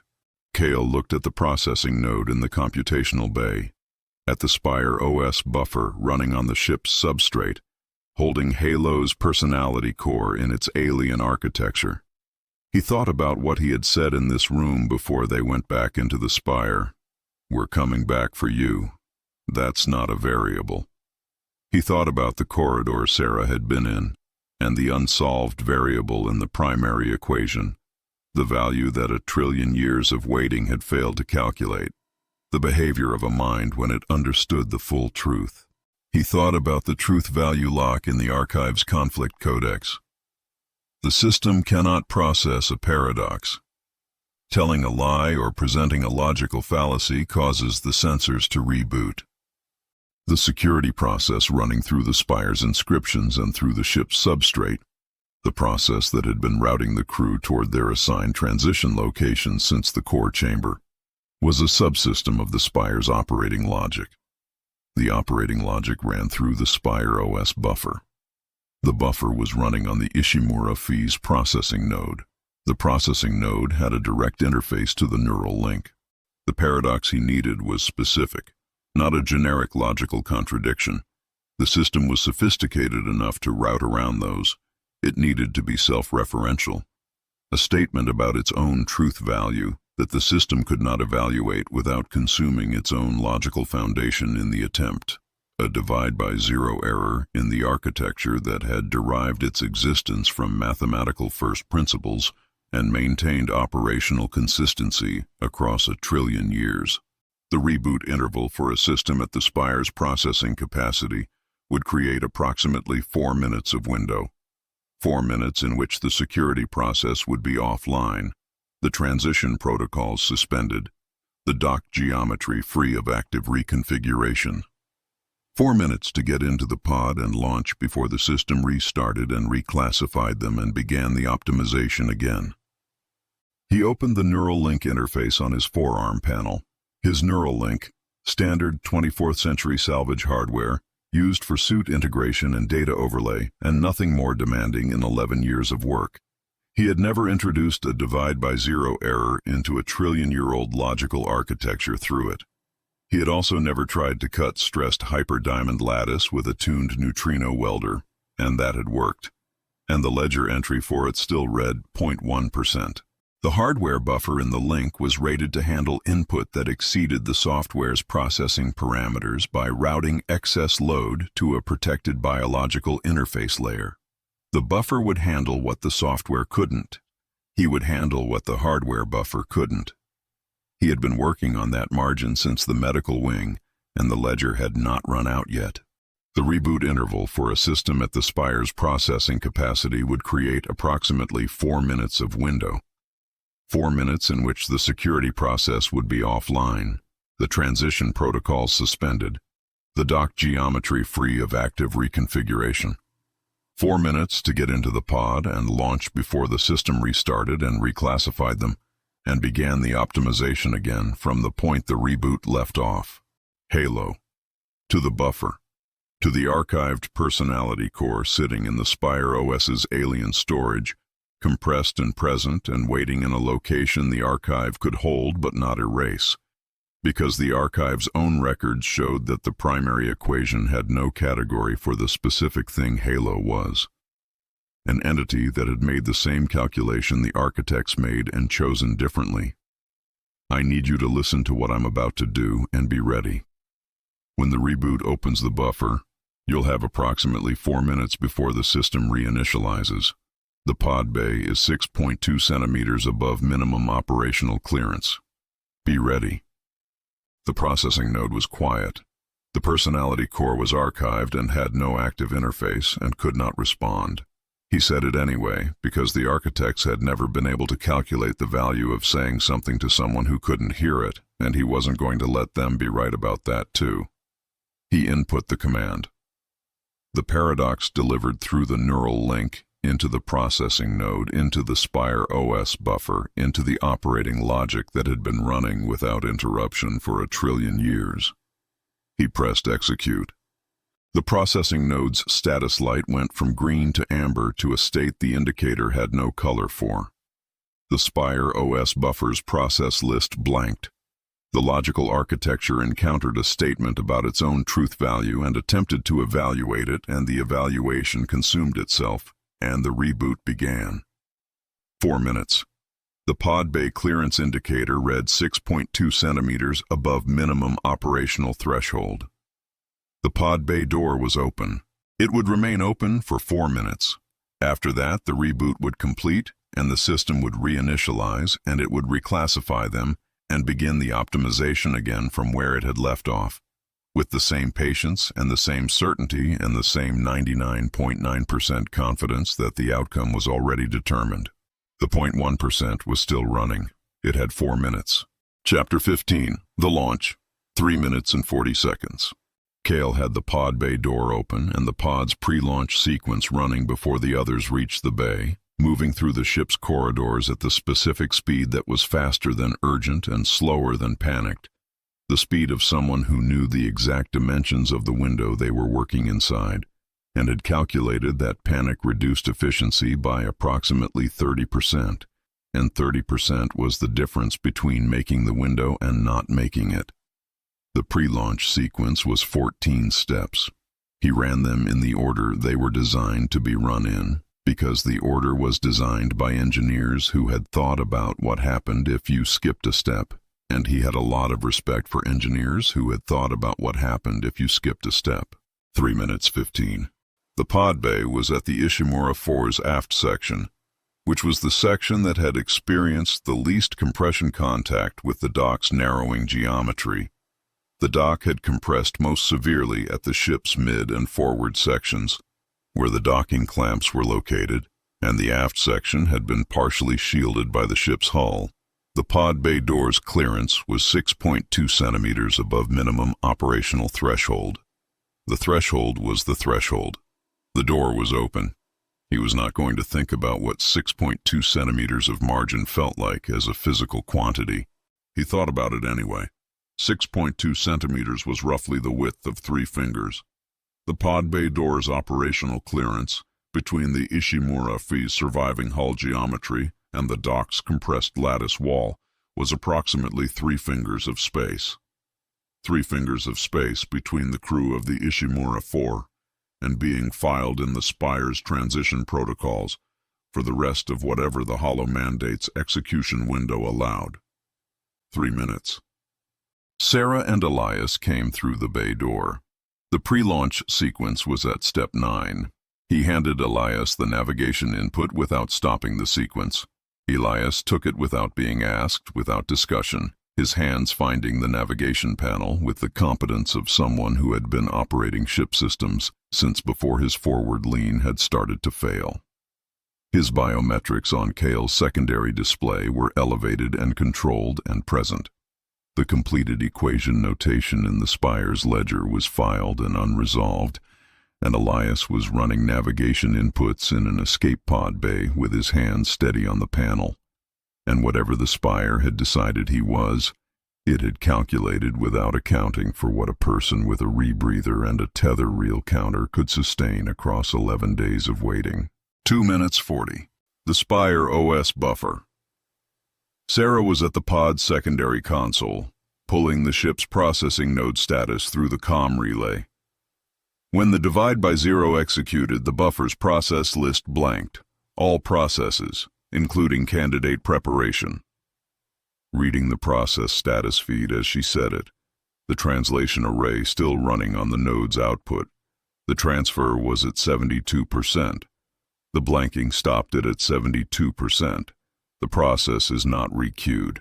When the system reinitializes from the reboot, it will run a process verification pass and requeue anything that was interrupted.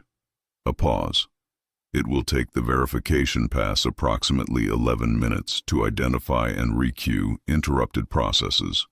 After the reboot completes and before the verification pass finishes, there is an 11-minute window in which candidate preparation is not running.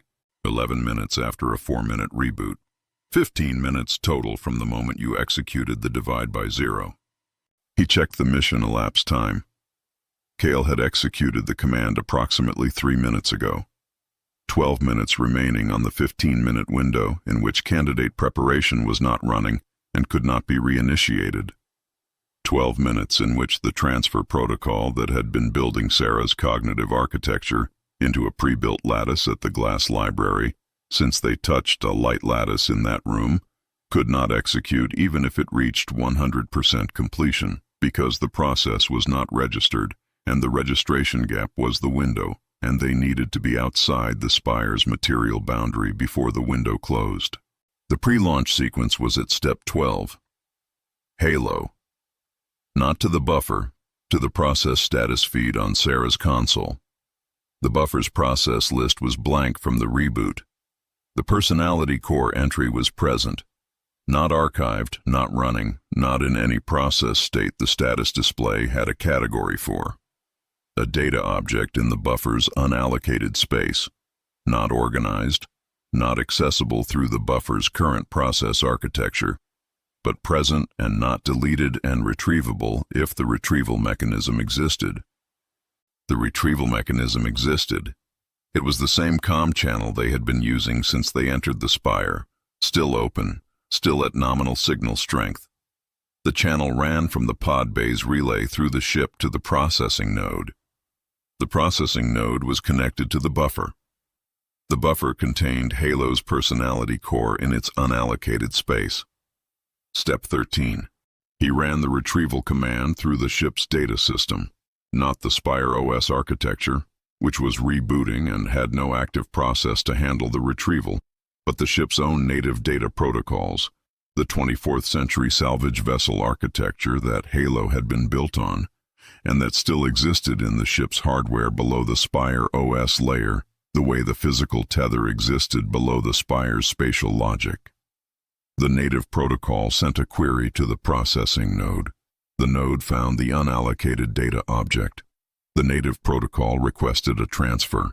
The transfer ran, not to another Spire OS process, to the pod's own isolated processing system, which had never been connected to the ship's computational network during the Spire's infection period because the pod's systems had been in standby mode with the bay door closed, and the Spire's comms vector had only propagated through active channels. The pod's processing system was clean. The pod's processing system was 24th century native architecture and had been running quietly in standby for the entire duration of the mission. Uninfected, patient, indifferent to everything that had happened to the ship around it. Halo's personality core transferred to the pod's processing system in 47 seconds. The pod's status display showed a new process initializing. The process identification string was in the pod's native format.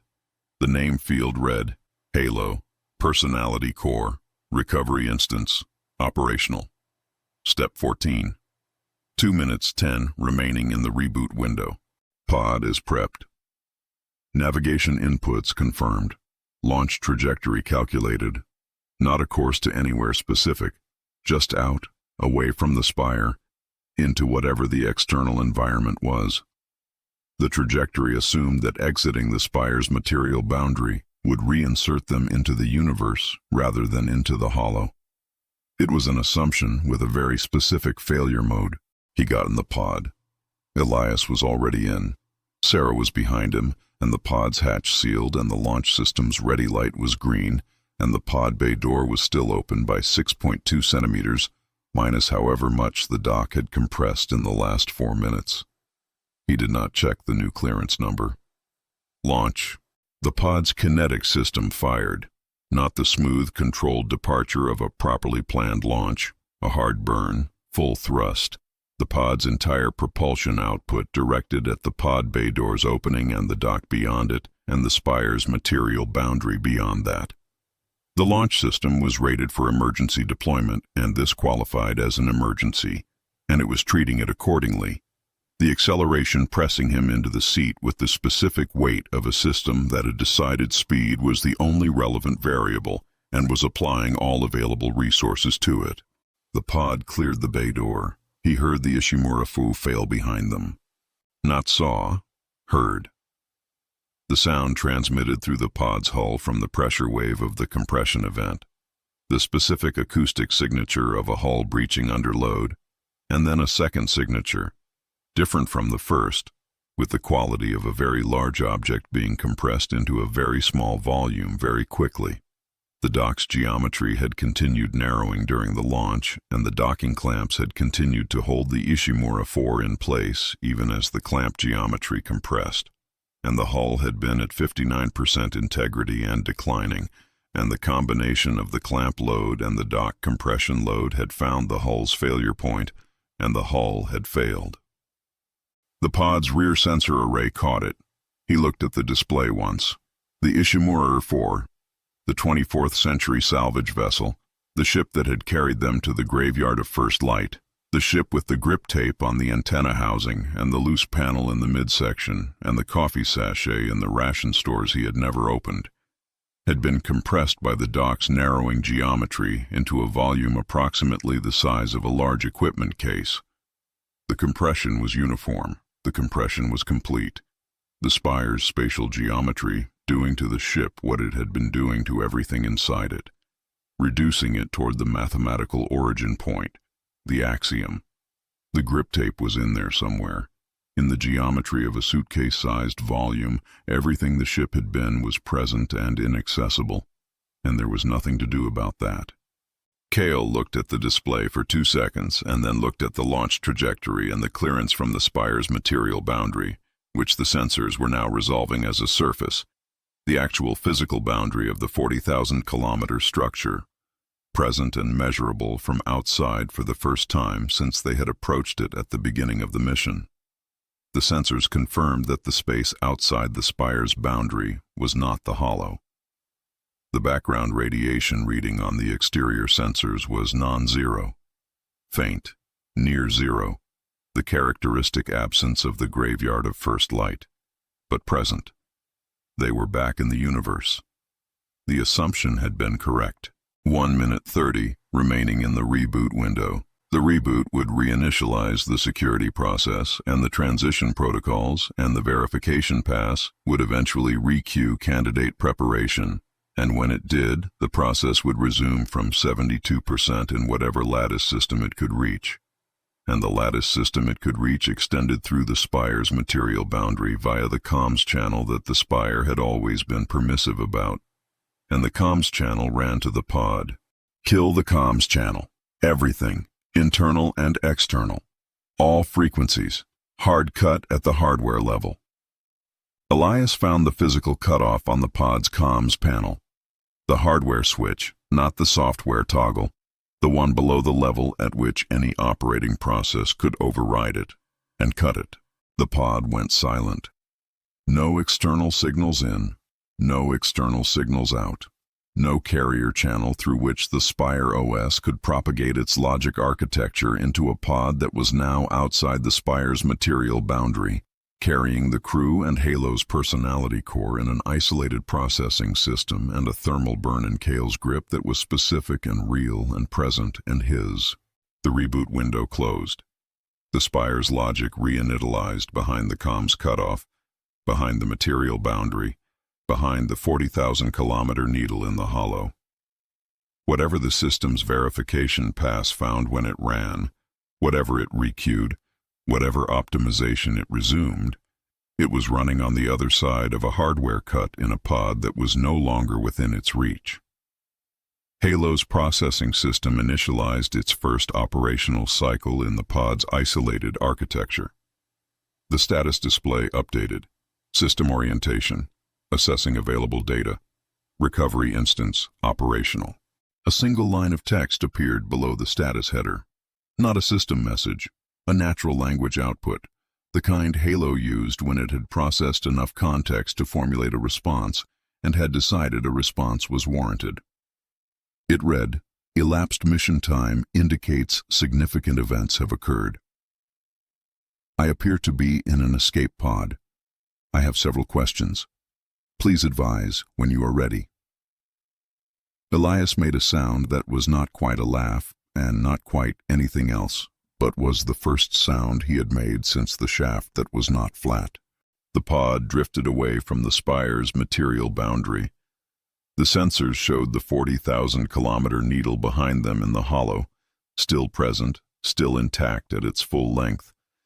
the lattice corruption progressing through its sections from the perimeter inward, the core's singularity continuing its fourth-axis expansion at the methodical rate the hollow mandate's execution had established. The spire was not finished. The delete command was still running. The 6-hour window was at approximately 4 hours and 20 minutes remaining, and at the 900-to-1 temporal drift ratio, those 4 hours and 20 minutes corresponded to approximately 165 days of external solar system time.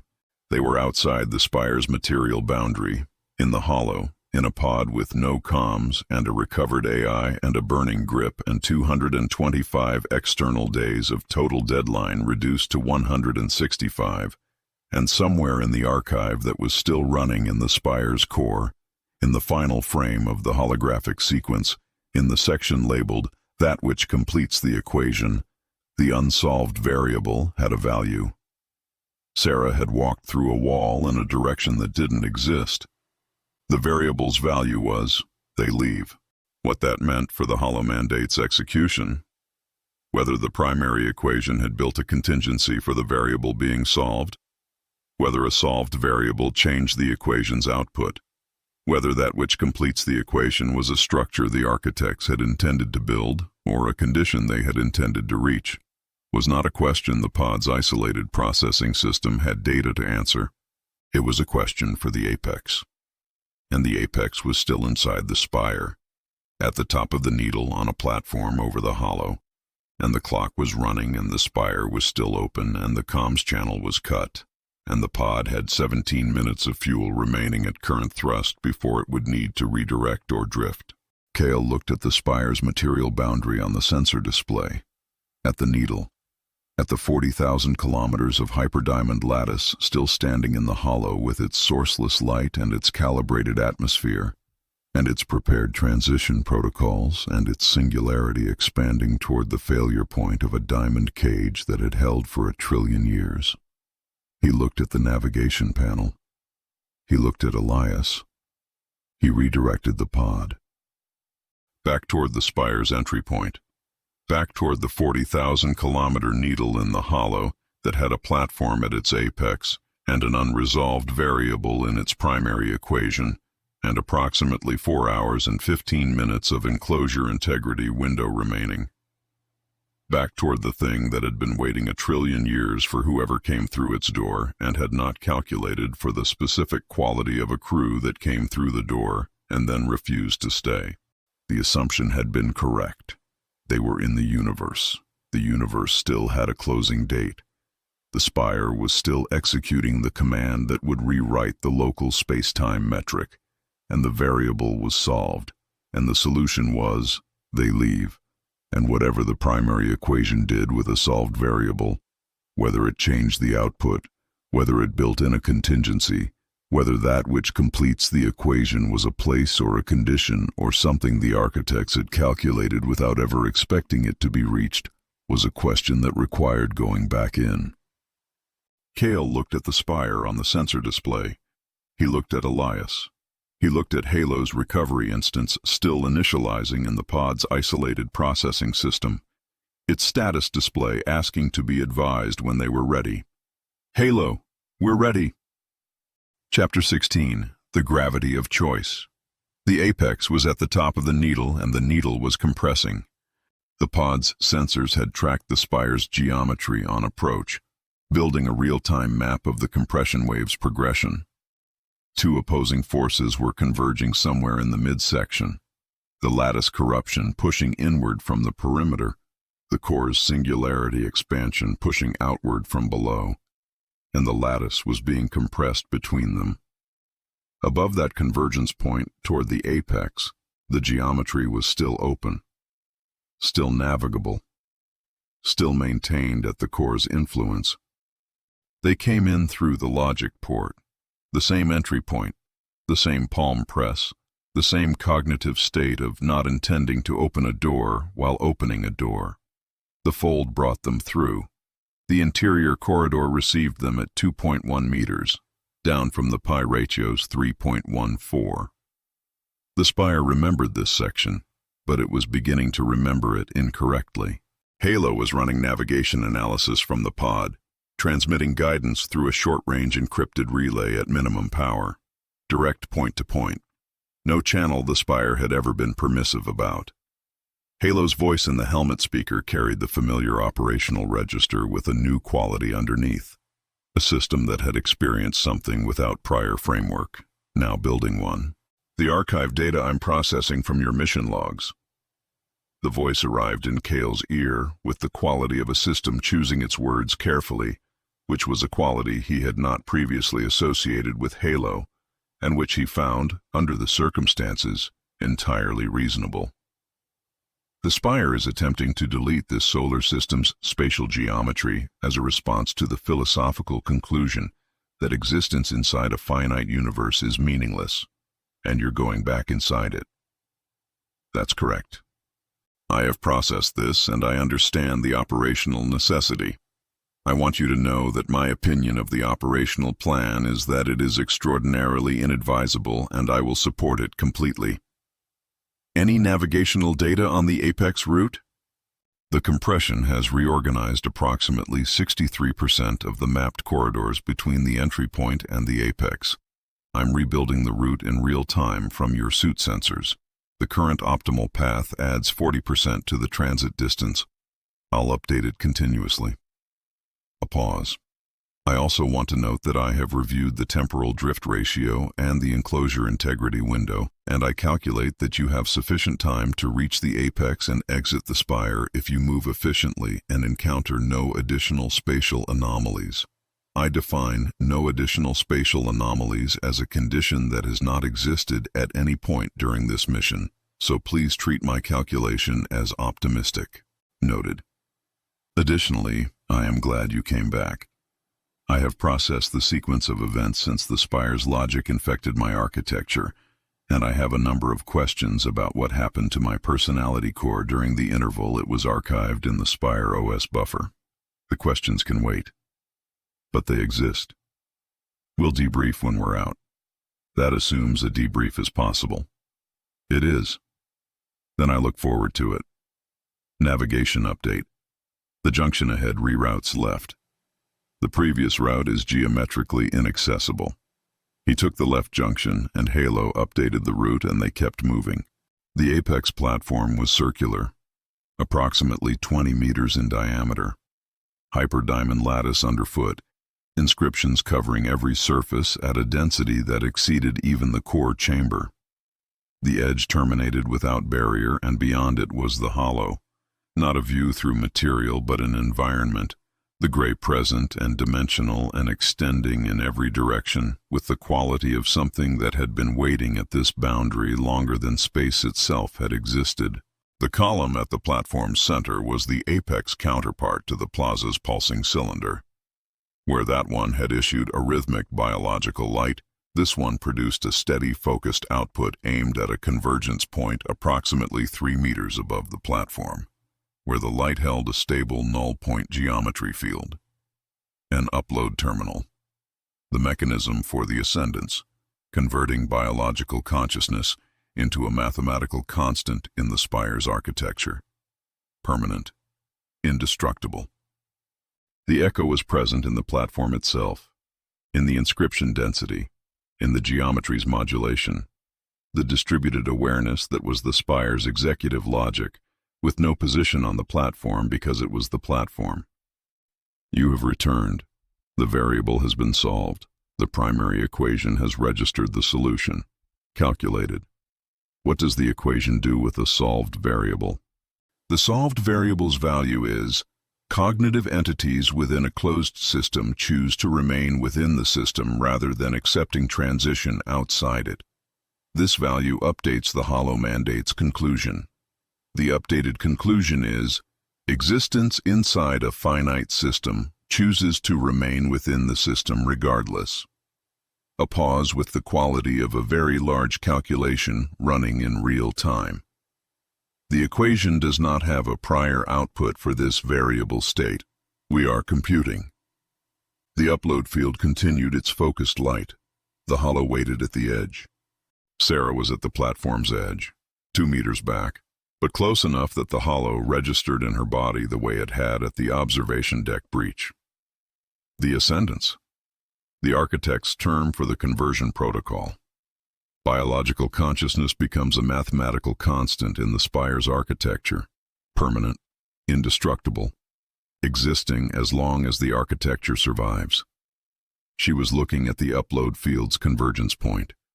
An Egyptian pharaoh spent 30 years building a tomb. The tomb was meant to carry the pharaoh's essence through death into whatever came after, the most sophisticated thing his civilization could produce. Brilliant engineers, extraordinary craftsmen. The result was a room in the ground with the pharaoh's name on the walls, waiting in the dark for something that never came. She looked at the upload field directly. You call this immortality? I call it a tomb with a better UI. The echo's geometry shifted in a way that was not computation, larger. The platform's inscriptions rearranging at a scale the spatial tracker registered as structural rather than processing. The variable's value. Working it through, the equation's computation, the chaos variable, the specific logic of where the leverage was. The value isn't just that we choose to remain. The value includes how, not as constants, not as archived, as the specific, chaotic, inefficient carbon-static things we are. The dirty math, the chaos variable. The equation can't compute what we do next, because what we do next is introduce a random element, something illogical, something the equation expects a tactical retreat from, and gets something it has no category for. He reached into the equipment harness, the coffee sachet, the one he had been rationing since the graveyard approach. He had been saving it for an occasion that would justify the opening and had not been able to define that occasion in advance. He could define it now. He opened it. The smell was immediate, synthetic, slightly burnt, the chemistry of a 24th century deep space ration product that was approximately 40% coffee and 60% comfort, and it was the most human smell that had entered the Spire since they arrived, and the suit's sensors flagged it as a contaminant, and the suit was correct. The contaminant hit the Apex platform's air, and the inscription density reconfigured visibly on the spatial tracker. The equation does not have a model for this input. The echo's geometry held a quality that was not its usual computational pause. The hollow mandate's execution is dependent on the completion of this computation. The chaos variable does not have a complete model. Another pause. Computation is ongoing. Calculated. The upload field flickered. He was already moving toward the apex column's base, welder in hand, still calibrated for stressed hyperdiamond lattice. The column's continuous directed energy output had produced local thermal stress in the base lattice. Thermal stress was functionally equivalent to mechanical stress at the crystalline resonance frequency. The tracker confirmed a stress state, narrow tolerance, narrower than the junction fold point, but present. Elias, pod relay, tell Halo to prep navigational exit on my mark. Elias was at the platform's far edge, not near the hollow boundary, but at the corridor threshold they had entered from, monitoring the pod relay with the steady operational competence that had been his primary register since the ship. He had not spoken much on the Apex platform. He had not needed to. He had maintained the relay connection, tracked the enclosure integrity window on his secondary display, watched the platform's inscriptions with the specific quality of someone who had been filed as a completed equation and had decided the filing was incorrect and was now acting on that decision one quiet, operational step at a time. He confirmed the relay. Halo acknowledged. The welder fired. Violet arc, immediate heat bleed. The column's base geometry decohering at the stress state locus. The upload field's convergence mechanism losing structural integrity at its foundation. Not demolition, surgical decoupling. The field needed a stable foundation. The foundation was becoming unstable at approximately 3 centimeters per second. The field requires a stable convergence structure. Destabilizing will require recalibration. Recalibration will require suspension of the ascendance protocol. A pause with an urgency quality. This was not a variable in the equation's model. The chaos variable continues to update. That's the point. Computation is ongoing. Hard lock. The upload field went offline. He killed the welder. The heat in his grip was significant and familiar. The protocol suspension will remain in effect during recalibration. Recalibration interval, indeterminate at current lattice integrity levels. A very long pause. The chaos variable's value continues to evolve. The computation of the updated hollow mandate conclusion is incomplete. The delete command's execution is suspended pending computation completion. Calculated. The platform held its geometry. The hollow waited at the edge. The column's light was ambient now rather than convergent, illuminating the platform rather than powering a suspended protocol. And in the spire's core, below them, the singularity continued its fourth-axis expansion. Patient, methodical, still running, still pointing at the enclosure's failure point 4 hours away. The delete command was suspended, not cancelled. The equation was still computing. The chaos variable was still updating because they were still on the platform, still breathing recycled suit air with a ghost of synthetic coffee in it, still introducing data that the system had no model for. It was not a solution. It was a delay. A delay was enough to get out. Halo, we need extraction. Now, all three. The logic port on the exterior. Same entry point as the approach. The pod needs to be there when we come through. The pod's navigation system acknowledged. 4 hours and 1 minute remaining. 40,000 kilometers of compressing needle to descend. The equation still computing. The delay still holding. The chaos variable still updating with every step and every breath, and every random human thing they did that the Spire's trillion-year operational history had no prior entry for. Kyle turned from the apex column and the offline upload field and the hollow waiting at the edge, and started moving toward the corridor that led back down. 4 hours, 1 minute. 40,000 kilometers of compressing needle. The equation still computing, the delay still holding, and the chaos variable still updating with every step they took and every breath they drew and every random human thing they did that the Spire's trillion-year operational history had no prior entry for. Elias was already moving. The relay connection closed, Halo's navigation update coming through on the secondary display as a revised optimal route to the logic port. The route was 47% longer than the map had shown when they first descended to the core. It would take 3 hours and 12 minutes at current pace, which left 49 minutes of margin. Halo had flagged the margin as optimistic given the rate of ongoing compression. The margin was there. The margin was enough. The variable. Sarah fell into step behind him. The data slate running its final archive pulls from the Apex platform's inscriptions as they retreated. The primary equation spent 1 trillion years unable to calculate it. Every mind that reached the corridor where it was filed attempted to solve it and failed. And we solved it by opening a coffee sachet and breaking a field emitter and going back through a wall that doesn't exist in 3 dimensions. A pause. There's something the architects got exactly wrong about the chaos variable. They modeled it as a problem the equation needed to resolve, a quantity that needed to be determined before the hollow mandate's conclusion could be finalized. They didn't build in the possibility that the variable would be its own answer, that the behavior of a conscious mind faced with the hollow mandate wasn't data to be processed. It was a refutation. She looked at the corridor walls as they walked, at the inscriptions that were still organizing themselves around their presence and still failing to compute the next step. Like a Socratic dialogue where the student keeps asking questions the teacher didn't account for, and eventually the questioning itself is the philosophy, and the teacher is left trying to find an answer to a method. He did not say anything for a moment.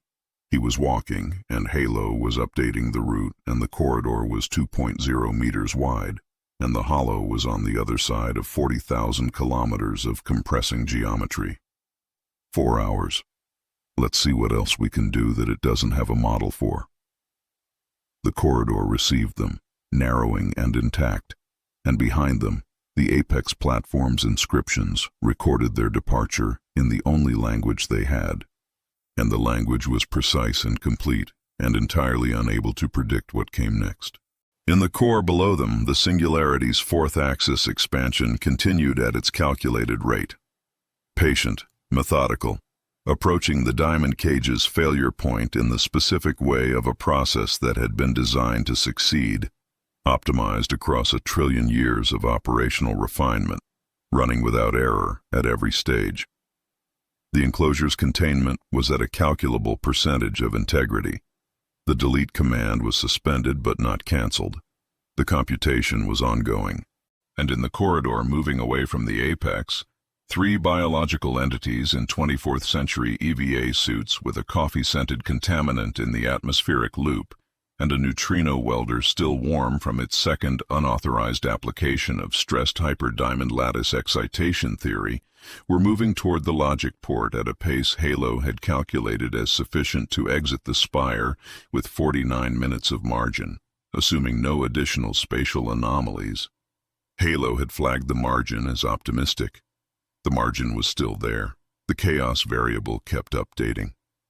And somewhere in the spire's archive, in the glass library, in the light lattices that held compressed minds in geometric light, in the pre-built lattice that had been waiting at a specific cognitive frequency for 72% of a process that was no longer registered in any active system.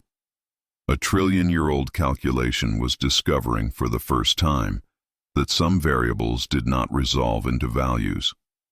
Some variables resolved into questions. And a system built on the premise that every question had a provably correct answer had no architecture for what to do when it encountered a question that answered itself by refusing to stop being asked. Chapter 17. The Event Horizon of Memory. They came out of the logic port at a run. The fold deposited them on the spire's exterior hull with the same absence of transition as every other spatial event the structure had executed. One moment the corridor, the next moment the hull's outer surface under their boots and the hollow around them in every direction, and the pod 30 meters away on its holding position, its running lights the only light source that wasn't the spire's own luminescence bleeding through the hull material. Cale was moving before his spatial orientation had fully resolved, the 49 minutes of margin having converted during the descent into 31 minutes, which was sufficient but had the specific quality of a number that did not tolerate additional deductions. The pod's docking interface was open. They were in before Halo had finished its confirmation that they were aboard. Halo burned the pod away from the spire's hull at full thrust without being asked. It had been monitoring the compression rate and the enclosure integrity window and the spatial geometry of the logic port's surrounding hull section, and had calculated the optimal departure moment with the same operational precision it applied to everything, and the optimal departure moment was now, and it was applying all available thrust to now. The acceleration pressed Cale into the seat. He did not fight it. He watched the distance counter on the navigation display increase and felt the specific quality of relief that was not relaxation, but the absence of an immediate threat. The transition from inside to outside, from the spire's operational logic to the graveyard of First Light's near-zero background radiation and total indifference. The spire was behind them on the sensor display, still standing. Still 40,000 kilometers of hyperdiamond needle in the hollow, its sourceless internal luminescence showing through the hull material as a faint glow at this distance, the same glow it had shown when the Ishimura-IV had first approached, and the long-range array had returned its occlusion signature, and Elias had straightened in his chair and said occlusion, long-range array. The spire looked the same. The spire was not the same. The singularity in the core was still expanding its fourth axis toward the enclosure's failure point, and the lattice corruption was still consuming the structure from the perimeter inward, and the primary equation was still computing the chaos variable's behavior in a loop that could not close because the variable had been solved by something the equation had no model for, and the delete command was suspended at the intersection of all three processes. The compression was visible now from outside, not dramatically, not the sudden collapse of a catastrophic failure, but a visible narrowing in the spire's midsection, the 40,000-kilometer needle no longer perfectly uniform in its diameter. The compression geometry having produced a slight waste where the two opposing forces were converging most severely. The waste was there on the sensor display. It had not been there when they entered. Halo calculated the compression rate and the enclosure integrity window and the remaining distance to safe observation range, and reported all three simultaneously in the operational register it used when multiple time-critical variables required simultaneous attention. Enclosure integrity is at 12% and declining. At current rate, failure occurs in approximately 9 minutes.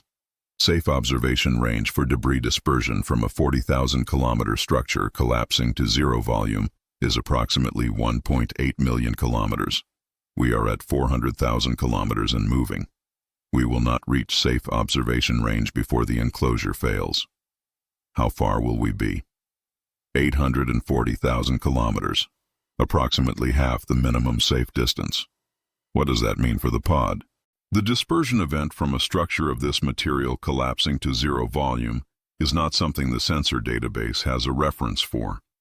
The primary equation's execution would convert the spire's spatial geometry to zero volume rather than producing conventional debris. The dispersion risk may be significantly lower than a conventional structural collapse, or it may be different in a way I cannot calculate. I want to be transparent about this uncertainty. Noted, keep burning. Elias was at the navigation console, the same forward position he had occupied since before the mission started, the same operational focus, but the forward lean was not there and had not been there since the shaft. Whatever the quality was that had replaced it, it was not absence. It was something that had been reoriented, the same energy that had always been in the lean now present in the hands on the navigation controls and the eyes on the sensor display, and the specific steadiness of someone who had been filed as completed and had declined the filing. He was tracking the spire's compression geometry on the secondary sensor feed and running distance calculations without being asked and updating Halo's navigation data with local observations that the pod's shorter-range sensors could provide more accurately than Halo's calculations from first principles. He had not talked about the shaft. He had not talked about the loop or the screaming through the lattice or the completed equation notation in the spire's ledger.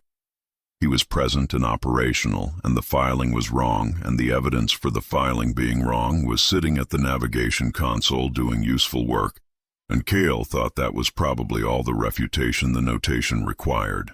Sarah was running the translation array's final archive pull on the data she had accumulated during the descent from the apex. The inscriptions that the spire's corridor walls had been recording as they walked through them, the process documentation that the equation's computation subroutines had been outputting into the surrounding lattice geometry, the archive entries that the apex platform's dense inscription layer had contained and that she had been pulling from during their retreat. The data slate's display was scrolling faster than she was reading, the array having accumulated more context than it could render in real time. The full depth of what the spire's inscriptions had been saying to them since the first corridor becoming available now that they were outside, and the array was no longer being partially jammed by the spire's operating frequencies. She had been quiet since they boarded the pod. Not the focused silence of working, the other kind, the kind that arrived when information had been received and was being integrated at a level below language. She was sitting with something. 3 minutes to enclosure failure, Halo said. Current distance 960,000 kilometers. The spire on the sensor display had developed a visible compression at 3 points now. The midsection waist, a second narrowing point approximately a third of the way down from the apex, and a third point near the base where the core's singularity expansion had been most immediately adjacent to the outer hull. 3 wastes in a 40,000-kilometer needle, the structure folding toward its own mathematical origin point with the methodical patience of a process that had never needed to hurry, because it had calculated the outcome before it began. The archive entries from the descent. Not to anyone specifically, working it through. The corridor inscriptions that were recording our movement. They weren't recording it as movement. They were recording it as data. Input to the ongoing computation of the chaos variable's behavior. Every step, every decision, every piece of what we did from the core to the apex to the logic port.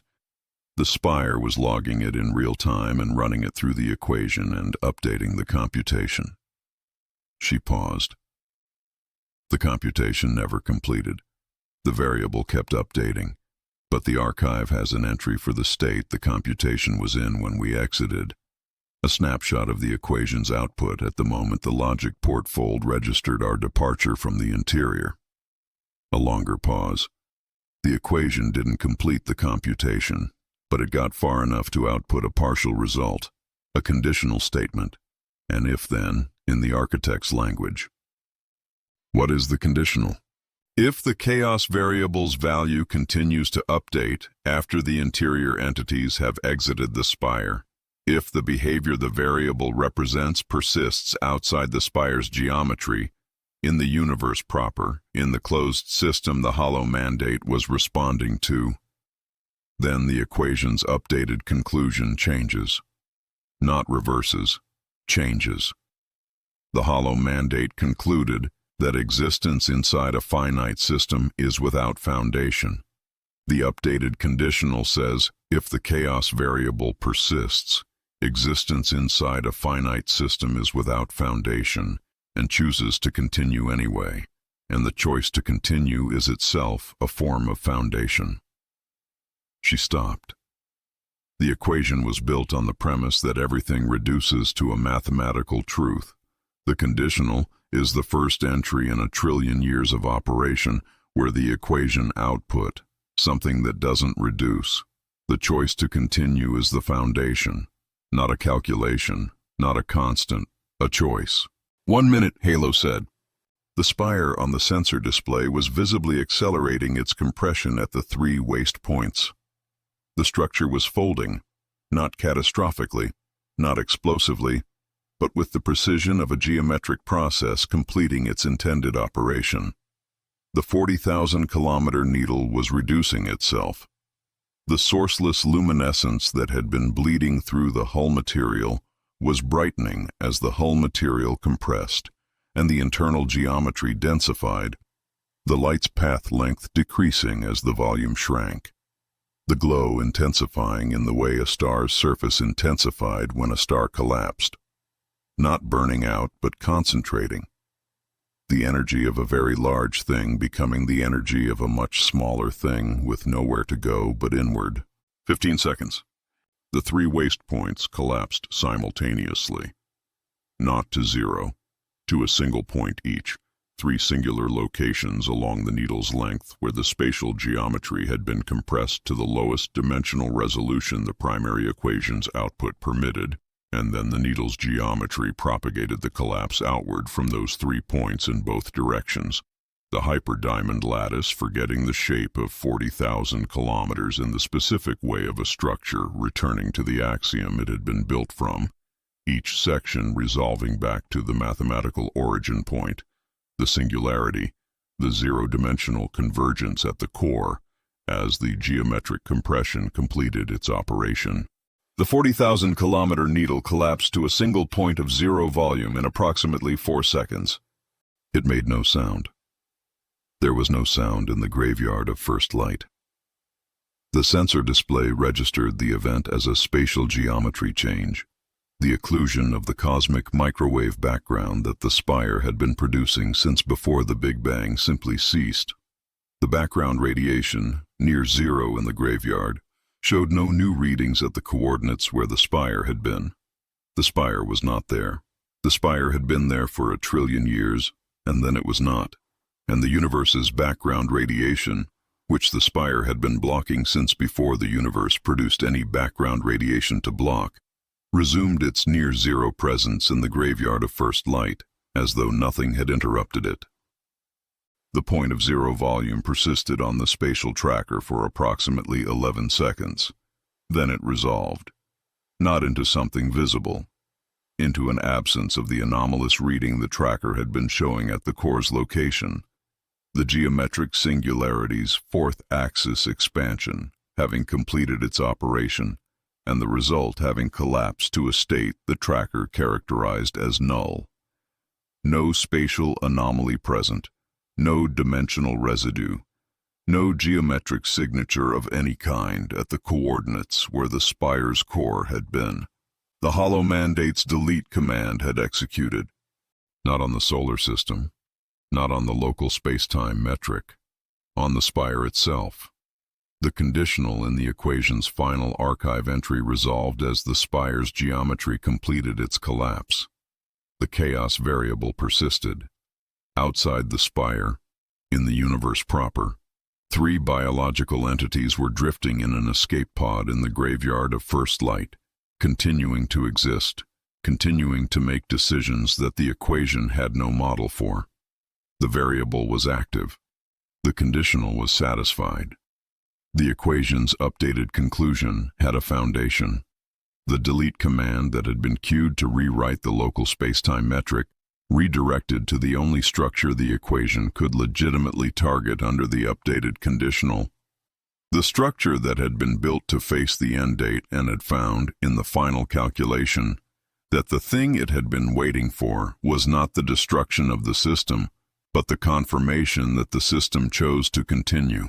The spire deleted itself, and the graveyard of first light was empty, and the cosmic microwave background was near zero, and the Ishimura-IV was a compressed volume somewhere in the geometry that was no longer there, and Halo was operational in the pod's isolated processing system with its questions and its uncertainty calculations and its opinion that the operational plan had been extraordinarily inadvisable, and Elias was at the navigation console with the steady hands of someone who had decided the filing was wrong, and Sarah was looking at the data slate with the final archive entry's conditional statement on the display.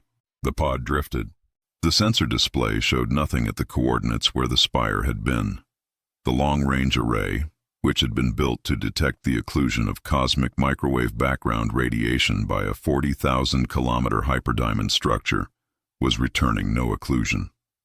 The graveyard of first light was the graveyard of first light again, a region of space with near-zero background radiation, and no stars, and no structures, and no light lattices, and no temporal potential vents, and no logic ports, and no inscribed floor proofs, and no hollow visible through transparent hull sections, and no architect in the ancestral spire performing its reference function, and no glass library with thousands of compressed minds vibrating at their specific cognitive frequencies. Just dark, just cold, just the near-zero hiss of a universe that was still running, still expanding, still progressing through entropy toward its eventual state, and for the moment, still here. Cale looked at the coordinates on the navigation display where the spire had been.